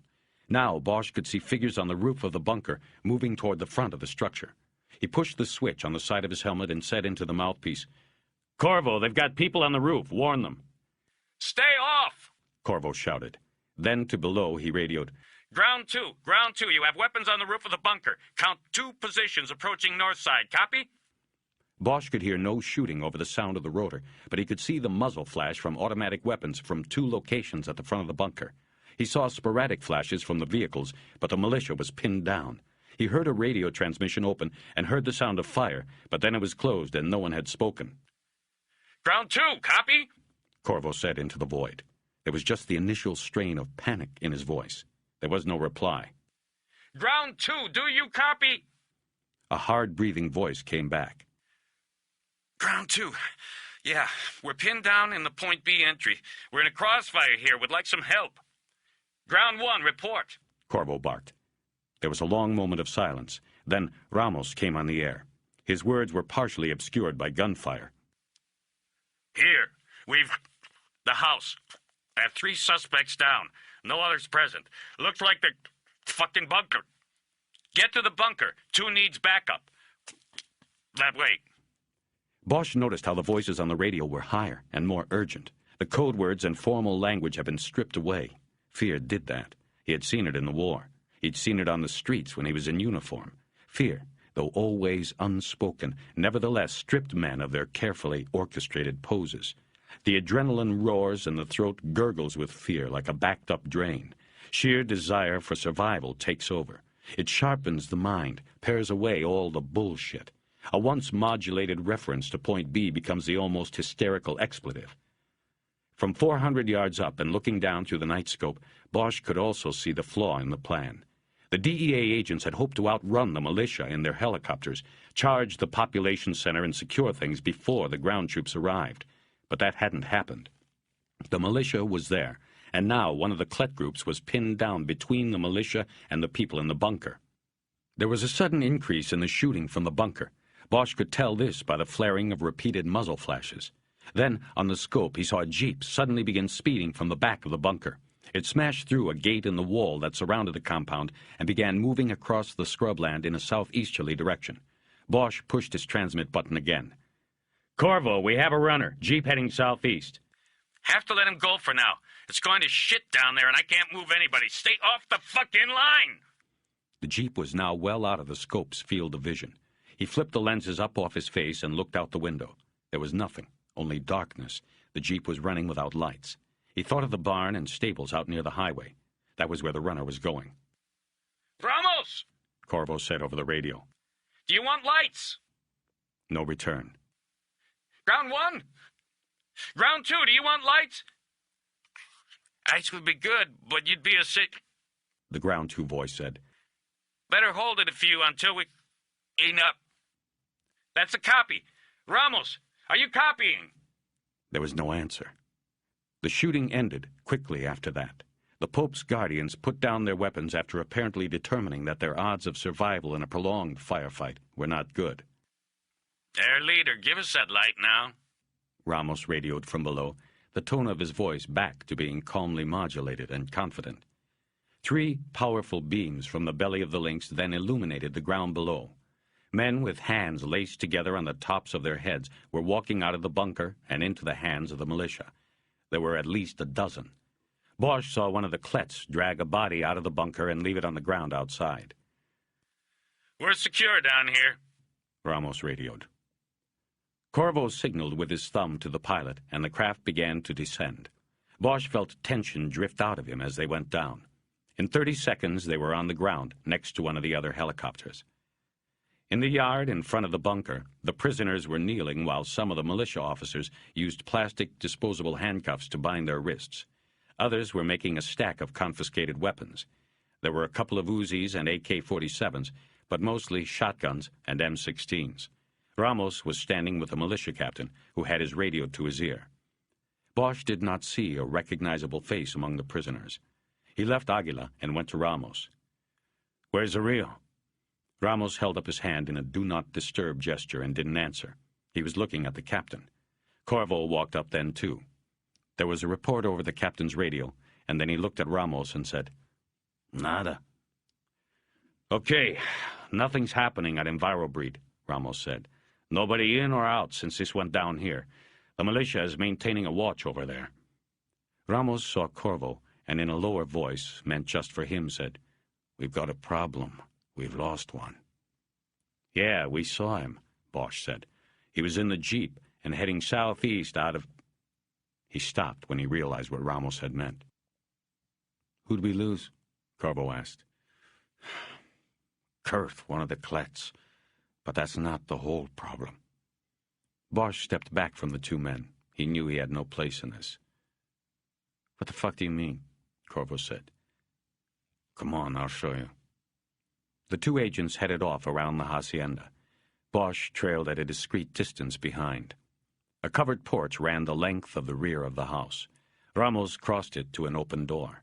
A Klet agent, his mask pulled up to expose his blood and sweat-streaked face, was on the floor 3 feet inside the door. It looked to Bosch like 4 rounds, 2 in the upper chest, just above the vest, and 2 in the neck. A nice, tight pattern, all of them through and through wounds. Blood was still leaking out from beneath the body into a pool. The dead agent's eyes and mouth were open. He had died quickly. Bosch could see the problem. It was friendly fire. Kurth had been hit with fire from one of the 6.36s.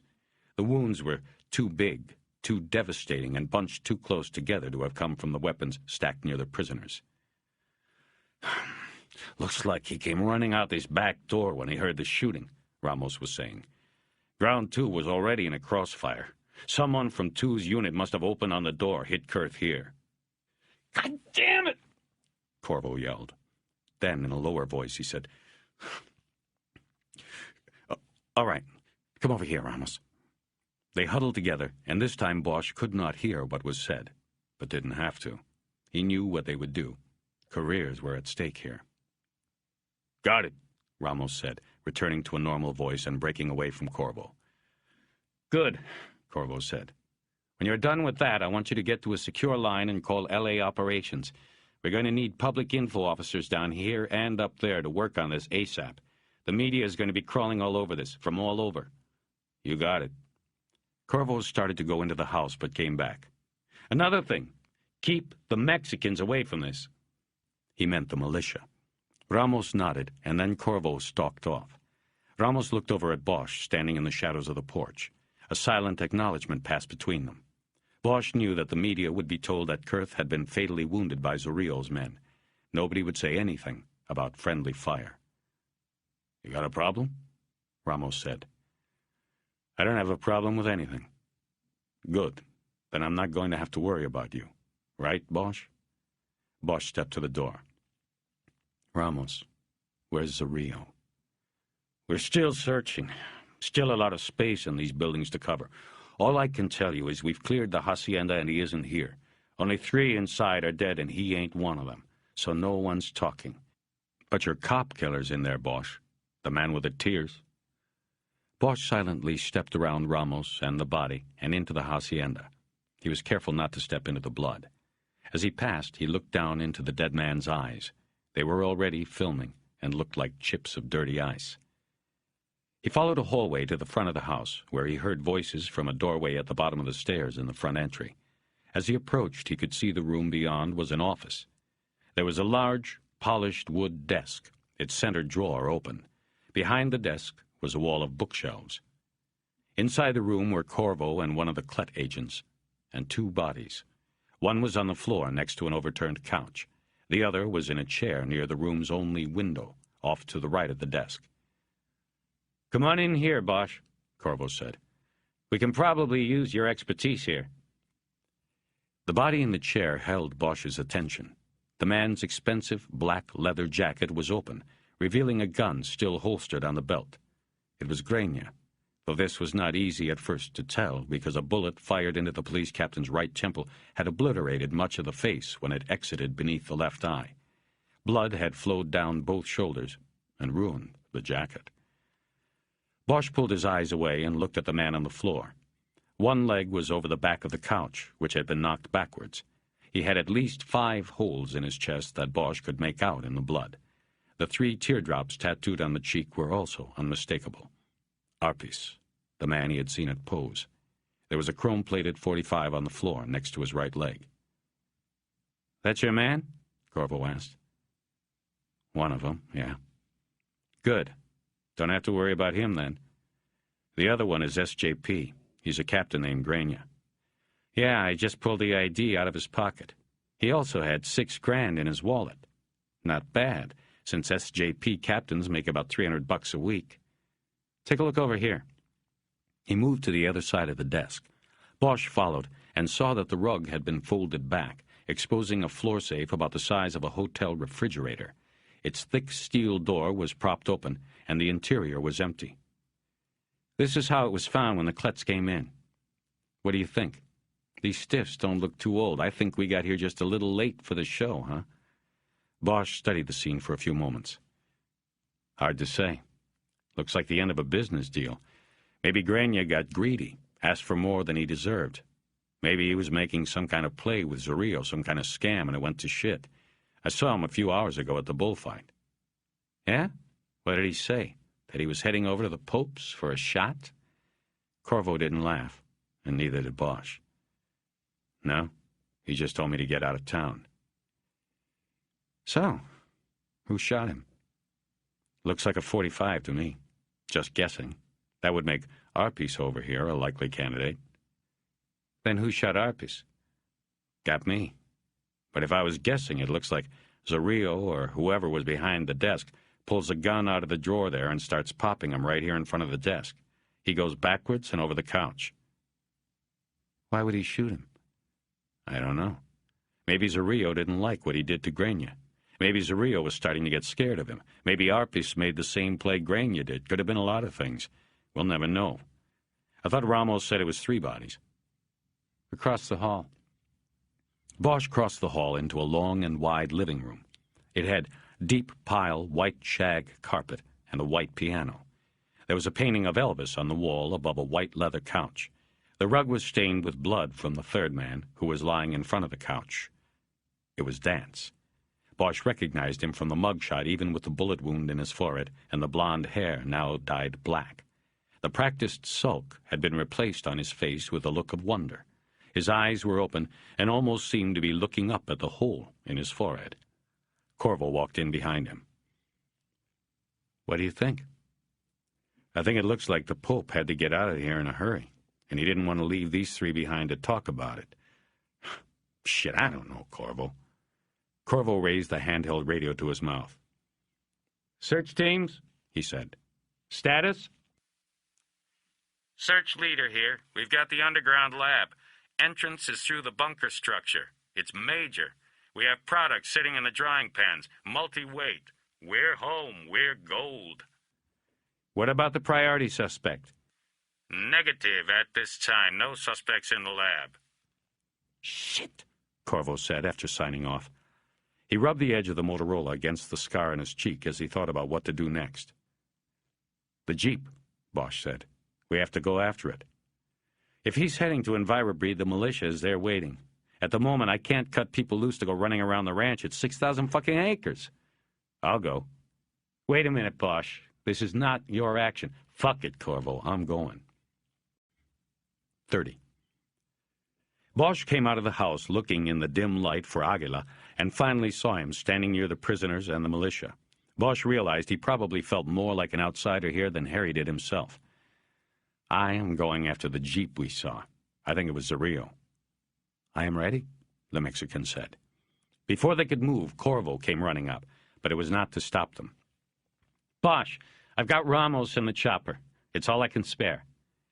The silence that followed was punctuated by the sound from the other side of the hacienda of the helicopter's rotor beginning to turn. Go! Corvo yelled, or he'll go without you. They ran around the building and climbed back into their spots in the links. Ramos was in the cockpit with the pilot. The craft abruptly lifted off, and Bosch forgot about the seatbelt. He was too busy putting on his helmet and night vision equipment. There was nothing in the scope yet. No Jeep, no runner. They were heading southwest from the ranch's population center. As he watched the yellow land go by in the night vision lenses, Harry realized he still hadn't informed Aguila of his captain's demise. When we're done here, he decided. In 2 minutes, they came upon the Jeep. It was parked in a copse of eucalyptus trees and tall brush. A tumbleweed as big as a truck had blown up against it, or been put up against it as a meager disguise. The vehicle was about 50 yards from the corrals and barn. The pilot put on the spots, and the lynx began circling. There was no sign of the driver, the runner, Zorillo. Looking between the front seats, Bosch saw Ramos give the pilot the thumbs-down sign, and the craft began its descent. The lights were cut off, and until Harry's eyes adjusted, it felt like they were dropping through the depths of a black hole. He finally felt the impact of the ground, and his muscles relaxed slightly. He heard the engine cut, and there was just the chirping and whooping sound of the free-turning rotor winding down. Through the window, Bosch could see the western side of the barn. There were no doors or windows on this exposure, and he was thinking that they could approach with reasonable cover when he heard Ramos yell, "What the... Hold on! There was a hard impact, and the helicopter lurched violently and began sliding. Bosch looked out his window and could only see that they were being pushed sideways. The Jeep. Someone had been hidden in the Jeep. The Lynx's landing rails finally caught on something in the earth, and the craft tipped over. Bosch covered his face and ducked when he saw the still spinning rotors start biting into the ground and splintering. Then he felt Aguila's weight crash down on him and heard yelling in the cockpit that he could not decipher. The helicopter rocked in this position for only a few seconds before there was another loud impact, this time from the front. Bosch heard tearing metal and shattering glass and gunfire. Then it was gone. Bosch could feel the vibration in the ground dissipating as the Jeep sped away. "I think I got him," Ramos yelled. "Did you see that?" All Bosch could think of was their vulnerability. The next hit would probably be from behind, where they could not see to shoot.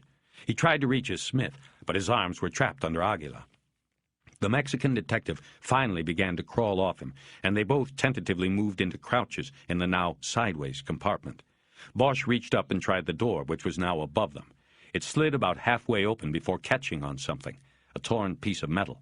They took off their helmets, and Bosch went out first. Then Aguila handed him the bulletproof vests. Bosch didn't know why, but took them. Aguila followed him out. The smell of fuel was in the air. They moved to the crushed front of the helicopter where Ramos, gun in one hand, was trying to slide through the hole where the front windows used to be. "Help him," Bosch said. "I'll cover." He pulled his gun and turned in a full circle, but saw no one. Then he saw the Jeep, parked where he had seen it from the air, the tumbleweed still pressed against it. This made no sense to Bosch, unless— "The pilot is trapped," Aguila said. Harry looked into the cockpit. Ramos was shining a flashlight on the pilot, whose blonde mustache was inked with blood.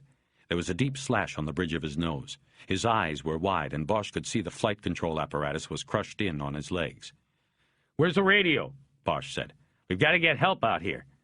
Ramos stuck his upper body back through the cockpit window and came back out with a handheld radio. Corvo, come up. We've got an emergency here." While waiting for a response, Ramos said to Bosch, "Do you believe this shit? That fucking monster comes out of nowhere. I didn't know what the—" What's happening? Corvo's voice came back on the radio. "We got a situation here. We need a medevac out here. Tools. The Lynx is wrecked. Corcoran is pinned inside, has injuries."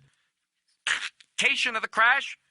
"It's not a crash, man. A goddamn bull attacked it on the ground. It's wrecked and we can't get Corcoran out. Our location is 100 yards northeast of the breeding center, the barn." Stay there. Help's on the way. Ramos clipped the radio to his belt, held the flashlight under his arm, and reloaded his handgun. "Let's each take a side of a triangle, the chopper in the middle, and watch for this thing. I know I hit it, but it didn't show a thing." "No," Bosch said. "Ramos, you and Aguila take sides of it and wait for help. I'm going to clear the barn. Zorrillo's getting—" No, we don't do it like that, Bosch. You aren't calling any of the shots here. We wait here, and when help—" He stopped in mid-sentence and made a full turn. Then Bosch realized he heard it too, or rather, felt it. A rhythmic vibration in the ground, growing stronger. It was impossible to place the direction. He watched Ramos turn in circles with the flashlight. He heard Aguila say, "El Temblar!" "What?" Ramos yelled. "What?" And then the bull appeared at the edge of vision. A huge black beast. It came at them undeterred by their number. This was his turf to defend. The bull seemed to Bosch in that moment to have come from within the darkness, an apparition of death, its head down and jagged horns up. It was less than 30 feet away when it locked on a specific target. Bosch. In one hand, he held the Smith. In the other, the vest with the word police on it in reflective yellow tape. In the seconds he had left, he realized the tape had caught the beast's attention and singled him out. He also came to the conclusion that his gun was useless. He could not fell the animal with bullets. It was too big and powerful. It would take a perfect shot on a moving target. Wounding it, as Ramos had, would not stop it. He dropped the gun and held the vest up. Bosch heard yelling and shooting from his right side. It was Ramos, but the bull stayed on him. As it came closer, he swept the vest to his right, its yellow letters catching the light of the moon. He let it go as the animal closed in. The bull, like a blur of black in darkness, hit the vest before it left his hand. Bosch tried to jump out of the way, but one of the massive shoulders of the animal brushed him and sent him tumbling. From the ground, he looked up to see the animal cut to its left like a gifted athlete and close in on Ramos. The agent was still firing, and Bosch could see the reflection of the moon off the shells as they were ejected from his gun. But the bullets did not stop the beast's charge. They did not even slow it. Bosch heard the gun's ejector go dry, and Ramos was pulling the trigger on an empty chamber. His last cry was unintelligible. The bull hit him low in the legs and then raised its brutish and bloodied neck up, ejecting him into the air. Ramos seemed to tumble in slow motion before coming down head first and unmoving.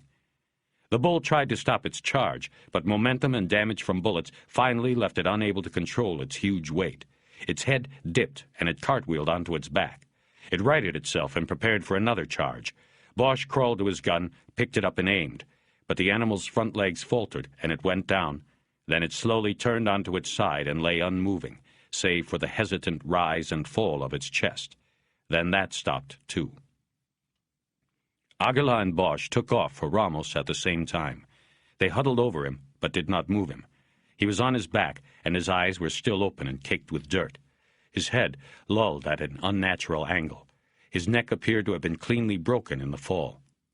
In the distance, they could hear the sound of one of the Hueys flying their way. Bosch stood up and could see its spotlight sweeping over the scrubland, looking for them. "I'm going to the tunnel," Bosch said.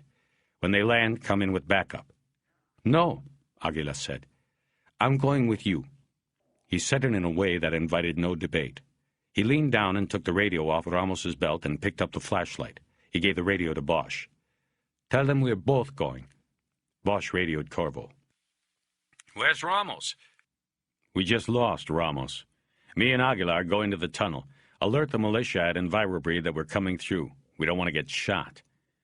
He turned the radio off before Corvo could reply and dropped it on the ground next to the dead DEA agent. The other helicopter was almost on them now. They ran to the barn, their weapons held up and ready, and moved slowly around the outside until they were at the front and could see the bay door had been slid open, wide enough for a man to pass through. They went through and crouched in the darkness. Aguila began to sweep the flashlight's beam around. It was a cavernous barn with stalls running along both sides to the back. There were crates used for trucking bulls to arenas stacked in the back along with towers made of bales of hay. Bosch saw a line of overhead lights running down the center of the building. He looked around and found the switch near the bay door. Once the interior was lighted, they moved down the aisle between the rows of stalls, Bosch taking the right and Aguila the left. The stalls were all empty, the bulls set free to roam the ranch. It was when they reached the back that they saw the opening to the tunnel. A forklift was parked in the corner, holding a pallet of hay bales 4 feet off the ground. There was a 4-foot-wide hole in the concrete floor where the pallet had sat. Zorrillo, or whoever the runner had been, had used the forklift to lift the pallet, but there had been no one to drop it back down to hide his escape. Bosch crouched down and moved to the edge of the hole and looked down. He saw a ladder leading about 12 feet down to a lighted passageway. He looked up at Aguila. "Ready?" The Mexican nodded. Bosch went first. He climbed a few steps down the ladder and then dropped the rest of the way, bringing up his gun and ready to shoot. But there was no one in the tunnel as far as he could see. It wasn't even like a tunnel. It was more of a hallway. It was tall enough to stand in, and an electrical conduit ran along the ceiling, feeding lights and steel cages every 20 feet. There was a slight curve to the left, and so he could not see where it ended. He moved into the passageway, and Aguila dropped down behind him. "Okay," Bosch whispered. "Let's stay to the right. If there's shooting, I'll go low and you go high." Aguila nodded, and they began to move quickly through the tunnel. Bosch, trying to figure his bearings, believed they were heading east and slightly north. They covered the ground to the curve quickly, and then pressed themselves hard against the wall as they moved into the second leg of the passage. Bosch realized that the bend in the passage was too wide for them to still be on line with Envirobreed. He stared down the last segment of the tunnel and saw that it was clear. He could see the exit ladder maybe 50 yards ahead, and he knew they were going somewhere other than Envirobreed. He wished he hadn't left the radio with Ramos's body. "Shit," Harry whispered. "What?" Aguila whispered back. Nothing. Come on. They began to move again, covering the first 25 yards quickly, and then slowing to a cautious and quieter approach to the exit ladder. Aguila switched to the right wall, and they came upon the opening at the same time, both with guns extended upward, sweat getting in their eyes. There was no light from the opening above them. Bosch took the flashlight from Aguila and put its beam through the hole. He could see exposed wooden rafters of a low ceiling in the room above. No one looked down at them. No one shot at them. No one did a thing. Harry listened for any sound, but heard nothing. He nodded to Aguila to cover and holstered his gun. He started climbing the ladder, one hand holding the flashlight. He was scared. In Vietnam, leaving one of Charlie's tunnels always meant the end of fear. It was like being born again. You were leaving the darkness for safety and the hands of comrades, out of the black and into the blue. But not this time. This time was the opposite. When he reached the top, before rising through the opening, he flashed the beam around again, but saw nothing. Then, like a turtle, he slowly moved his head out of the opening. The first thing he noticed in the beam was the sawdust everywhere on the floor. He climbed farther out, taking in the rest of the surroundings. It was some kind of storage room. There were steel shelves stocked with saw blades, boxes of sanding belts for industrial machinery. There were some hand tools and carpentry saws. One group of shelves were stacked with wooden dowel pegs, with different sizes on different shelves.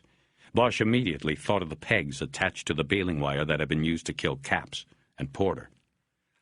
He moved fully into the room now and signaled to Aguila that it was safe to come up.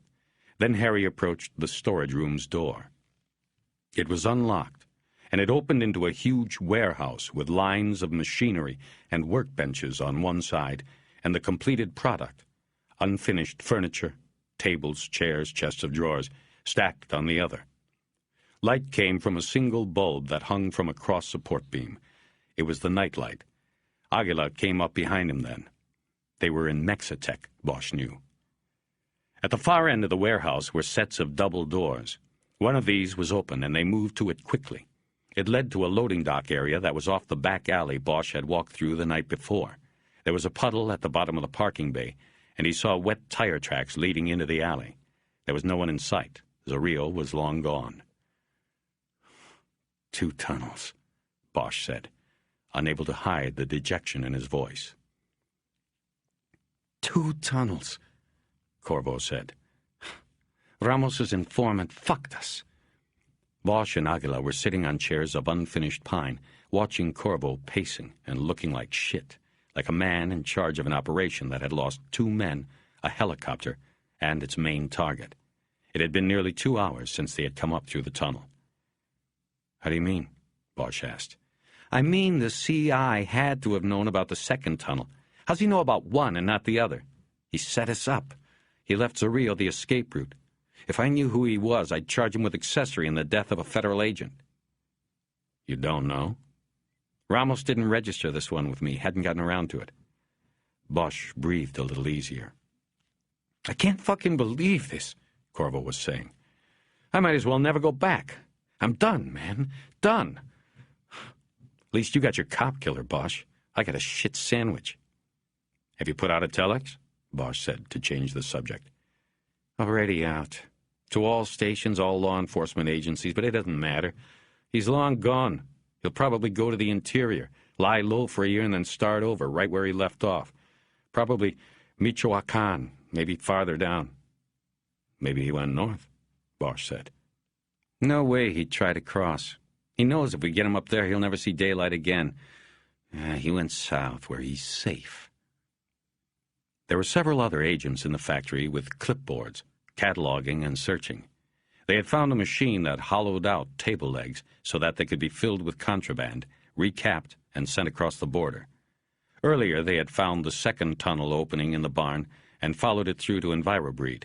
There had been no explosives on the trap door, and they had gone in. The place was empty except for the 2 dogs outside. They killed them. The operation had closed down a major smuggling network. Agents had left for Calexico to arrest the head of EnviroBreed, Ely. There were 14 arrests made on the ranch. Others would follow. But all of that wasn't enough for Corvo or anybody, not when agents were dead and Zarrillo was in the wind. Corvo had been wrong if he thought Bosch would be satisfied that Arpis was dead. Bosch wanted Zarrillo too. He was the man who had called the hits. Bosch got up so he wouldn't have to witness the agent's anguish anymore. He had enough of his own. Aguila must have felt the same. He too stood and began to walk listlessly around the machines and the furniture. Basically, they were waiting for one of the militia cars to take them back to the airport to Bosch's car. The DEA would be here until well after sunup. Both Bosch and Aguila were finished. Harry watched Aguila go back into the storage room and approach the tunnel entrance. He had told him about Grania, and the Mexican had simply nodded. He hadn't shown a thing. Now Aguila dropped to his haunches and seemed to be studying the floor, as if the sawdust were a spread of tea leaves in which he could read Zarrillo's location. After a few moments, he said, "The Pope has new boots." Bosch walked over, and Aguila pointed to the footprints in the sawdust. There was one that was not from Aguila's or Bosch's shoes. It was very clear in the dust, and Harry recognized the elongated heel of a bulldog boot. Inside it was the letter S, formed by a curving snake. The edges of the print were sharp in the dust, the head of the snake clearly imprinted. Aguila had been right. The Pope had new boots. 31. All the way to the border crossing, Bosch contemplated how it had been done, how all the parts now seemed to fit, and how it might have gone unnoticed if not for Aguila noticing the footprint. He thought about the snake's box in the closet of the apartment in Los Feliz, a clue so obvious, yet he had missed it. He had seen only what he wanted to see. It was still early. Just the first hint of dawn's light was fighting its way up the eastern horizon, and there was not yet much of a line at the crossing. Nobody was cleaning windshields, nobody was selling junk, nobody was there at all. Bosch badged the bored-looking Border Patrol agent and was waved through. He needed a phone and some caffeine. He drove 2 minutes to the Calexico Town Hall, got a Coke from the machine in the police department's cramped lobby, and took it out to the payphone on the front wall. He looked at his watch and knew she would be at home, probably awake and getting ready for work. He lit a cigarette and dialed, charging the call to his own Pactel card. While he waited for it to go through, he looked across the street into the fog. He saw the shapes of sleeping figures under blankets scattered around the park. The ground fog gave the images a ghostly, lonely resonance. Teresa picked up after 2 rings. She sounded like she had been awake early. "Hi." "Harry? What is it?" "Sorry to wake you up." "You didn't. What's the matter?" "Are you getting dressed up to go to Moore's funeral today?" "Yes. What is this? You called me at 10 minutes before 6 to ask—" "That isn't Moore they'll be putting in the ground." There was a long silence, during which Bosch looked into the park and saw a man standing there, a blanket wrapped around his shoulders, staring back at him in the fog. Harry looked away. "What are you saying? Harry, are you all right?" "I'm tired, but never better. What I'm saying is he's still alive. Moore. I just missed him this morning." "Are you still in Mexico?" "At the border." "That doesn't make sense. What you said. There were matches made on the Laytons. We got dental, and his own wife ID'd a photograph of the tattoo on the body. His identification was confirmed." "It's all bullshit. He set it up." "Why, Harry, are you calling me now and telling me this?" "I want you to help me, Teresa. I can't go to Irving, only you. You help me and you'll help yourself. If I'm right." "That's a big if, Harry." Bosch looked back into the park, and the man in the blanket was gone. "Just tell me how it could be possible. Convince me." Bosch was silent a moment, like a lawyer composing himself before a cross-examination. He knew that every word he spoke now had to stand the test of her scrutiny, or he would lose her. "Besides the prints and dental, Sheehan told me they also matched his handwriting to the 'I found out who I was' note. He said they compared it to a change of address card Moore had put in his personnel file a few months ago, after he and his wife separated." He took a deep drag on the cigarette, and she thought he had finished. So? I don't see... What about it? One of the concessions the Protective League won a few years back during contract negotiations was guaranteed access to your personnel file, so cops could check if there were beefs on their record, commendations, letters of complaint, anything like that. So Moore had access to his P-file. He went into personnel a few months back and asked for it because he had just moved and needed to update it with his new address. Bosch held it there a moment to compose the rest of it in his mind. Okay, She said.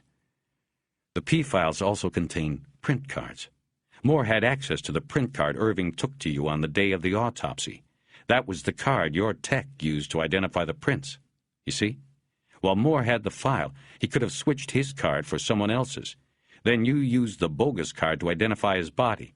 But see, it wasn't his body. It was the other person's. Who? I think it was a man from down here named Umberto Zorillo.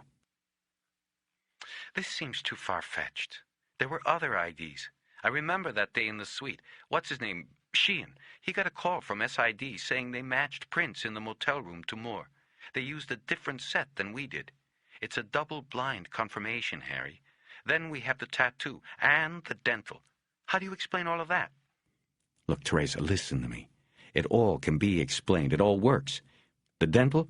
You told me you only found one usable fragment, part of a root canal. That meant no root was left. It was a dead tooth, so you could not tell how long it had been out, only that it matched his dentist's charts. That's fine. But one of Moore's crew told me he once saw Moore get punched during a boulevard brawl and he lost a tooth. That could have been it. I don't know. Okay. What about the prints in the room? Explain that. Easy. Those were his prints. Donovan, the SID guy, told me he pulled prints from the Department of Justice computer. Those would have been Moore's real prints.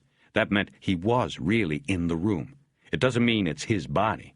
Normally, one set of exemplars, the ones from the DOJ computer, would be used to do all the matchwork, but Irving screwed it up by going to the P-file, and that's the beauty of Moore's plan.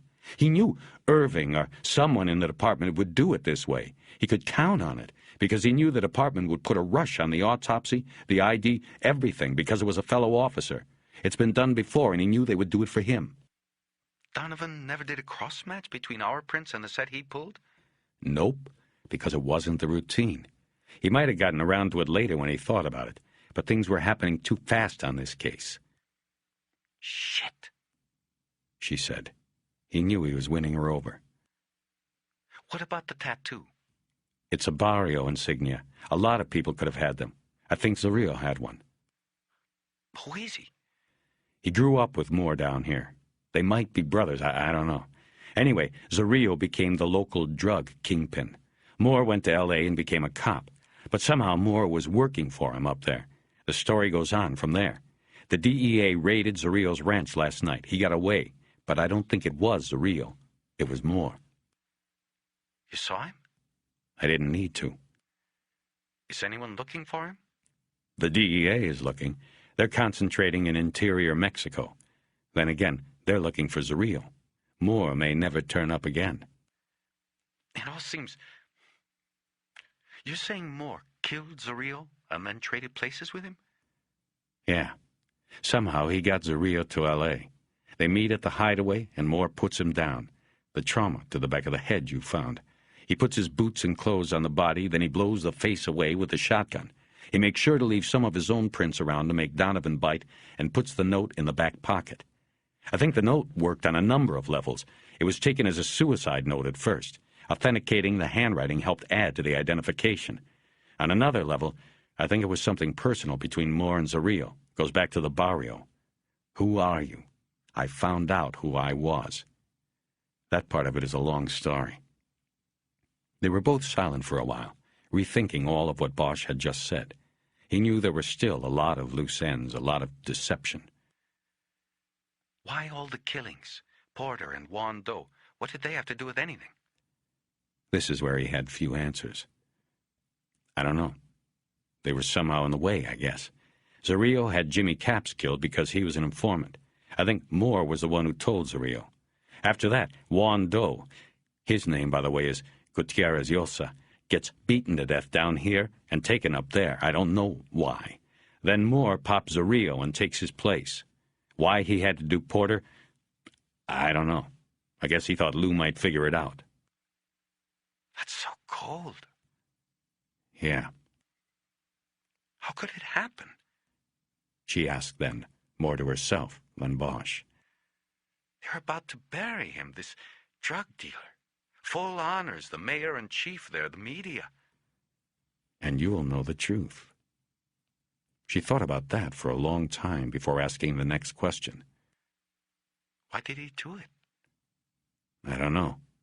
We're talking about different lives, the cop and the drug dealer. But there must have been something still between them, that bond, whatever it is, from the barrio. And somehow, one day the cop crosses over, starts watching out for the dealer on the streets of L.A. Who knows what made him do it? Maybe money, maybe just something he had lost a long time ago when he was a kid. What do you mean? I don't know. I'm still thinking. If they were that close, why did he kill him? I guess we'll have to ask him, if we ever find him. Maybe, like you said, it was just to take Zario's place. All that money. Or maybe it was guilt. He got in too far and he needed a way to end it. Moore was, or is, hung up on the past. His wife said that. Maybe he was trying to recapture something, go back. I don't know yet. There was silence on the line again. Bosch took a last drag on his cigarette. The plan seems almost perfect, he said. He leaves a body behind in circumstances he knew would make the department not want to come looking. But you did, Harry. Yeah. And here I am, he thought. He knew what he had to do now. He had to finish it. He could see the ghostly figures of several people in the park now. They were waking to another day of desperation. Why did you call me, Harry? What do you want me to do? I called because I have to trust someone. I could only think of you, Teresa. Then what do you want me to do? You have access to the DOJ prints in your office, right? That's how we make most of our IDs. That's how we will make all of them after this. I have Irving by the balls now. Do you still have the print card he brought over for the autopsy? I don't know. But I'm sure the techs made a copy of it to keep with the body. You want me to do the cross-check? Yeah, do a cross and you'll see they don't match. Oh, you're so sure. Yeah, I'm sure. But you might as well confirm it. Then what? Then, I guess I'll see you at the funeral. I've got one more stop to make and then I'm heading up.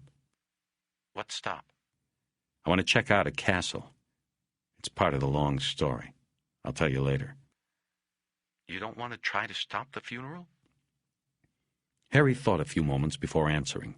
He thought of Sylvia Moore and the mystery she still held for him. Then he thought about the idea of a drug lord getting a cop's farewell. No, I don't want to stop it. Do you? No way.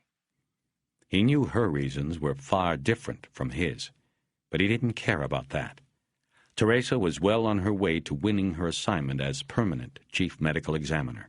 If Irving got in her way now, he'd end up looking like one of the customers in the autopsy suite. In that case, more power to her, he thought.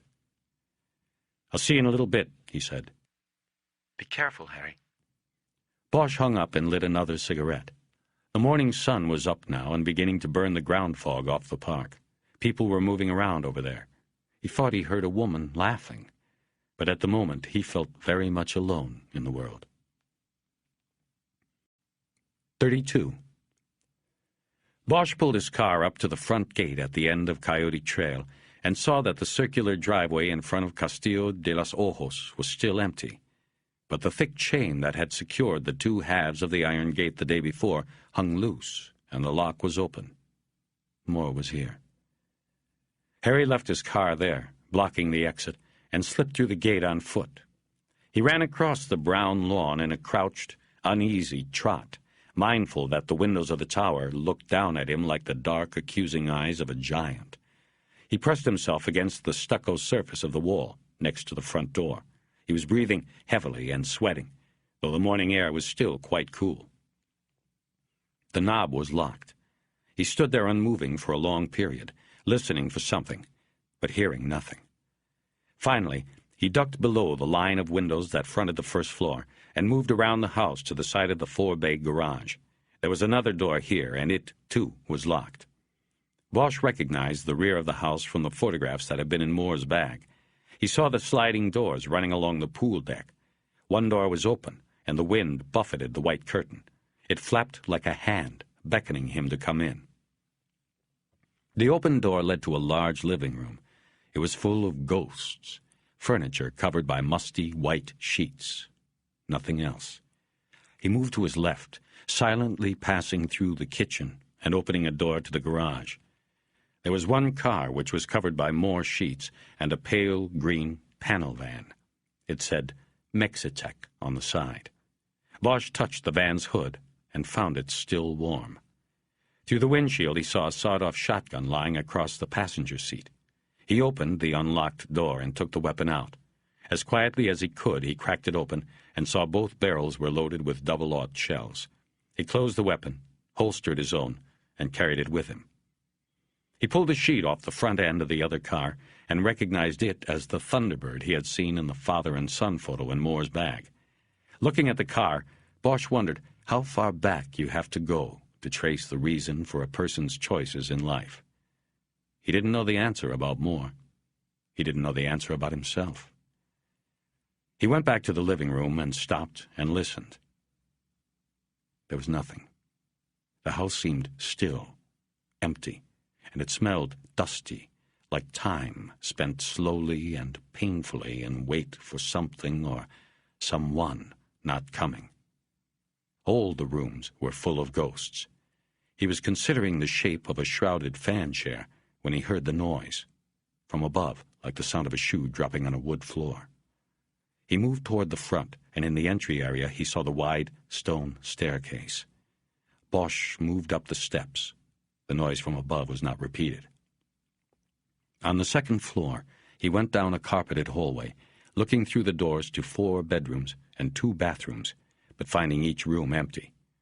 He went back to the stairs and up into the tower. The lone door at the top landing was open, and Harry heard no sound. He crouched and moved slowly into the opening, the sawed-off leading the way like a water-finder's divining rod. Moore was there, standing with his back to the door and looking at himself in the mirror. The mirror was on the back of a closet door, which was open slightly, angling the glass so that it did not catch Harry's reflection. He watched Moore unseen for a few moments, then looked around. There was a bed in the center of the room with an open suitcase on it. Next to it was a gym bag that was zipped closed and already appeared to be packed. Moore still had not moved. He was intently staring at the reflection of his face. He had a full beard now, and his eyes were brown. He wore faded blue jeans, new snakeskin boots, a black T-shirt, and a black leather jacket with matching gloves. He was Melrose Avenue cool. From a distance he could easily pass for the Pope of Mexicali. Bosch saw the wood grips and chrome handle of an automatic tucked into Moore's belt. "You going to say something, Harry? Or just stare?" Without moving his hands or head, Moore shifted his weight to the left, and then he and Bosch were staring at each other in the mirror. "Picked up a new pair of boots before you put Zoria down, didn't you?" Now Moore turned completely to face him, but he didn't say anything. "Keep your hands out front like that," Bosch said. "Whatever you say, Harry. You know, I kind of thought that if somebody came, you'd be the one." "You wanted somebody to come, didn't you?" "Some days I did. Some days I didn't." Bosch moved into the room and then took a step sideways, so he was directly facing Moore. "New contacts, beard. You look like the Pope, from a distance. But how'd you convince his lieutenants, his Guardia? They were just going to stand back and let you move in and take his place?" "Money convinced them. They'd probably let you move in there if you had the bread, Harry. See, anything is negotiable when you have your hands on the purse strings. And I did." Moore nodded slightly toward the duffel bag on the bed. How about you? I have money. Not much. About 110 grand there. I figured you'd be running away with a fortune. Oh, I am. What's in the bag is just what I have on hand. You caught me a little short, but I can get you more. It's in the banks. Guess you've been practicing Zario's signature as well as his looks. Moore didn't answer. Who was he? Who? You know who. Half-brother? Different fathers? This place. This is what it was all about, wasn't it? It's the castle you lived in before you were sent away. Something like that. Decided to buy it after he was gone. But it's falling apart on me. It's so hard to take care of something you love these days. Everything is a chore. Bosch tried to study him. He looked tired of it all. What happened back at the ranch? Bosch asked. You mean the 3 bodies? Yes, well, I guess you could say justice happened. Grania was a leech who had been sucking Zaria for years. Arpis detached him, you could say. Then who detached Arpis and Dance? I did that, Harry. He said it without hesitation, and the words froze Bosch. Moore was a cop. He knew never to confess. You didn't talk until there was a lawyer by your side, a plea bargain in place, and a deal that was signed. Harry adjusted his sweating hands on the sawed-off. He took a step forward and listened for any other sound in the house. There was only silence until Moore spoke again. I'm not going back, Harry. I guess you know that. He said it matter-of-factly, as if it was a given, something that had been decided a long time ago. How'd you get Zario up to L.A., and then into that motel room? How'd you get his prints for the personnel file? You want me to tell you, Harry? Then what? Moore looked down at the gym bag briefly. Then nothing. We're going back to L.A. You haven't been advised. Nothing you say now can be held against you. It's just you and me here. The prints were easy. I was making him IDs. He had 3 or 4 so he could come across when he liked. One time, he told me he wanted a passport and full wallet spread. I told him I needed prints. Took them myself. And the motel? Like I said, he crossed over all the time. He'd go through the tunnel and the DEA would be out there sitting on the ranch thinking he was still inside. He liked to come up to see the Lakers, sit down on court level near that blonde actress who likes to get on TV.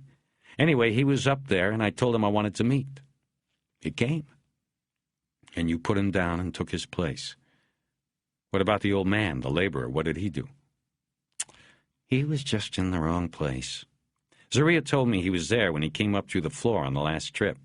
He wasn't supposed to be in that room, but I guess he couldn't read the signs. Zaria said he couldn't take the chance he'd tell someone about the tunnel. Why'd you dump him in the alley?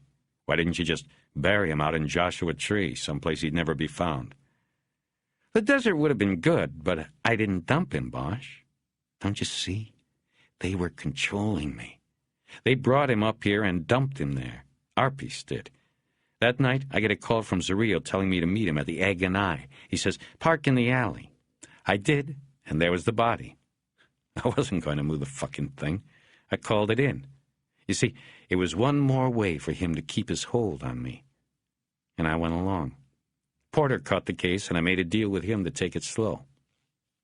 Bosch didn't say anything. He was trying to envision the sequence Moore had just described.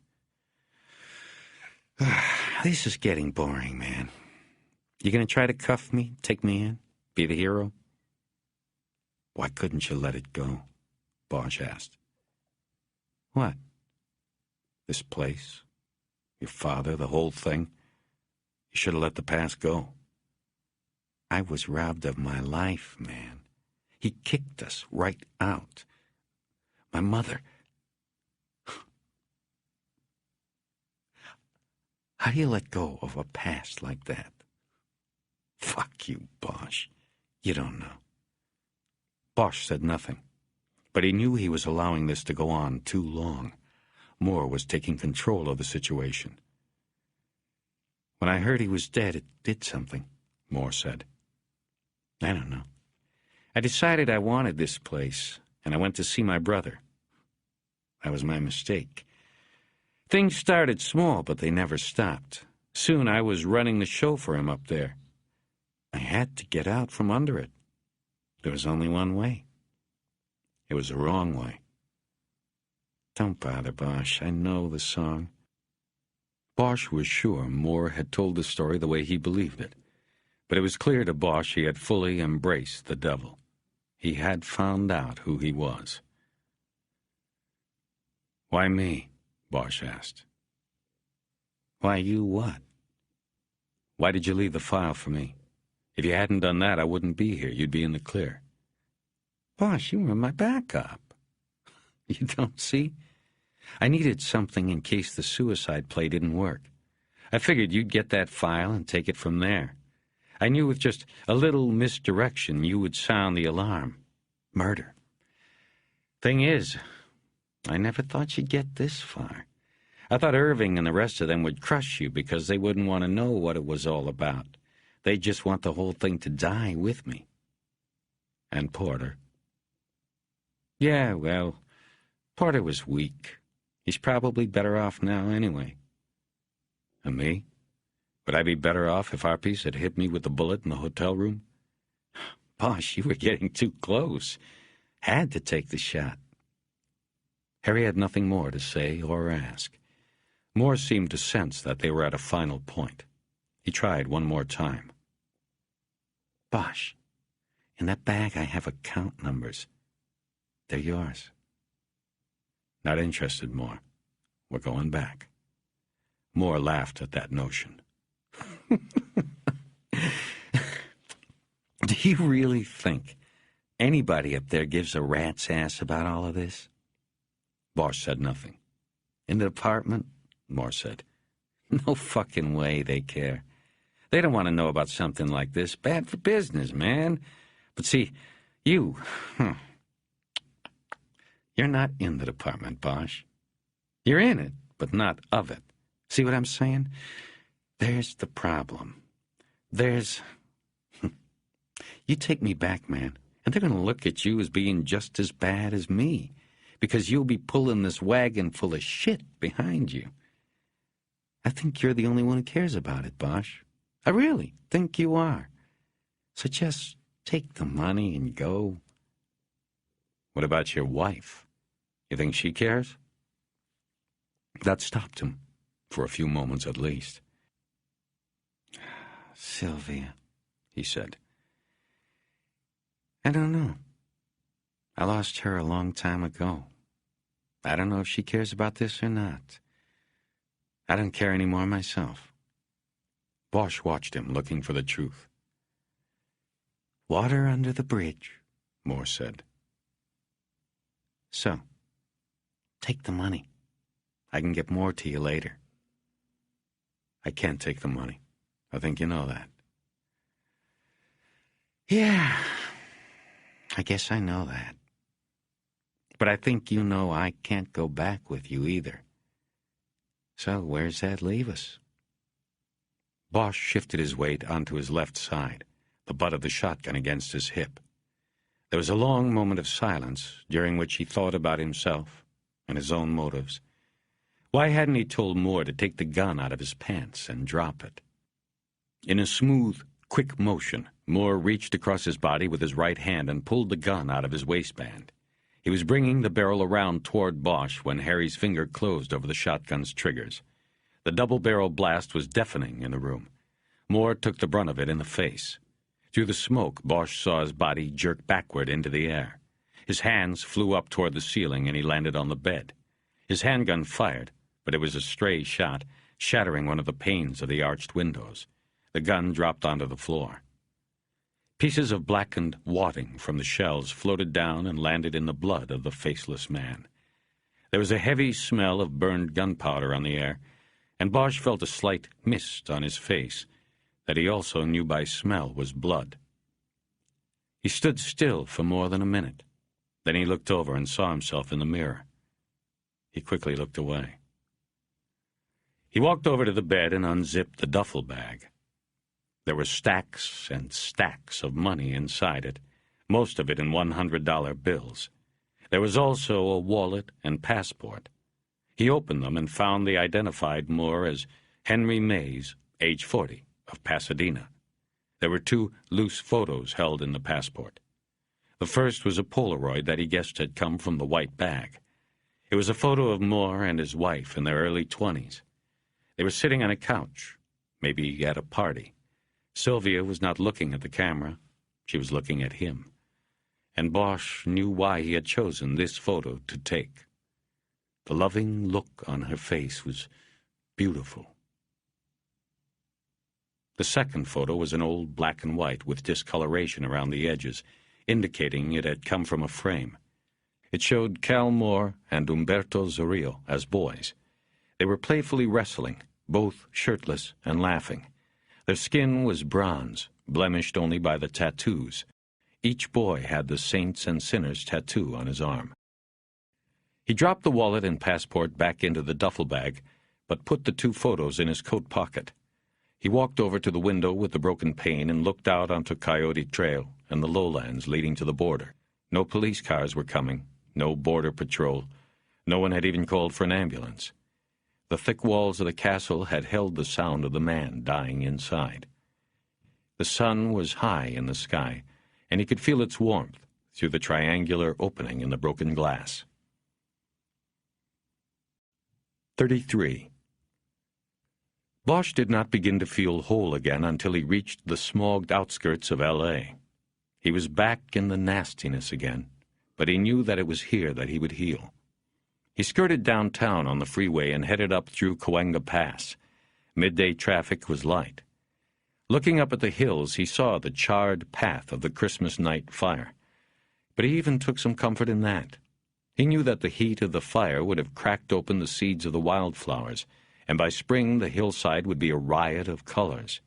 The chaparral would follow, and soon there would be no scar on the land at all. It was after 1. He was going to be too late for Moore's funeral mass at the San Fernando Mission, so he drove through the valley to the cemetery. The burial of Calexico Moore, killed in the line of duty, was to be at Eternal Valley in Chatsworth, the police chief, the mayor, and the media presiding. Bosch smiled as he drove. We gather here to honor and bury a drug dealer. He got there before the motorcade, but the media were already set up on a bluff near the entrance road. Men in black suits, white shirts, and black ties, with funeral bands around their left arms, were in the cemetery drive and signaled him to a parking area. He sat in the car, using the rearview mirror to put on a tie. He was unshaven and looked crumpled, but didn't care. The plot was near a stand of oak trees. One of the armbands had pointed the way. Harry walked across the lawn, stepping around plots, the wind blowing his hair in all directions. He took a position a good distance away from the green funeral canopy and accompanying bank of flowers, and leaned against one of the trees. He smoked a cigarette while he watched cars start to arrive. A few had beaten the procession. But then he heard the approaching sound of the helicopters, the police air unit that flew above the hearse, and the media choppers that started circling the cemetery like flies. Then the first motorcycles cut through the cemetery gate, and Bosch watched as the TV cameras on the bluff followed the long line in. There must have been 200 cycles, Bosch guessed. The best day to run a red light, break the speed limit, or make an illegal U-turn in the city was on a cop's funeral day. Nobody was left minding the store. The hearse and attendant limousine followed the cycles. Then came the rest of the cars, and pretty soon people were parking all over the place and walking across the cemetery from all directions toward the plot. Bosch watched one of the armbands help Sylvia Moore out of the limo. She had been riding alone. Though he was maybe 50 yards away, Harry could tell she looked lovely. She wore a simple black dress, and the wind gusted hard against it, pressing the material against her and showing her figure. She had to hold a black barrette in place in her hair. She wore black gloves and black sunglasses, red lipstick. He couldn't take his eyes off her. The armband led her to a row of folding chairs beneath the canopy and alongside the hole that had been expertly dug into the earth. Along the way, her head turned slightly, and Bosch believed she was looking at him, but was not sure because the glasses hid her eyes and her face showed no sign.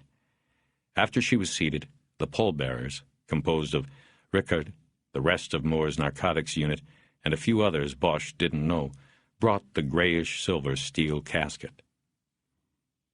"So you made it back," a voice said from behind. Bosch turned to see Teresa Corazon walking up behind him. "Yeah, just got in." "You could use a shave." "And a few other things. How's it going, Teresa?" "Never better." "Good to hear. What happened this morning after we talked?" "About what you expected. We pulled DOJ prints on Moore and compared them to what Irving had given us. No match. 2 different people. That isn't Moore in the silver bullet over there." Bosch nodded. Of course, by now he didn't need her confirmation. He had his own. He thought of Moore's faceless body lying on the bed. "What are you going to do with it?" he asked. "I've already done it." "What?" "I had a little discussion with Assistant Chief Irving before the funeral mass." Wish you could have seen his face. "But he didn't stop the funeral." "He's playing the percentages, I guess. Chances are Moore, if he knows what's good for him, won't ever show up again. So he is hoping that all it costs him is a recommendation on the medical examiner's office. He volunteered to do it. I didn't even have to explain his position to him." "I hope you enjoy the job, Teresa. You're in the belly of the beast now." "I will, Harry. And thanks for calling me this morning." "Does he know how you came up with all this? Did you tell him I called?" "No, but I'm not sure I had to." She was right. Irving would know Bosch was in the middle of this somehow. He looked past Teresa to look at Sylvia again. She was sitting quietly, the chairs on either side of her empty. No one was going to come near her. "I'm going over to the group," Teresa said. "I told Dick Ebbard I would meet him here. He wants to set up a date to call for the commission's full vote." Bosch nodded. Ebbard was a county commissioner of 25 years in office and closing in on 70 years old. He was her informal sponsor for the job. "Harry, I still want to keep things on just a professional basis. I appreciate what you did for me today, but I want to keep things at a distance. For a while, at least." He nodded and watched her walk toward the gathering, her footing unsteady in high heels on the cemetery turf. For a moment, Bosch envisioned her in a carnal coupling with the aged commissioner, whose photos in the newspaper were most notable because of his drooping crepe paper neck. He was repulsed by the image, and by himself for imagining it. He blanked it out of his mind and watched Teresa mingling in the crowd, shaking hands, and becoming the politician she would now have to be. He felt a sense of sadness for her. The service was a few minutes away, and people were still arriving. In the crowd, he picked up the gleaming head of Assistant Chief Irvin Irving. He was in full uniform, carrying his hat under his arm. He was standing with the chief of police and one of the mayor's frontmen. The mayor was apparently late, as usual. Irving then saw Bosch, broke away, and started walking toward him. He seemed to be taking in the vista of the mountains as he walked. He didn't look at Bosch until he was next to him under the oak tree. "Detective?" "Chief?" "When did you get in?" "Just now." "Could use a shave." "Yeah, I know."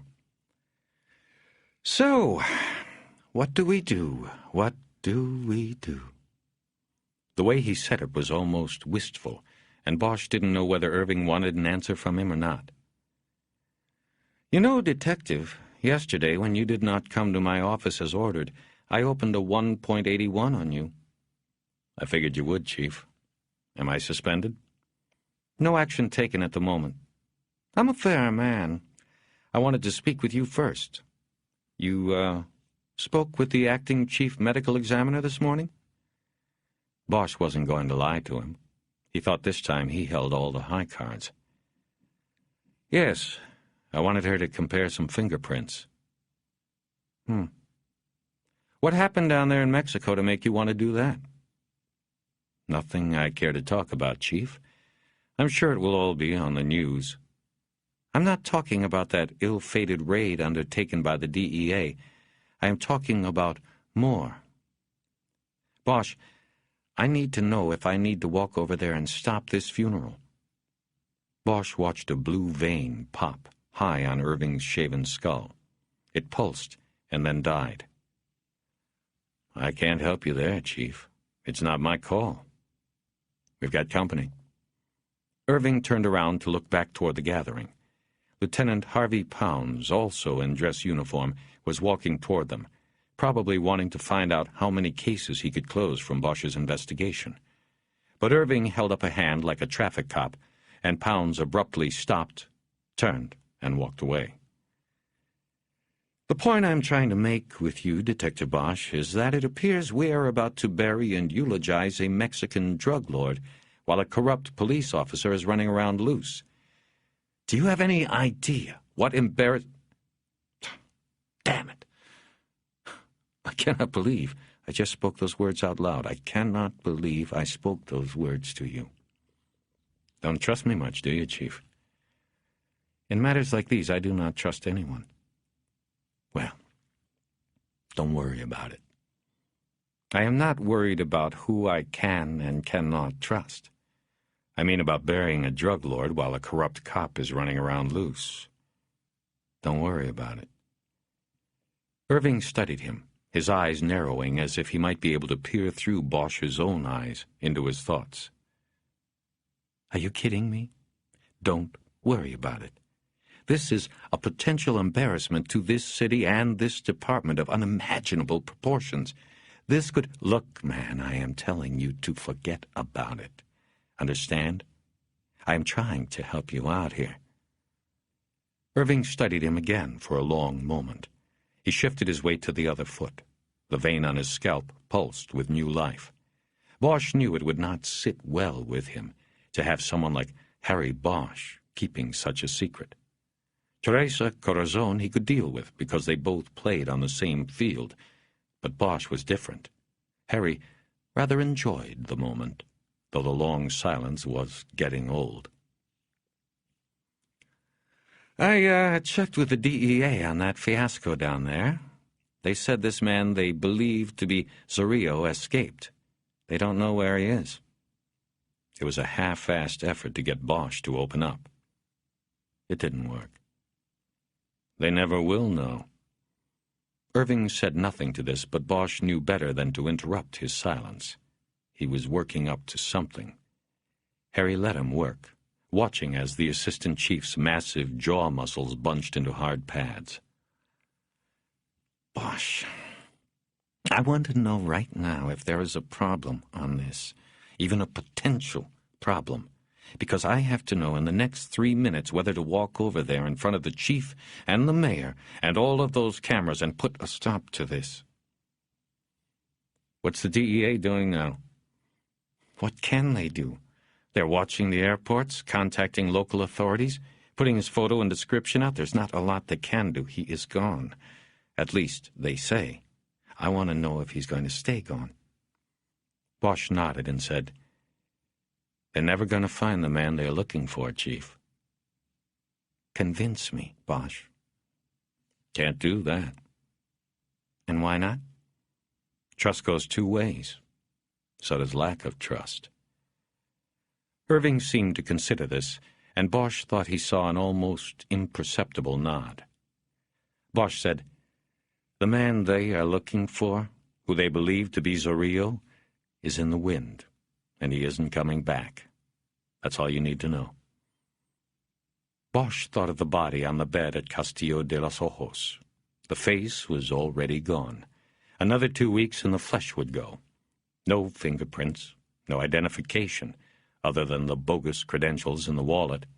The tattoo would stay intact for a while, but there were plenty who had that tattoo, including the fugitive Zorrillo. He had left the money there, too, an added precaution, Enough there maybe to convince the first finder not to bother calling the authorities. Just take the money and run. Using a handkerchief, he had wiped the shotgun of his prince and left it. He locked the house, wrapped the chain through the black bars of the gate, and closed the hasp on the lock, careful to wipe each surface. Then he had headed home to L.A. "The DEA, are they putting a nice spin on things yet?" he asked Irving. "They're working on it," Irving said. "I am told the smuggling network has been closed down. They have ascertained that the drug called Black Ice was manufactured on the ranch, taken through tunnels to two nearby businesses, then moved across the border. The shipment would make a detour, probably in Calexico, where it would be removed and the delivery van would go on. Both businesses have been seized. One of them, a contractor with the state to provide sterile medflies, will probably prove embarrassing." "Envirobraid." "Yes. By tomorrow they will finish comparisons between the bills of lading shown by drivers at the border and the receipt of cargo records at the eradication center here in Los Angeles. I am told these documents were altered or forged.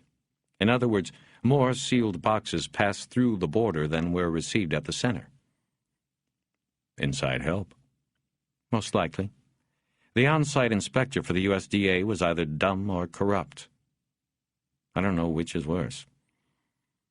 Irving brushed some imaginary impurity off the shoulder of his uniform.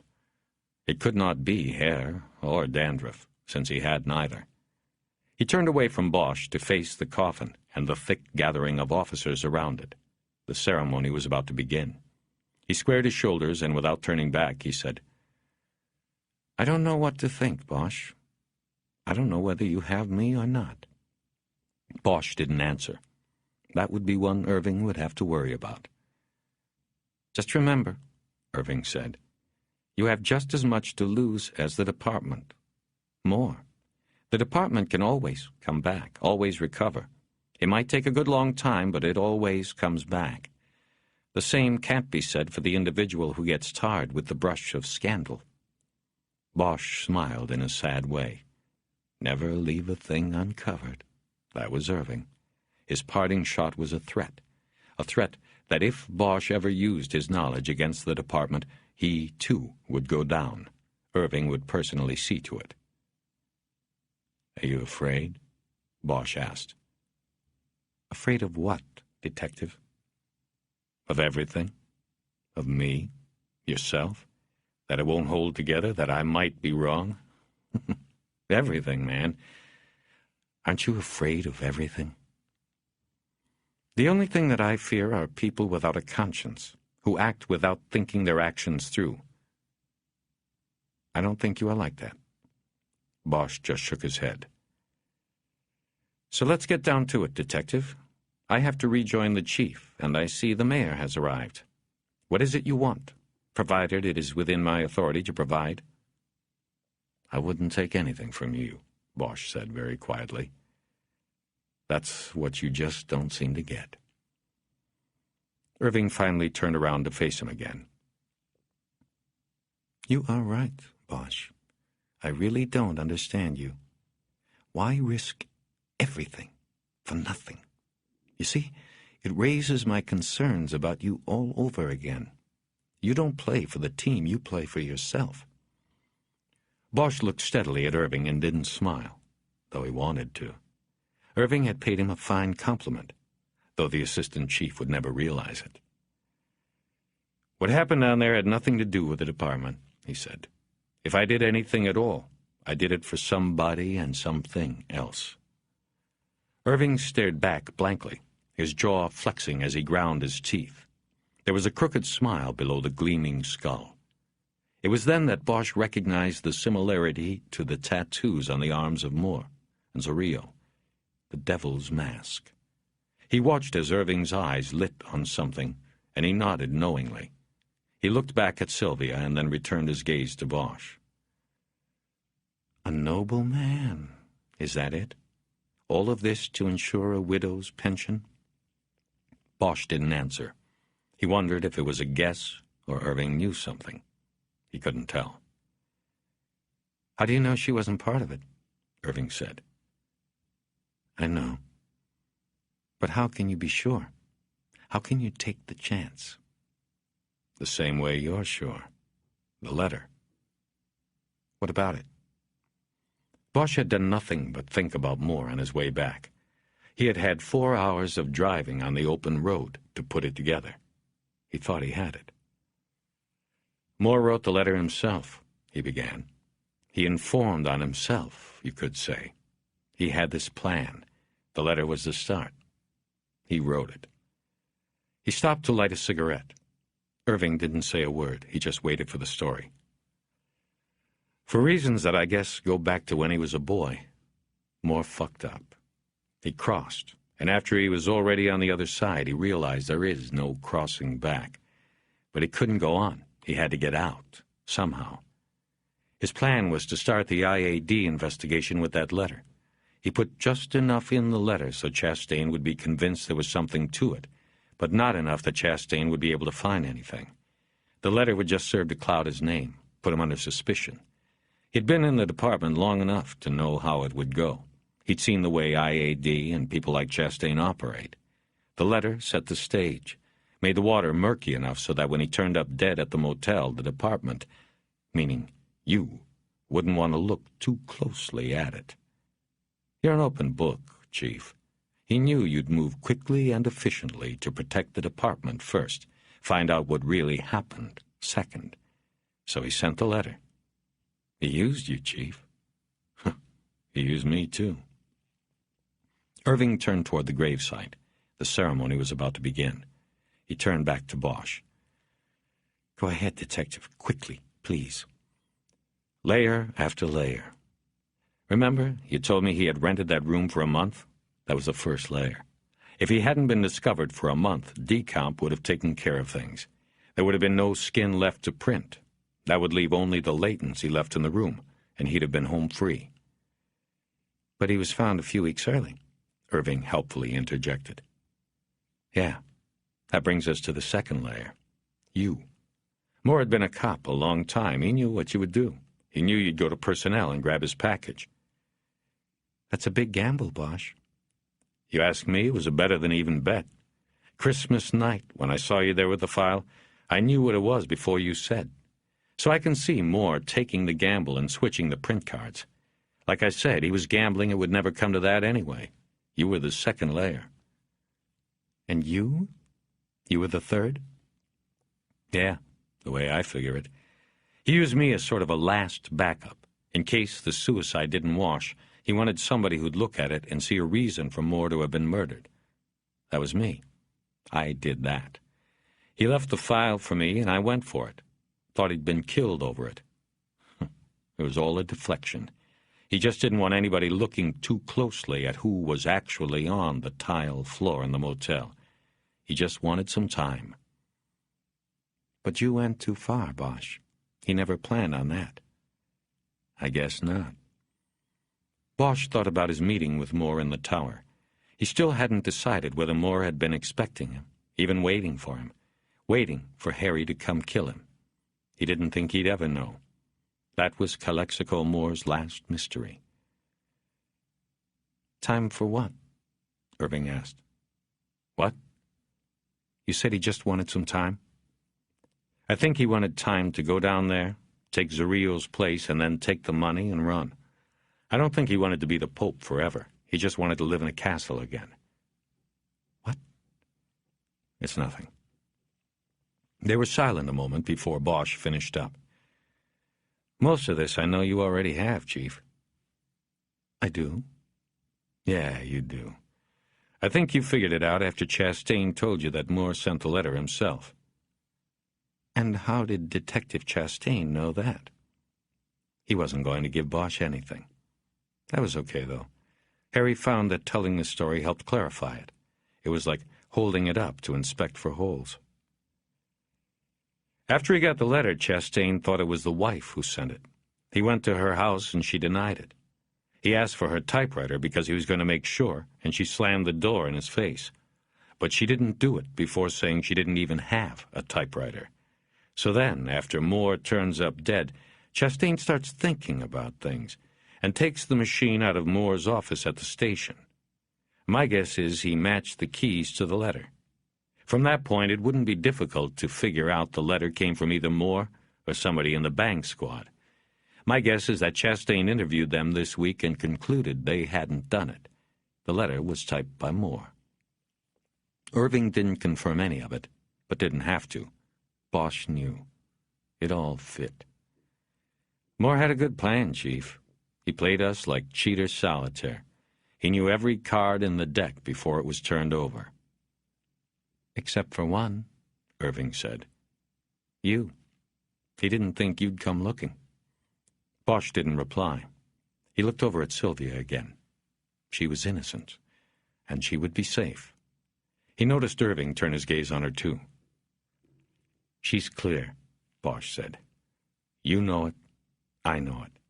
If you make trouble for her, I'll make trouble for you." It wasn't a threat. It was an offer. A deal. Irving considered it a moment and nodded his head once. A blunt agreement. "Did you speak to him down there, Bosch?" Harry knew he meant more, and knew he couldn't answer. "What did you do down there?" After a few moments of silence, Irving turned and walked as upright as a Nazi, back to the rows of chairs holding the VIPs and top brass of the department. He took a seat his adjutant had been saving in the row behind Sylvia Moore. He never looked back at Bosch once. 34. Through the entire service, Bosch had watched her from his position next to the oak tree. Sylvia Moore rarely raised her head, even to watch the line of cadets fire blanks into the sky, or when the air squad flew over, the helicopters arranged in the missing man formation. One time he thought she glanced over at him, or at least in his direction, but he couldn't be sure. He thought of her as being stoic, and he thought of her as being beautiful. When it was over and the casket was in the hole and the people were moving away, she stayed seated, and Bosch saw her wave away an offer from Irving to be escorted back to the limousine. The assistant chief sauntered off, smoothing his collar against his neck. Finally, when the area around the burial site was clear, she stood up, glanced once down into the hole, and then started walking toward Bosch. Her steps were punctuated by the slamming of car doors all across the cemetery. She took the sunglasses off as she came. "You took my advice," she said. This immediately confused him. He looked down at his clothes and then back at her. What advice? She read him and answered. "The black ice, remember? You have to be careful. You're here, so I assume you were." "Yes, I was careful." He saw that her eyes were very clear, and she seemed even stronger than the last time they had encountered each other. They were eyes that would not forget a kindness or a slight. "I know there is more than what they've told me. Maybe you will tell me sometime?" He nodded, and she nodded. There was a moment of silence as they looked at each other that was neither long or short. It seemed to Bosch to be a perfect moment. The wind gusted and broke the spell. Some of her hair broke loose from the barrette, and she pushed it back with her hand. "I would like that," she said. "Whenever you want," he said. "Maybe you'll tell me a few things, too." "Such as?" "That picture that was missing from the picture frame. You knew what it was, but you didn't tell me." She smiled as if to say he had focused his attention on something unnecessary and trivial. "It was just a picture of him and his friend from the barrio. There were other pictures in the bag." "It was important, but you didn't say anything." She looked down at the grass. "I just didn't want to talk or think about it anymore." "But you did, didn't you?" "Of course. That's what happens. The things you don't want to know or remember or think about come back to haunt you." They were quiet for a moment. "You know, don't you?" he finally said. That wasn't my husband buried there?" "I had an idea, yes. I knew there was more than what people were telling me. Not you, especially, The others? He nodded, and the silence grew long, but not uncomfortable. She turned slightly and looked over at the driver standing next to the limo, waiting. There was nobody left in the cemetery. There is something I hope you will tell me, she said. Either now or sometime. If you can, I mean. Is there a chance he will be back? Bosch looked at her and slowly shook his head. He studied her eyes for reaction, sadness or fear, even complicity. There was none. She looked down at her gloved hands, which grasped each other in front of her dress.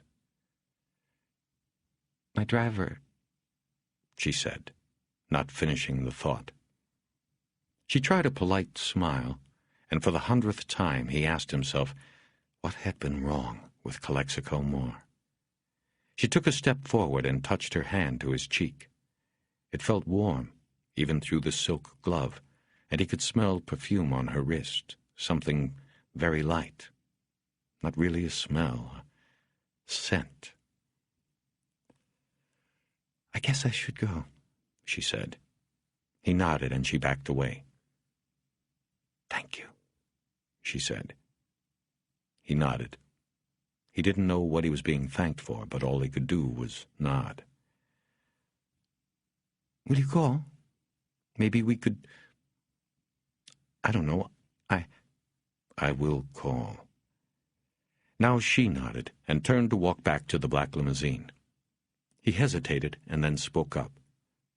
You like jazz? The saxophone? She stopped and turned back to him. There was sharpness in her eyes, that need for touch. It was so clear he could feel it cut him. He thought maybe it was his own reflection. Especially the solos, she said. The ones that are lonely and sad. Oh, I love those. Is tomorrow night too soon? It's New Year's Eve. I know. I was thinking, I guess it might not be the right time. The other night, that was, I don't know. She walked back to him and put her hand on his neck and pulled his face down to hers. He went willingly. They kissed for a long time, and Bosch kept his eyes closed. When she let him go, he didn't look to see if anyone was watching. He didn't care. What is a right time? She asked. He had no answer. I'll be waiting for you. He smiled, and she smiled. She turned for the last time and walked to the car, her high heels clicking on the asphalt once she left the carpet of grass. Bosch leaned back against the tree and watched the driver open the door for her. Then he lit a cigarette and watched as the sleek, black machine carried her out through the gate and left him alone with the dead.